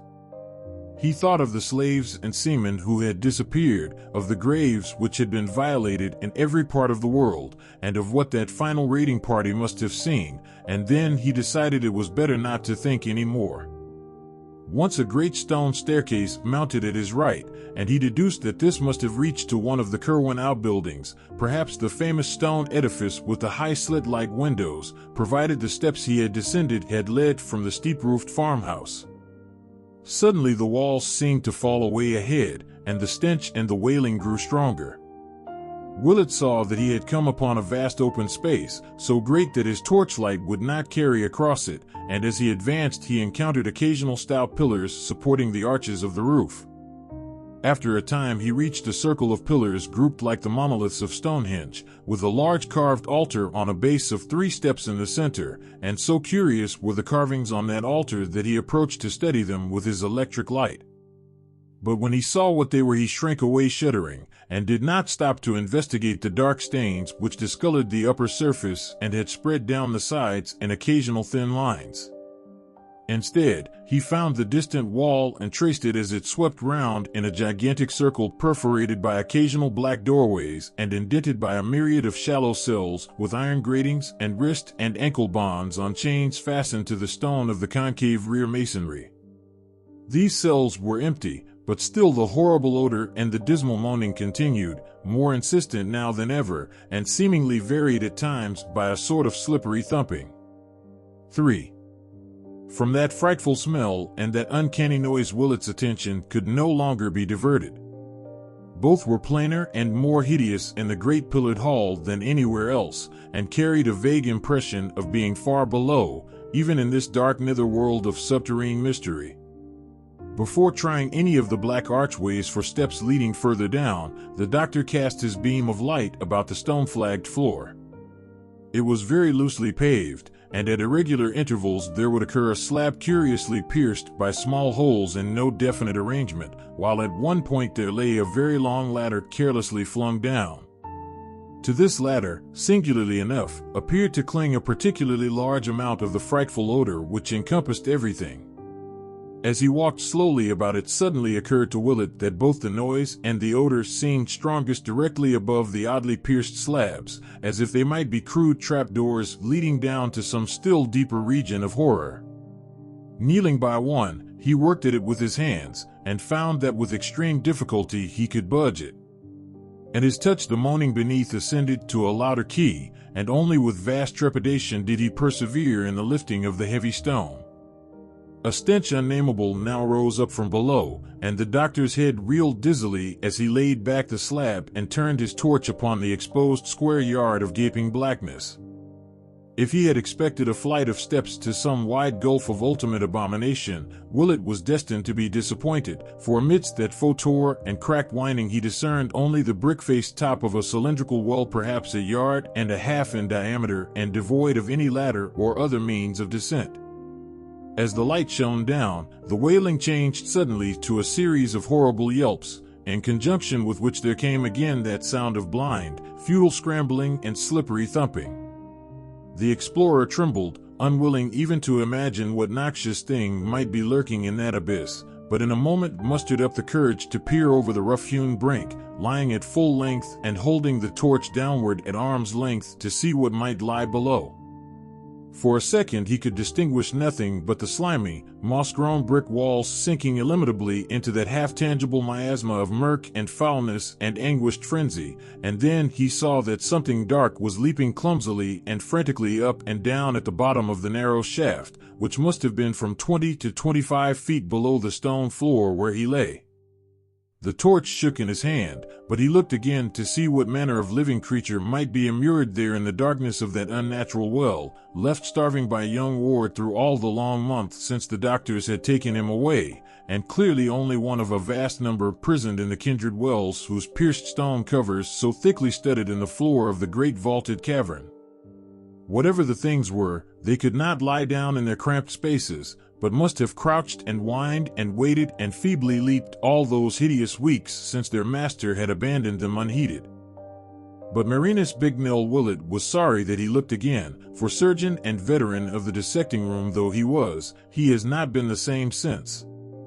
It is hard to explain just how a single sight of a tangible object with measurable dimensions could so shake and change a man, and we may only say that there is about certain outlines and entities a power of symbolism and suggestion which acts frightfully on a sensitive thinker's perspective and whispers terrible hints of obscure cosmic relationships and unnameable realities behind the protective illusions of common vision.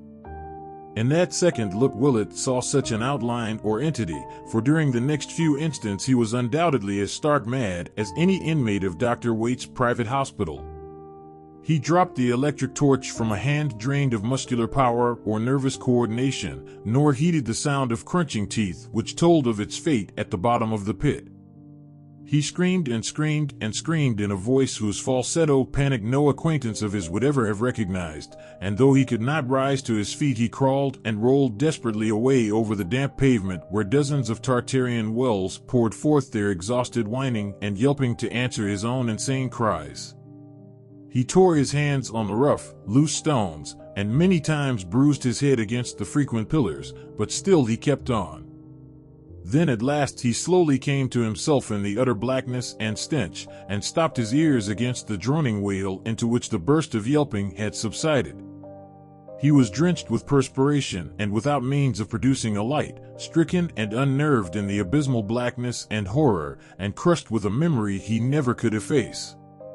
Beneath him dozens of those things still lived, and from one of the shafts the cover was removed. He knew that what he had seen could never climb up the slippery walls, yet shuddered at the thought that some obscure foothold might exist. What the thing was, he would never tell. It was like some of the carvings on the hellish altar, but it was alive. Nature had never made it in this form, for it was too palpably unfinished. The deficiencies were of the most surprising sort, and the abnormalities of proportion could not be described. Willett consents only to say that this type of thing must have represented entities which Ward called up from imperfect salts, and which he kept for servile or ritualistic purposes. If it had not had a certain significance, its image would not have been carved on that damnable stone. It was not the worst thing depicted on that stone, but Willett never opened the other pits. At the time, the first connected idea in his mind was an idle paragraph from some of the old Curwen data he had digested long before, a phrase used by Simon or Jedediah Orne in that portentous confiscated letter to the bygone sorcerer, certainly, there was nath G but ye liveliest awfulness in that which H, rised up from what he could gather on lied a part of. Then, horribly supplementing rather than displacing this image, there came a recollection of those ancient lingering rumors anent the burned, twisted thing found in the fields a week after the Curwen raid. Charles Ward had once told the doctor what old Slocum said of that object, that it was neither thoroughly human, nor wholly allied to any animal which Pawtuxet folk had ever seen or read about.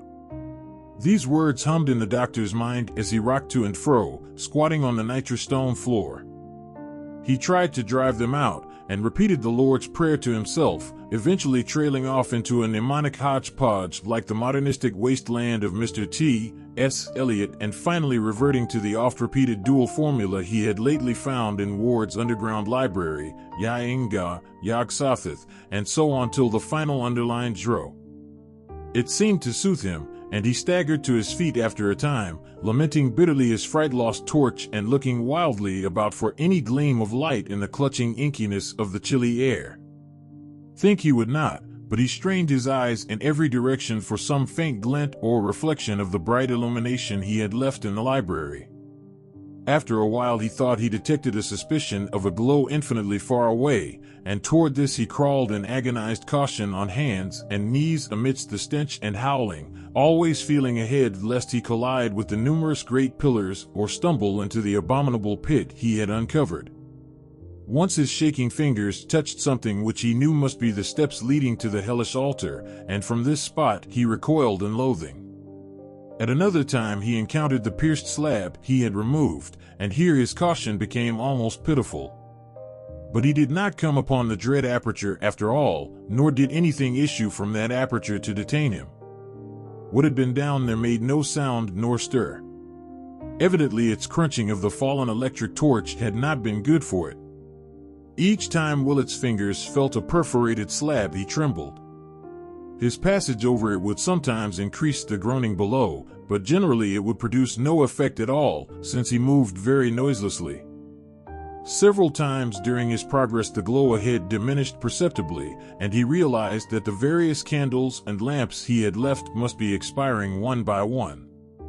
The thought of being lost in utter darkness without matches amidst this underground world of nightmare labyrinths impelled him to rise to his feet and run, which he could safely do now that he had passed the open pit, for he knew that once the light failed, his only hope of rescue and survival would lie in whatever relief party Mr. Ward might send after missing him for a sufficient period.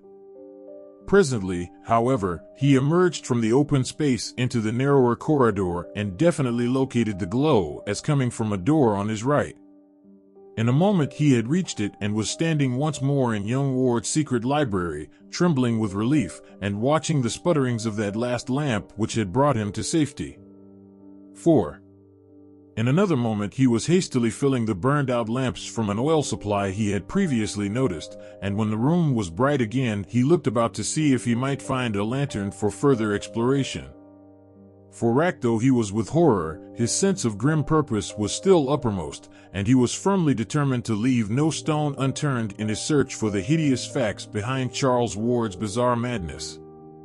Failing to find a lantern, he chose the smallest of the lamps to carry, also filling his pockets with candles and matches, and taking with him a gallon can of oil, which he proposed to keep for reserve use in whatever hidden laboratory he might uncover beyond the terrible open space with its unclean altar and nameless covered wells. To traverse that space again would require his utmost fortitude, but he knew it must be done. Fortunately, neither the frightful altar nor the opened shaft was near the vast cell-indented wall which bounded the cavern area, and whose black mysterious archways would form the next goals of a logical search. So Willett went back to that great pillared hall of stench and anguished howling, turning down his lamp to avoid any distant glimpse of the hellish altar or of the uncovered pit with the pierced stone slab beside it. Most of the black doorways led merely to small chambers, some vacant and some evidently used as storerooms, and in several of the latter he saw some very curious accumulations of various objects. One was packed with rotting and dust-draped bales of spare clothing, and the explorer thrilled when he saw that it was unmistakably the clothing of a century and a half before. In another room he found numerous odds and ends of modern clothing, as if gradual provisions were being made to equip a large body of men. But what he disliked most of all were the huge copper vats which occasionally appeared, these, and the sinister incrustations upon them. He liked them even less than the weirdly figured leaden bowls whose rims retained such obnoxious deposits and around which clung repellent odors perceptible above even the general noisomeness of the crypt. When he had completed about half the entire circuit of the wall, he found another corridor like that from which he had come, and out of which many doors opened. This he proceeded to investigate, and after entering 3 rooms of medium size and of no significant contents, he came at last to a large oblong apartment whose businesslike tanks and tables, furnaces and modern instruments, occasional books and endless shelves of jars and bottles proclaimed it indeed the long-sought laboratory of Charles Ward, and no doubt of old Joseph Curwen before him. After lighting the 3 lamps which he found filled and ready, Dr. Willett examined the place and all its appurtenances with the keenest interest, noting from the relative quantities of various reagents on the shelves that young Ward's dominant concern must have been with some branch of organic chemistry. On the whole, little could be learned from the scientific ensemble, which included a gruesome-looking dissecting table, so that the room was really rather a disappointment. Among the books was a tattered old copy of Borellus in black letter, and it was weirdly interesting to note that Ward had underlined the same passage whose marking had so perturbed good Mr. Merritt at Curwen's farmhouse more than a century and a half before. That older copy, of course, must have perished along with the rest of Curwen's occult library in the final raid. 3 archways opened off the laboratory, and these the doctor proceeded to sample in turn. From his cursory survey he saw that 2 led merely to small storerooms, but these he canvassed with care, remarking the piles of coffins in various stages of damage and shuddering violently at 2 or 3 of the few coffin plates he could decipher. There was much clothing also stored in these rooms, and several new and tightly nailed boxes which he did not stop to investigate.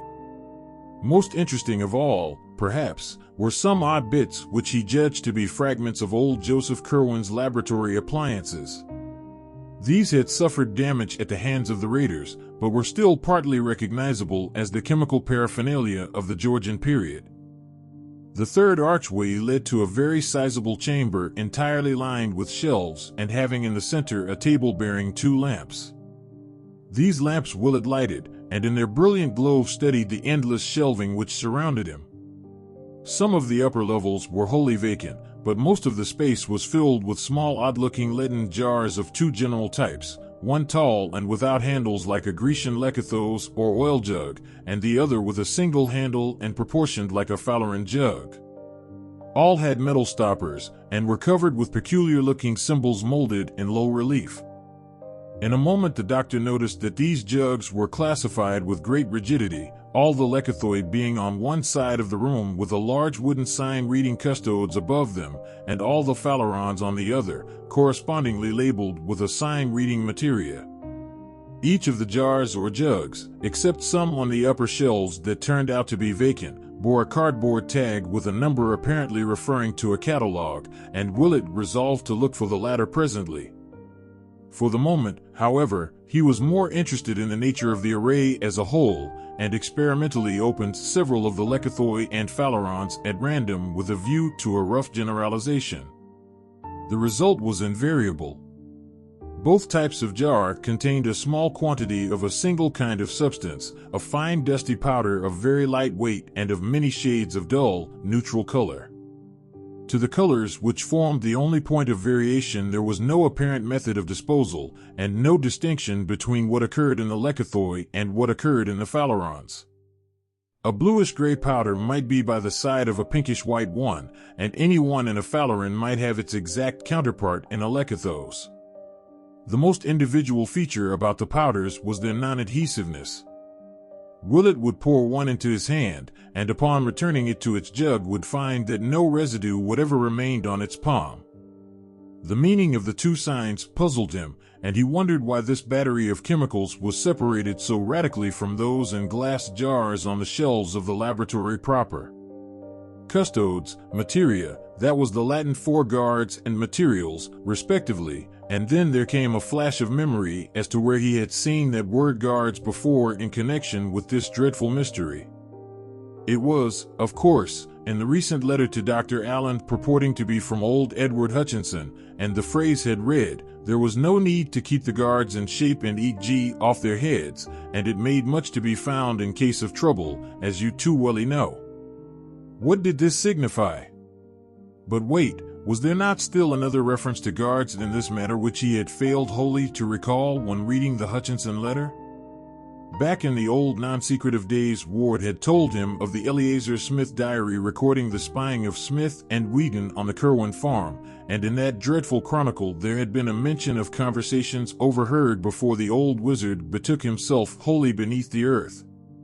There had been, Smith and Wheaton insisted, terrible colloquies wherein figured Curwen, certain captives of his, and the guards of those captives. Those guards, according to Hutchinson or his avatar, had eaten their heads off, so that now Dr. Allen did not keep them in shape. And if not in shape, how save as the salts to which it appears this wizard band was engaged in reducing as many human bodies or skeletons as they could.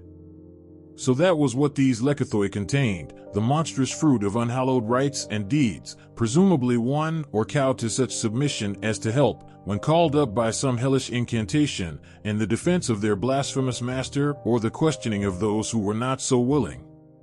Willett shuddered at the thought of what he had been pouring in and out of his hands, and for a moment felt an impulse to flee in panic from that cavern of hideous shells with their silent and perhaps watching sentinels. Then he thought of the materia and the myriad Falarin jugs on the other side of the room. Salts too, and if not the salts of guards, then the salts of what? God. Could it be possible that here lay the mortal relics of half the Titan thinkers of all the ages, snatched by supreme ghouls from crypts where the world thought them safe, and subject to the beck and call of madmen who sought to drain their knowledge for some still wilder end whose ultimate effect would concern, as poor Charles had hinted in his frantic note, all civilization, all natural law, perhaps even the fate of the solar system and the universe? And Marinus Bicknell Willett had sifted their dust through his hands. Then he noticed a small door at the farther end of the room, and calmed himself enough to approach it and examine the crude sign chiseled above. It was only a symbol, but it filled him with vague spiritual dread, for a morbid, dreaming friend of his had once drawn it on paper and told him a few of the things it means in the dark abyss of sleep. It was the sign of Koth, that dreamers see fixed above the archway of a certain black tower standing alone in twilight, and Willett did not like what his friend Randolph Carter had said of its powers. But a moment later he forgot the sign as he recognized a new acrid odor in the stench-filled air. This was a chemical rather than animal smell, and came clearly from the room beyond the door. And it was, unmistakably, the same odor which had saturated Charles Ward's clothing on the day the doctors had taken him away. So it was here that the youth had been interrupted by the final summons?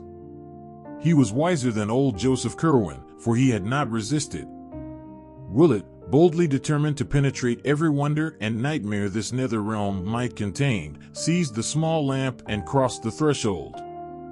A wave of nameless fright rolled out to meet him, but he yielded to no whim and deferred to no intuition.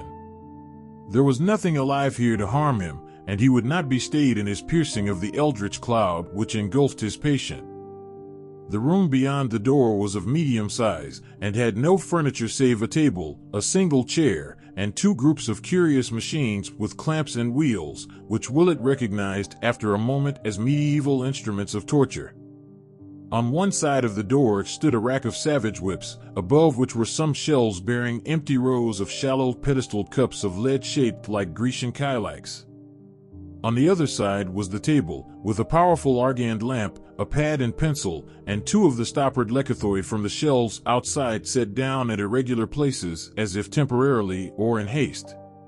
Willett lighted the lamp and looked carefully at the pad, to see what notes young Ward might have been jotting down when interrupted, but found nothing more intelligible than the following disjointed fragments in that crabbed Curwen chirography, which shed no light on the case as a whole. B. D-wide not. Escaped into walls and found place below. Sauld v. See ye Sabaoth and learnt ye way. Riced Yogg-Sothoth thrice and was ye next day delivered. F. Sought to wipe out all know G how to raise those from outside. As the strong argand blaze lit up the entire chamber, the doctor saw that the wall opposite the door, between the two groups of torturing appliances in the corners, was covered with pegs from which hung a set of shapeless-looking robes of a rather dismal yellowish white. But far more interesting were the two vacant walls, both of which were thickly covered with mystic symbols and formulae roughly chiseled in the smooth dressed stone. The damp floor also bore marks of carving, and with but little difficulty Willett deciphered a huge pentagram in the center, with a plain circle about 3 feet wide halfway between this and each corner. In one of these 4 circles, near where a yellowish robe had been flung carelessly down, there stood a shallow kylix of the sort found on the shelves above the whip-rack, and just outside the periphery was one of the Falarin jugs from the shelves in the other room, its tag numbered 118. This was unstoppered, and proved upon inspection to be empty, but the explorer saw with a shiver that the kylix was not. within its shallow area, and saved from scattering only by the absence of wind in this sequestered cavern, lay a small amount of a dry, dull greenish efflorescent powder which must have belonged in the jug, and Willett almost reeled at the implications that came sweeping over him as he correlated little by little the several elements and antecedents of the scene. The whips and the instruments of torture, the dust or salts from the jug of materia, the two lekythoi from the custode shelf, the robes, the formulae on the walls, the notes on the pad, the hints from letters and legends, and the thousand glimpses, doubts, and suppositions which had come to torment the friends and parents of Charles Ward. All these engulfed the doctor in a tidal wave of horror as he looked at that dry greenish powder outspread in the pedestaled leaden calyx on the floor.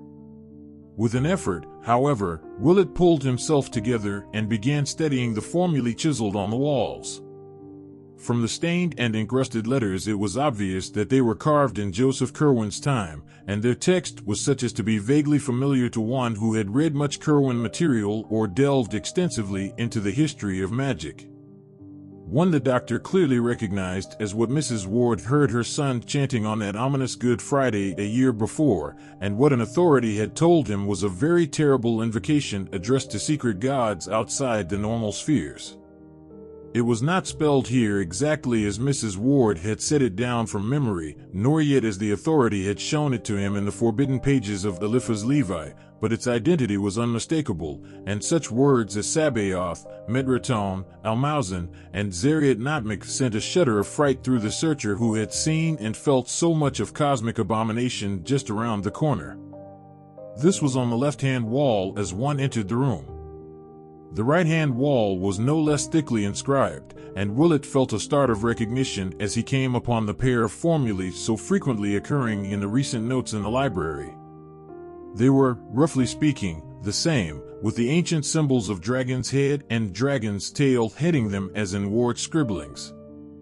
But the spelling differed quite widely from that of the modern versions, as if old Curwen had had a different way of recording sound, or as if later study had evolved more powerful and perfected variants of the invocations in question. The doctor tried to reconcile the chiseled version with the one which still ran persistently in his head, and found it hard to do. Where the script he had memorized began Ya-Inga, Yog-Sothoth, this epigraph started out as I, and Jinga, Yog-Sothotha, which to his mind would seriously interfere with the syllabification of the second word. Ground as the later text was into his consciousness, the discrepancy disturbed him, and he found himself chanting the first of the formulae aloud in an effort to square the sound he conceived with the letters he found carved. Weird and menacing in that abyss of antique blasphemy rang his voice, its accents keyed to a droning sing-song either through the spell of the past and the unknown, or through the hellish example of that dull, godless wail from the pits whose inhuman cadences rose and fell rhythmically in the distance through the stench and the darkness. Y-A-I-N-G-N-G-A-H Y-O-G-Sothoth H-E-L-G-E-B F-A-I Throtic Wah! But what was this cold wind which had sprung into life at the very outset of the chant? The lamps were sputtering woefully, and the gloom grew so dense that the letters on the wall nearly faded from sight. There was smoke, too, and an acrid odor which quite drowned out the stench from the faraway wells, an odor like that he had smelt before, yet infinitely stronger and more pungent. He turned from the inscriptions to face the room with its bizarre contents, and saw that the calyx on the floor, in which the ominous efflorescent powder had lain, was giving forth a cloud of thick, greenish-black vapor of surprising volume and opacity. That powder, great God! It had come from the shelf of materia. What was it doing now, and what had started it? The formula he had been chanting, the first of the pair, dragon's head, ascending node, blessed savior, could it be? The doctor reeled, and through his head raced wildly disjointed scraps from all he had seen, heard, and read of the frightful case of Joseph Curwen and Charles Dexter Ward.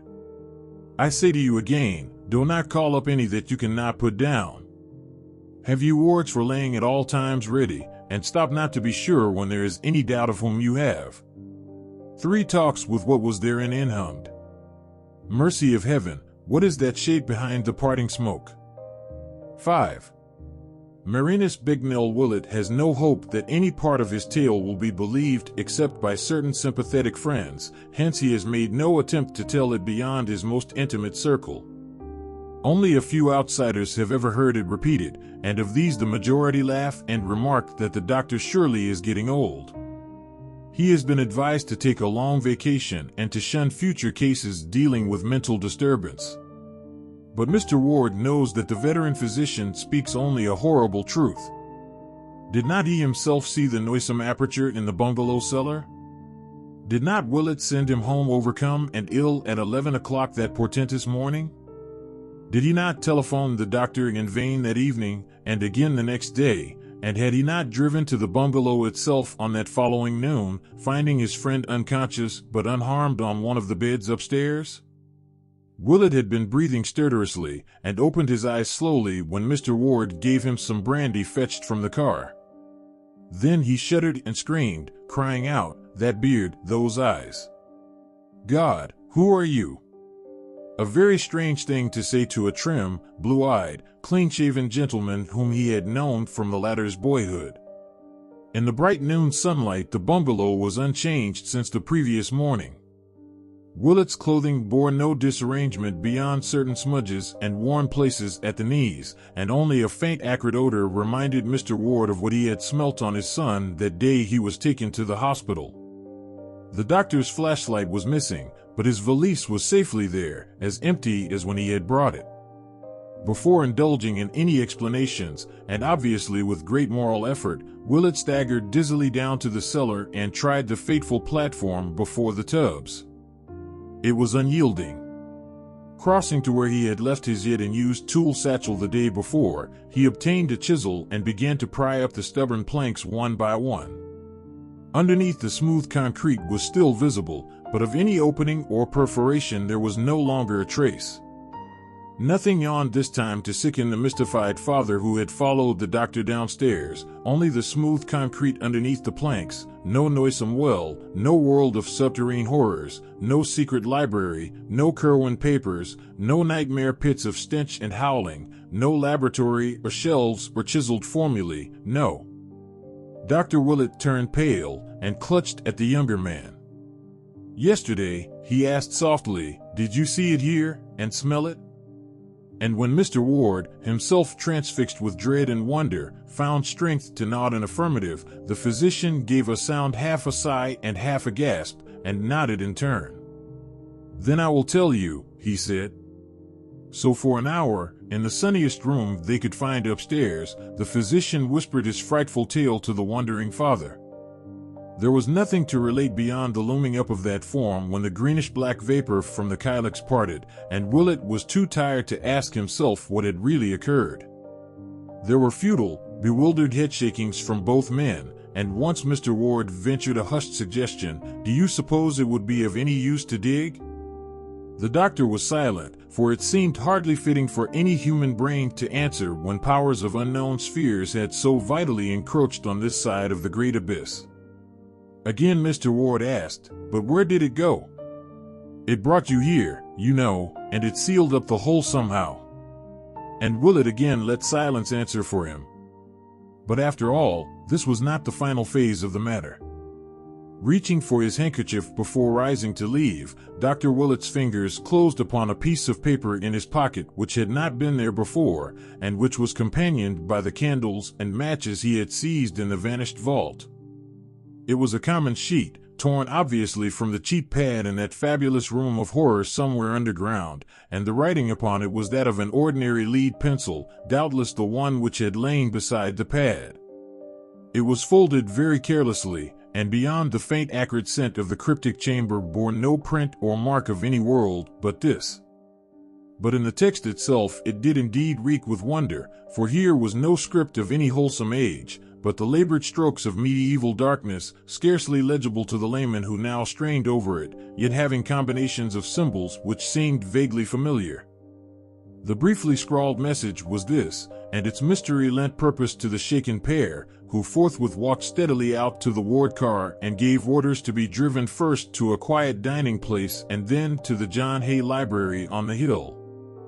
At the library, it was easy to find good manuals of paleography, and over these the two men puzzled till the lights of evening shone out from the great chandelier. In the end, they found what was needed. The letters were indeed no fantastic invention, but the normal script of a very dark period.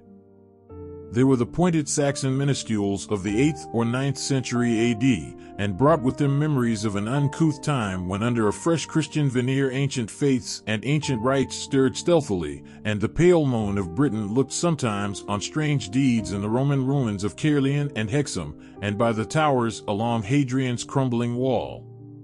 The words were in such Latin as a barbarous age might remember: Corvinus Nicandus est cadaver aq, ua, 40 dissolvendum, nec alic, ui, d retinendum. Tes ut potes. Which may roughly be translated, Curwen must be killed. The body must be dissolved in aqua fortis, nor must anything be retained. Keep silence as best you are able. Willett and Mr. Ward were mute and baffled. They had met the unknown, and found that they lacked emotions to respond to it as they vaguely believed they ought. With Willett, especially, the capacity for receiving fresh impressions of all was well nigh exhausted, and both men sat still and helpless till the closing of the library forced them to leave. Then they drove listlessly to the Ward mansion in Prospect Street, and talked to no purpose into the night. The doctor rested toward morning, but did not go home. And he was still there Sunday noon when a telephone message came from the detectives who had been assigned to look up Dr. Allen. Mr. Ward, who was pacing nervously about in a dressing gown, answered the call in person, and told the men to come up early the next day when he heard their report was almost ready. Both Willett and he were glad that this phase of the matter was taking form, for whatever the origin of the strange minuscule message, it seemed certain that the Curwen who must be destroyed could be no other than the bearded and spectacled stranger. Charles had feared this man, and had said in the frantic note that he must be killed and dissolved in acid. Allen, moreover, had been receiving letters from the strange wizards in Europe under the name of Curwen, and palpably regarded himself as an avatar of the bygone necromancer. And now from a fresh and unknown source had come a message saying that Curwen must be killed and dissolved in acid. The linkage was too unmistakable to be factitious, and besides, was not Allen planning to murder young Ward upon the advice of the creature called Hutchinson? Of course, the letter they had seen had never reached the bearded stranger, but from its text they could see that Allen had already formed plans for dealing with the youth if he grew too squeamish. Without doubt, Allen must be apprehended, and even if the most drastic directions were not carried out, he must be placed where he could inflict no harm upon Charles Ward. That afternoon, hoping against hope to extract some gleam of information anent the inmost mysteries from the only available one capable of giving it, the father and the doctor went down the bay and called on young Charles at the hospital. Simply and gravely Willett told him all he had found, and noticed how pale he turned as each description made certain the truth of the discovery. The physician employed as much dramatic effect as he could, and watched for a wincing on Charles's part when he approached the matter of the covered pits and the nameless hybrids within. But Ward did not wince. Willett paused, and his voice grew indignant as he spoke of how the things were starving. He taxed the youth with shocking inhumanity, and shivered when only a sardonic laugh came in reply.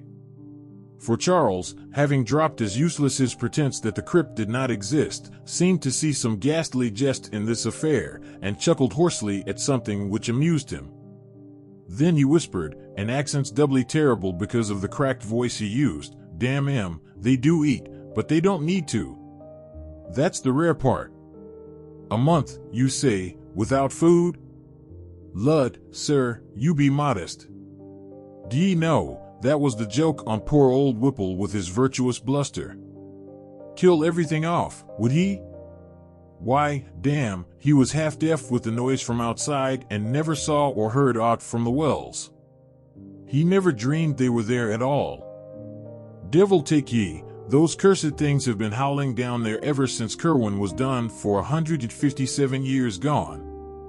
But no more than this could Willett get from the youth.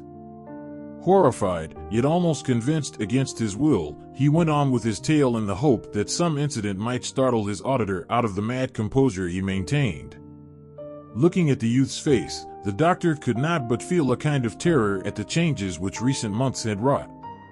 Truly, the boy had drawn down nameless horrors from the skies. When the room with the formulae and the greenish dust was mentioned, Charles shewed his first sign of animation. A quizzical look overspread his face as he heard what Willett had read on the pad, and he ventured the mild statement that those notes were old ones, of no possible significance to anyone not deeply initiated in the history of magic. But, he added, had you but known the words to bring up that which I had out in the cup, you had not been here to tell me this. 'Twas number 118, and I conceive you would have shook had you looked it up in my list in t'other room. 'Twas never raised by me, but I meant to have it up that day you came to invite me hither. Then Willett told of the formula he had spoken and of the greenish-black smoke which had arisen, and as he did so he saw true fear dawn for the first time on Charles Ward's face. It came, and you be here alive? As Ward croaked the words his voice seemed almost to burst free of its trammels and sink to cavernous abysses of uncanny resonance. Willett, gifted with a flash of inspiration, believed he saw the situation, and wove into his reply a caution from a letter he remembered. Number 118, you say? But don't forget that stones are all changed now in 9 grounds out of 10. You are never sure till you question. And then, without warning, he drew forth the minuscule message and flashed it before the patient's eyes. He could have wished no stronger result, for Charles Ward fainted forthwith. All this conversation, of course, had been conducted with the greatest secrecy lest the resident alienists accuse the father and the physician of encouraging a madman in his delusions. Unaided, too, Dr. Willett and Mr. Ward picked up the stricken youth and placed him on the couch. In reviving, the patient mumbled many times of some word which he must get to Orne and Hutchinson at once, so when his consciousness seemed fully back the doctor told him that of those strange creatures at least one was his bitter enemy, and had given Dr. Allen advice for his assassination. This revelation produced no visible effect, and before it was made the visitors could see that their host had already the look of a hunted man. After that he would converse no more, so Willett and the father departed presently, leaving behind a caution against the bearded Allen, to which the youth only replied that this individual was very safely taken care of, and could do no one any harm even if he wished. This was said with an almost evil chuckle very painful to hear. They did not worry about any communications Charles might indite to that monstrous pair in Europe, since they knew that the hospital authorities seized all outgoing mail for censorship and would pass no wild or outre-looking missive. There is, however, a curious sequel to the matter of Orne and Hutchinson, if such indeed the exiled wizards were. Moved by some vague presentiment amidst the horrors of that period, Willett arranged with an international press-cutting bureau for accounts of notable current crimes and accidents in Prague and in eastern Transylvania, and after 6 months believed that he had found 2 very significant things amongst the multifarious items he received and had translated. One was the total wrecking of a house by night in the oldest quarter of Prague, and the disappearance of the evil old man called Joseph Nadek, who had dwelt in it alone ever since anyone could remember. The other was a Titan explosion in the Transylvanian mountains east of Rakis, and the utter extirpation with all its inmates of the ill-regarded Castle Ferenczi, whose master was so badly spoken of by peasants and soldiery alike that he would shortly have been summoned to Bucharest for serious questioning had not this incident cut off a career already so long as to antedate all common memory.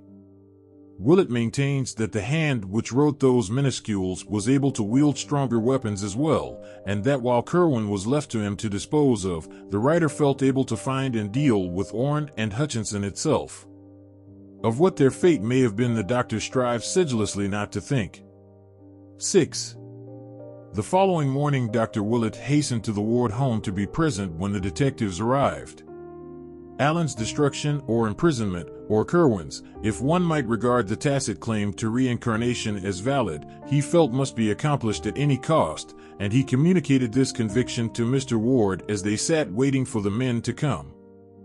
They were downstairs this time, for the upper parts of the house were beginning to be shunned because of a peculiar nauseousness which hung indefinitely about, a nauseousness which the older servants connected with some curse left by the vanished Curwen portrait. At 9 o'clock the three detectives presented themselves and immediately delivered all that they had to say. They had not, regrettably enough, located the Bravatoni Gomez as they had wished, nor had they found the least trace of Dr. Allen's source or present whereabouts, but they had managed to unearth a considerable number of local impressions and facts concerning the reticent stranger. Allen had struck Pawtuxet people as a vaguely unnatural being, and there was an universal belief that his thick Van Dyke beard was either dyed or false, a belief conclusively upheld by the finding of such a false beard, together with a pair of dark glasses, in his room at the fateful bungalow. His voice, Mr. Ward could well testify from his one telephone conversation, had a depth and hollowness that could not be forgotten, and his glance seemed malign even through his smoked and horn-rimmed glasses. One shopkeeper, in the course of negotiations, had seen a specimen of his handwriting and declared it was very queer and crabbed, this being confirmed by penciled notes of no clear meaning found in his room and identified by the merchant. In connection with the vampirism rumors of the preceding summer, a majority of the gossips believed that Allen rather than Ward was the actual vampire. Statements were also obtained from the officials who had visited the bungalow after the unpleasant incident of the motor truck robbery. They had felt less of the sinister in Dr. Allen, but had recognized him as the dominant figure in the queer shadowy cottage. The place had been too dark for them to observe him clearly, but they would know him again if they saw him. His beard had looked odd, and they thought he had some slight scar above his dark spectacled right eye. As for the detective's search of Allen's room, it yielded nothing definite save the beard and glasses, and several penciled notes in a crabbed writing which Willett at once saw was identical with that shared by the old Curwen manuscripts and by the voluminous recent notes of young Ward found in the vanished catacombs of horror. Dr. Willett and Mr. Ward caught something of a profound, subtle, and insidious cosmic fear from this data as it was gradually unfolded, and almost trembled in following up the vague, mad thought which had simultaneously reached their minds. The false beard and glasses, the crabbed Curwen penmanship, the old portrait and its tiny scar, and the altered youth in the hospital with such a scar, that deep, hollow voice on the telephone, was it not of this that Mr. Ward was reminded when his son barked forth those pitiable tones to which he now claimed to be reduced? Who had ever seen Charles and Allen together? Yes, the officials had once, but who later on? Was it not when Allen left that Charles suddenly lost his growing fright and began to live wholly at the bungalow? Curwen, Allen, Ward, in what blasphemous and abominable fusion had 2 ages and 2 persons become involved? That damnable resemblance of the picture to Charles, had it not used to stare and follow the boy around the room with its eyes?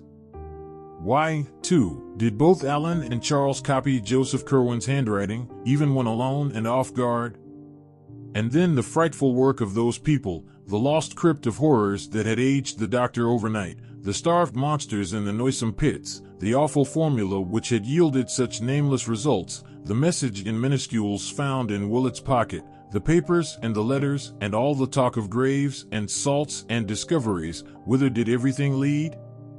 In the end Mr. Ward did the most sensible thing. Steeling himself against any realization of why he did it, he gave the detectives an article to be shown to such Pawtuxet shopkeepers as had seen the portentous Dr. Allen. That article was a photograph of his luckless son, on which he now carefully drew in ink the pair of heavy glasses and the black pointed beard which the men had brought from Allen's room. For 2 hours he waited with the doctor in the oppressive house where fear and miasma were slowly gathering as the empty panel in the upstairs library leered and leered and leered. Then the men returned. Yes. The altered photograph was a very passable likeness of Dr. Allen. Mr. Ward turned pale, and Willett wiped a suddenly dampened brow with his handkerchief.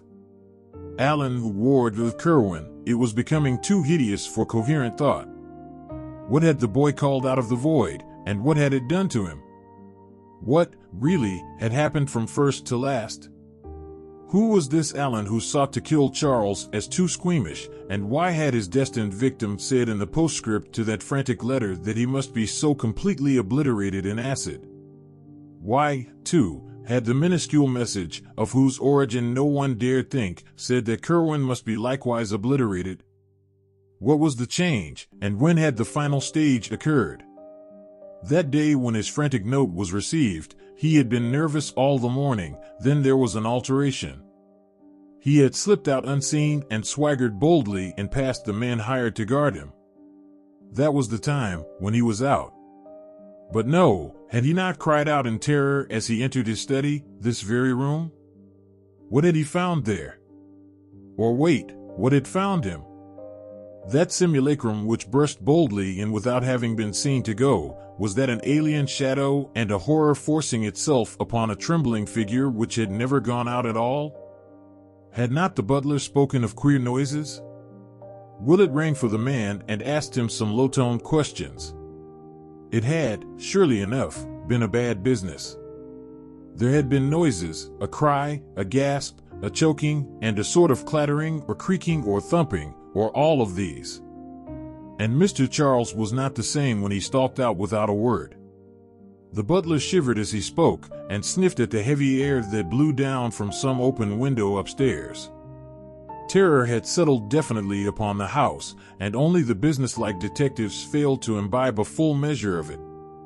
Even they were restless, for this case had held vague elements in the background which pleased them not at all. Dr. Willett was thinking deeply and rapidly, and his thoughts were terrible ones. Now and then he would almost break into muttering as he ran over in his head a new, appalling, and increasingly conclusive chain of nightmare happenings. Then Mr. Ward made a sign that the conference was over, and everyone save him and the doctor left the room. It was noon now, but shadows as of coming night seemed to engulf the phantom-haunted mansion. Willett began talking very seriously to his host, and urged that he leave a great deal of the future investigation to him. There would be, he predicted, certain obnoxious elements which a friend could bear better than a relative. As family physician he must have a free hand, and the first thing he required was a period alone and undisturbed in the abandoned library upstairs, where the ancient overmantel had gathered about itself an aura of noisome horror more intense than when Joseph Curwen's features themselves glanced slyly down from the painted panel. Mr. Ward, dazed by the flood of grotesque morbidities and unthinkably maddening suggestions that poured in upon him from every side, could only acquiesce, and half an hour later the doctor was locked in the shunned room with the paneling from Olney Court. The father, listening outside, heard fumbling sounds of moving and rummaging as the moments passed, and finally a wrench and a creak, as if a tight cupboard door were being opened. Then there was a muffled cry, a kind of snorting choke, and a hasty slamming of whatever had been opened. Almost at once the key rattled and Willett appeared in the hall, haggard and ghastly, and demanding wood for the real fireplace on the south wall of the room. The furnace was not enough, he said, and the electric log had little practical use. Longing yet not daring to ask questions, Mr. Ward gave the requisite orders and a man brought some stout pine logs, shuddering as he entered the tainted air of the library to place them in the grate. Willett meanwhile had gone up to the dismantled laboratory and brought down a few odds and ends not included in the moving of the July before. They were in a covered basket, and Mr. Ward never saw what they were. Then the doctor locked himself in the library once more, and by the clouds of smoke which rolled down past the windows from the chimney it was known that he had lighted the fire. Later, after a great rustling of newspapers, that odd wrench and creaking were heard again, followed by a thumping which none of the eavesdroppers liked. Thereafter 2 suppressed cries of Willett's were heard, and hard upon these came a swishing rustle of indefinable hatefulness. Finally the smoke that the wind beat down from the chimney grew very dark and acrid, and everyone wished that the weather had spared them this choking and venomous inundation of peculiar fumes. Mr. Ward's head reeled, and the servants all clustered together in a knot to watch the horrible black smoke swoop down. After an age of waiting the vapors seemed to lighten, and half-formless sounds of scraping, sweeping, and other minor operations were heard behind the bolted door. And at last, after the slamming of some cupboard within, Willett made his appearance, sad, pale, and haggard, and bearing the cloth-draped basket he had taken from the upstairs laboratory. He had left the window open, and into that once accursed room was pouring a wealth of pure, wholesome air to mix with a queer new smell of disinfectants.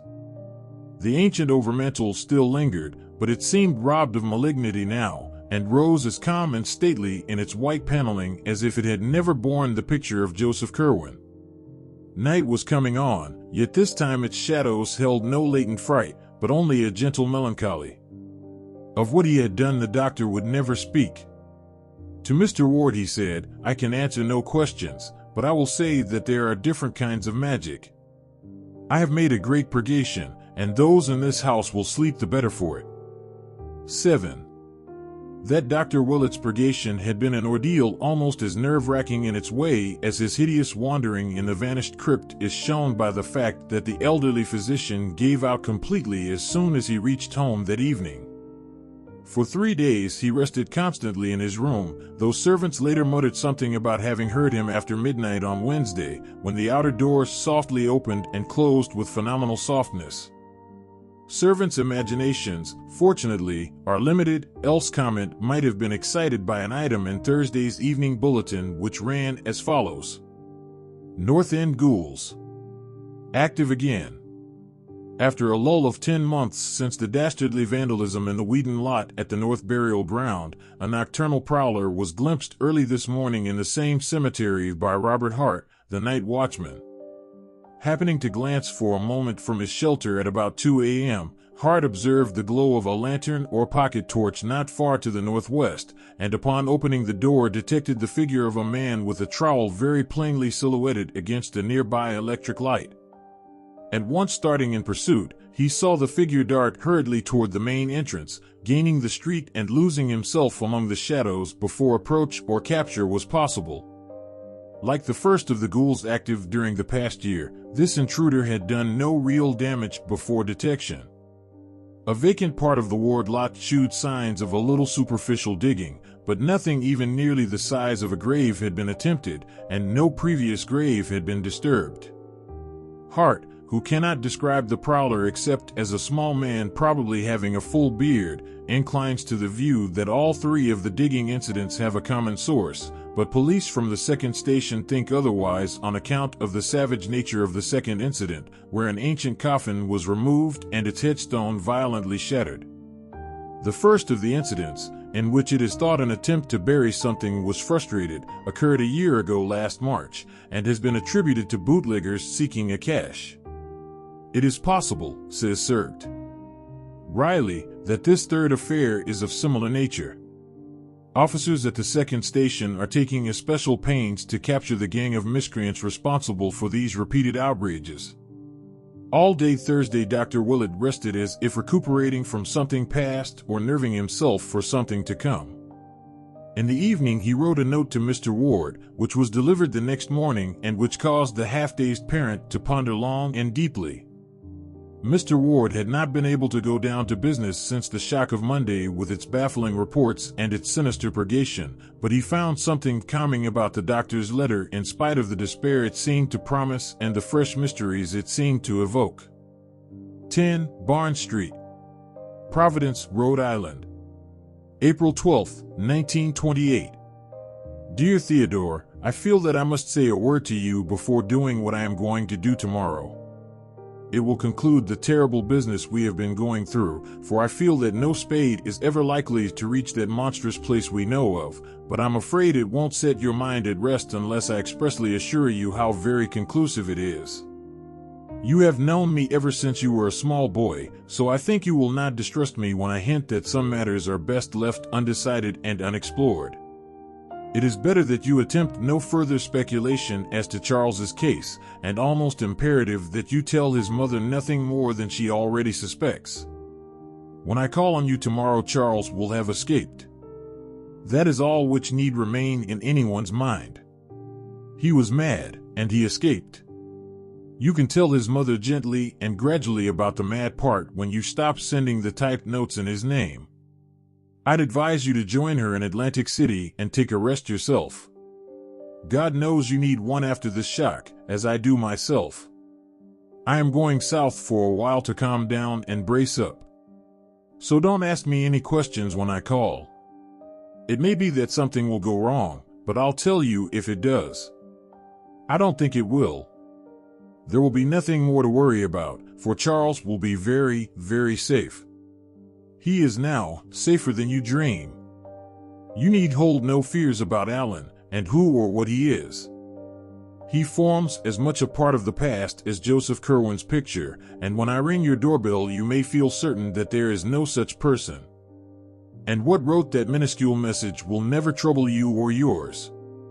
But you must steel yourself to melancholy and prepare your wife to do the same. I must tell you frankly that Charles's escape will not mean his restoration to you. He has been afflicted with a peculiar disease, as you must realize from the subtle physical as well as mental changes in him, and you must not hope to see him again. Have only this consolation, that he was never a fiend or even truly a madman, but only an eager, studious, and curious boy whose love of mystery and of the past was his undoing. He stumbled on things no mortal ought ever to know, and reached back through the years as no one ever should reach, and something came out of those years to engulf him. And now comes the matter in which I must ask you to trust me most of all. For there will be, indeed, no uncertainty about Charles's fate. In about a year, say, you can if you wish devise a suitable account of the end, for the boy will be no more. You can put up a stone in your lot at the north burial ground exactly 10 feet west of your father's and facing the same way, and that will mark the true resting place of your son. Nor need you fear that it will mark any abnormality or changeling. The ashes in that grave will be those of your own unaltered bone and sinew, of the real Charles Dexter Ward whose mind you watched from infancy, the real Charles with the olive mark on his hip and without the black witch mark on his chest or the pit on his forehead. The Charles who never did actual evil, and who will have paid with his life for his squeamishness. That is all. Charles will have escaped, and a year from now you can put up his stone. Do not question me tomorrow.